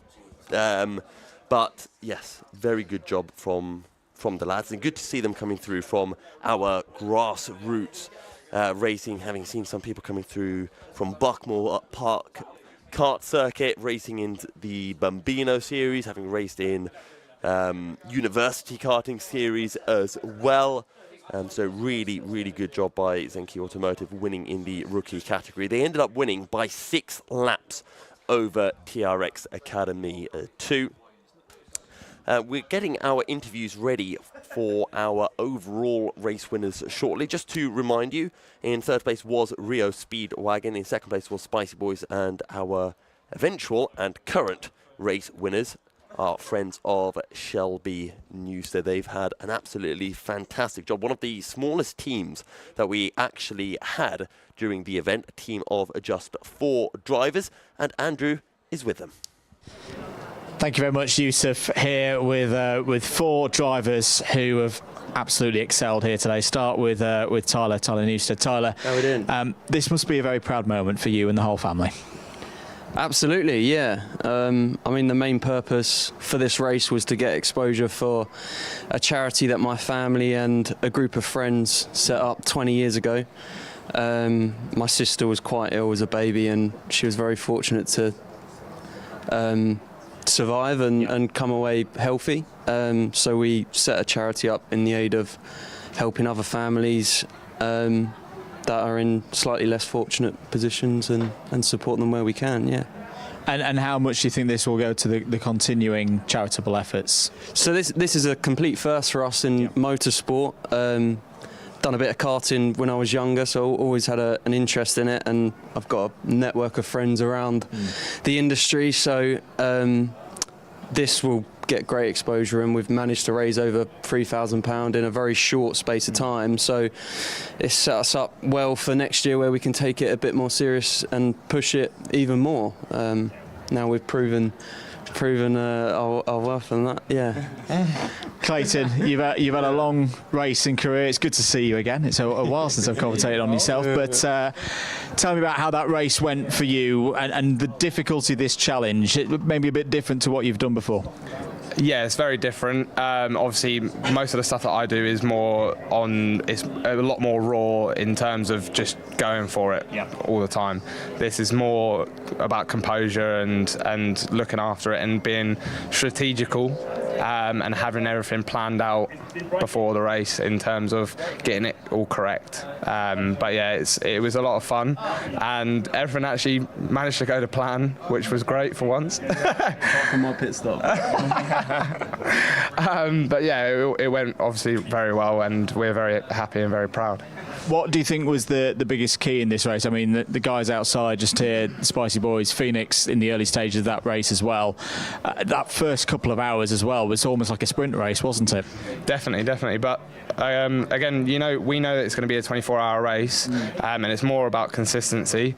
And I feel like across the four of us, we had the consistency where we could all match each other's times and put the best out of the kart throughout the whole race, and that really helped us, especially even in the pit stops as well, nailing the pit stops every time, and keeping our noses clean, no black flags and stuff like that. So. Absolutely. Nathan, for you, driving through the night as well, that was a period that was always going to be key for this race. How did you find it?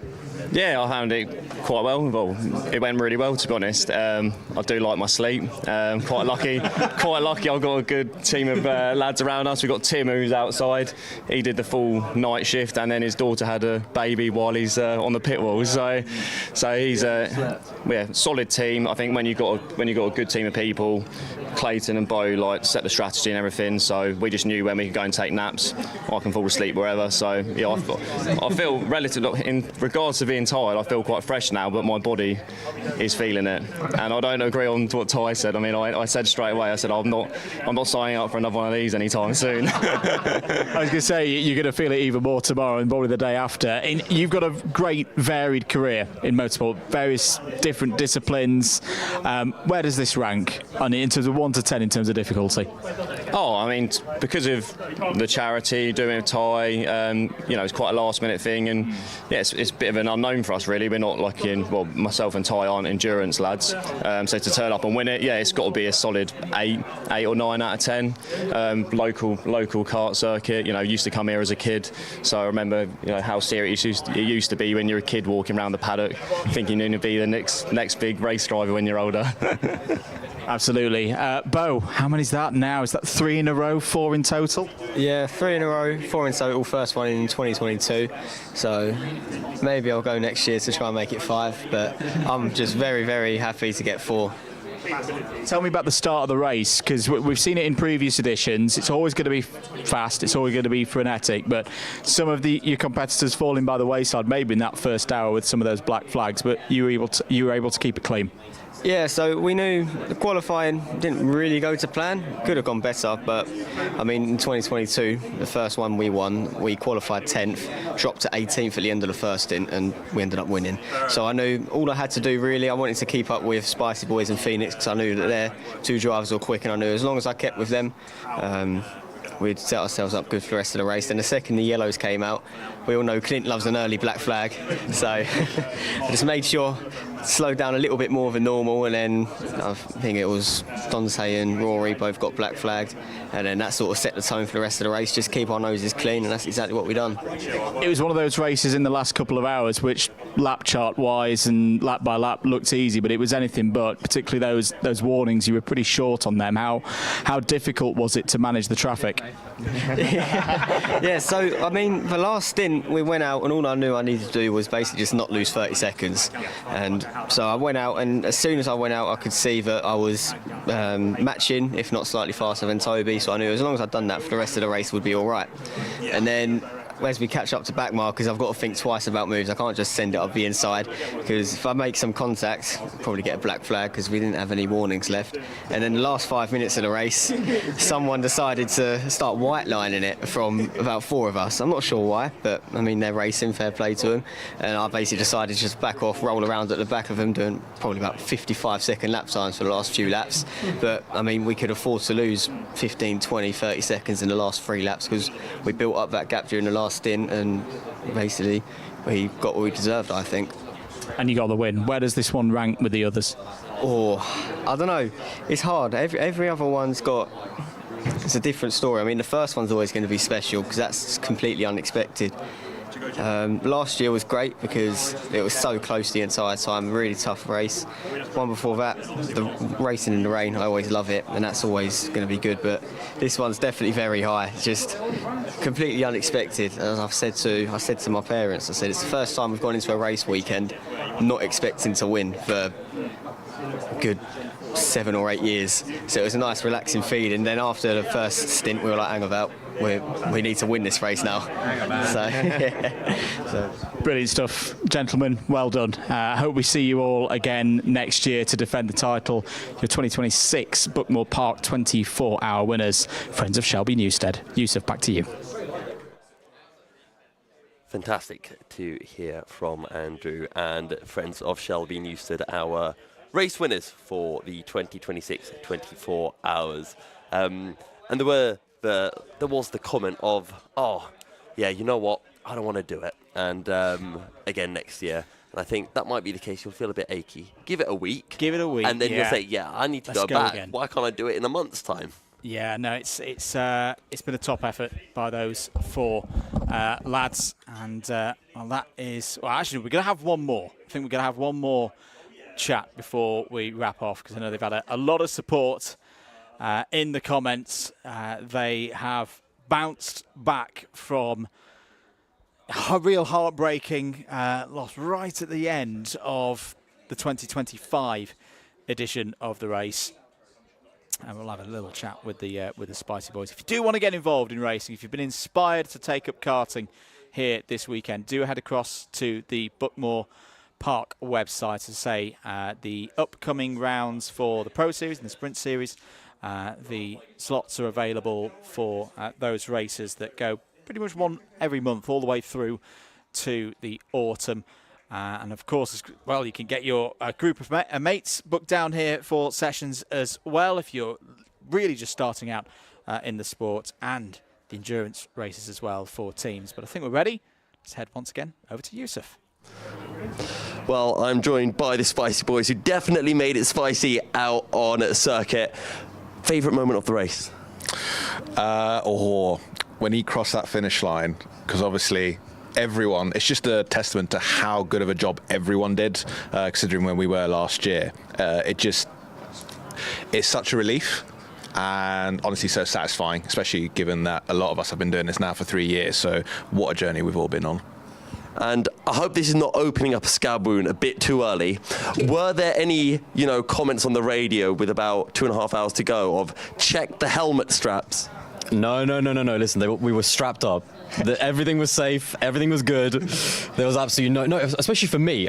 I don't want anything on the radio. The opposite of Toby, who's just always talking. So we're all quite a little bit different. But no, we made sure to be very safe this time round. And I'm going to ask this to all of you, but what was your favourite moment of this race? Actually, of the last kind of 3 years of doing the Buckmore 24? I think the journey, we were just speaking about it literally now. So first year, obviously, we won the rookies. We finished 12th overall, 5th last year, 2nd this year. There's only one way to go. I think we all know what's going to happen next year, so we're looking forward to that. Right, and Cameron, coming over to you. I'm going to go with the same kind of favourite moment. What do you think ranks better, this second place or when you won in the clubman class? I wasn't on the team at that point. So. Sorry, that's terrible. Hang on. Can we restart that? I'll ask that to you, then I'll go to Cameron. I wasn't on the team. I'm just going to leave at this point. No, it's definitely this, because this is overall. This is the pro class. The rookie one was good, but there's nothing like winning overall. And although we missed out, we were very, very close. So, yeah, that first one was special because that was our first year together.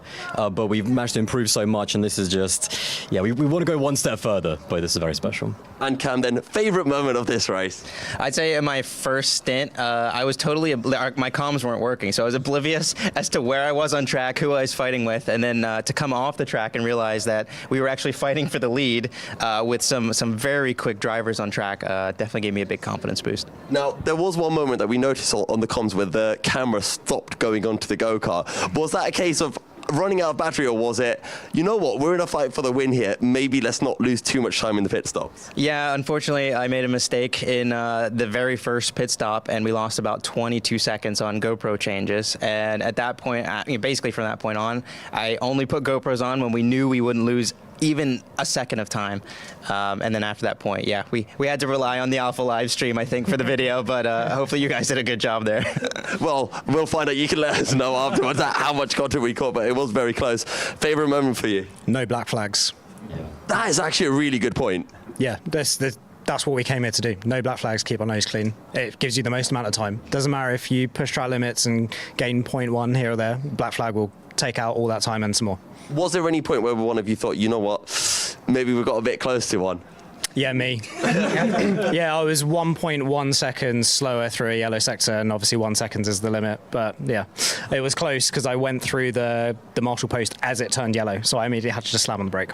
I'd call that perfect. It was unintentionally perfect, bit squeaky bum time, but apart from that, it was good. Fair enough. Some work to do then for next year, and for you as well. Honestly, best part, like looking back on the race, there wasn't a bad stint. Like every other year we've done this, there's been a stint that's been bad, or a stint that wasn't quite what we wanted, or whatever it was. There were no bad stints this year. The team that won it purely, they just beat us. Simple as that. And I love that I can go home tonight and not be like, what could have been? This is what it was. We delivered exactly to what we could achieve today, and I'm gassed for the team. So, ideal. Fantastic stuff. Toby, you had a really good opening stint. You were right up there in the mix. Was it a little bit too feisty for you, or did you kind of hope that everyone would work together, or was it just your kind of thing? I think first lap, yes. Second lap, no. Because we went from second all the way down to 8th. So it was more of a case of now, how far ahead of the main lot going to go while we claw back. And then eventually we were back in that top 5, and then we've just stayed with the rest of them. And then, well, I think we can all agree all hell broke loose. Yeah. So then we were all fine. And with kind of how the race was going, you were about 30 seconds off our eventual winners for what felt like about 10 hours. How kind of taxing was it? Was it always thinking, we can do this, we can do this, we can do this? 100%. It was only until we tried to go back on to sort of what they were doing to try and give us the offset for the last 2 stints. And then it was realistically by that point we sort of went, it's not guaranteed for going after the win, but we're still going to try. Well, chaps, Spicy Boys, fantastic stuff. We hope to see you again next year, and hopefully on the top step of the podium, although no bias here whatsoever. Andrew, back over to you in the commentary box. Thank you, Yusuf, and thank you to the Spicy Boys. A little extra special interview there with one of the most popular teams here for the 2026 Buckmore Park 24 Hours. That's it. Silence has fallen over this part of southeast England. I do hope you've enjoyed the ride over 3 parts for the 13th edition of this race. Again, if you want to get involved here at Buckmore Park, www.buckmore.co.uk. Plenty to get you going in your journey within karting if you've been inspired this weekend. Yusuf very briefly rejoins me. Last words, what are we thinking? Honestly, same thing that I say every year. Fantastic, fantastic event. Always lives up to the expectations, surpasses the expectations. and I cannot wait for next year where we hopefully have more of the same teams and even more teams at that level at the top, and we get to see more journeys unfolding as they put in more and more years of Buckmore Park 24 hours, more experience of having these stints. And I think as well, Andrew, we talked about a special interview. We might have an extra special interview courtesy of our very own Adam Reed.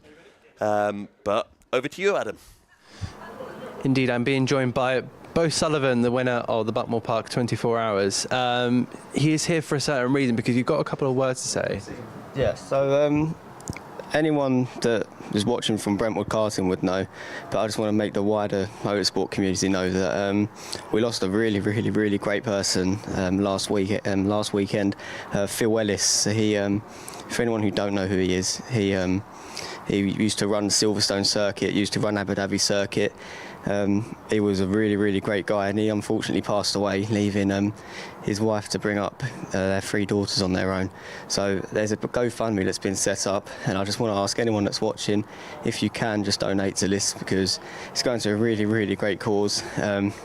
If anyone's lost parents, they'll know how hard it is. I've lost great-grandparents, and that hits hard, let alone losing a father. So the GoFundMe link will be, I'm going to put it in my Instagram bio. My Instagram's just Bo Sullivan Racing. If you even if it's £1, just spare anything if you can. Just donate. It's a really, really good cause, and they're one of the kindest and well-mannered families you'll ever meet. And I owe a lot of my racing to Phil. I know a lot of people at Brentwood, I know that I work with, they also owe a lot of their racing to Phil. He was a very, very good mentor, always teaching us about posture, making sure our hands weren't in our pockets, and he also he gave the firmest handshakes of all time, which basically he's just a really top guy. And if anyone can, just donate to their family to help them get through these tough times. But yeah, thank you very much. Thank you very much, Bo Sullivan. The donation link, and I'm sure we will have plenty of people in chat that are willing to share. Back to you in the comms box. Beautiful words from Bo Sullivan, and very well said. The whole karting community will miss Phil massively, and yeah, a great way to commemorate his memory.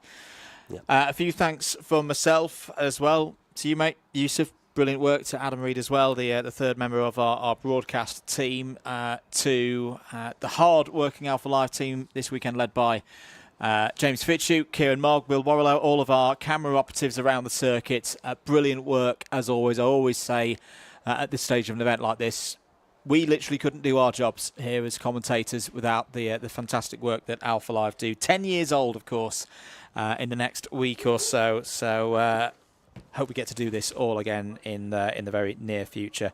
Big thanks, of course, to the whole Buckmore Park team as well, all the marshals out on circuit, everybody down in the cafe in the clubhouse, keeping everybody fed, watered, hydrated, energised across the course of this 24 hours. And of course, to those behind the scenes in Up in Race Control, led by Clinton Bell, absolutely fantastic work by them. A properly well officiated event once again. And of course to Mike Tilson and to Phil Ling and the whole management team here at Buckmore Park, who've put on another great event. I know I always love coming and doing in this race. It's I say, I hope it's not 3 years again until I get to come back and do it again. For yourself, Yusuf, a really good event. Yeah, fantastic. Good to have you back as well, Andrew. And hopefully we'll be seeing you again next year for, hopefully, once again, an even better 24 hours, because they keep on improving this event. They do indeed. Thank you very much, everybody, for tuning in. If you've enjoyed the stream and you've not done so already, click that like button, subscribe as well. From us all here at Alpha Live and Buckmore Park, whatever you're doing for the rest of your Sunday, have a good time. We'll see you again next year for the Buckmore Park 24 hours.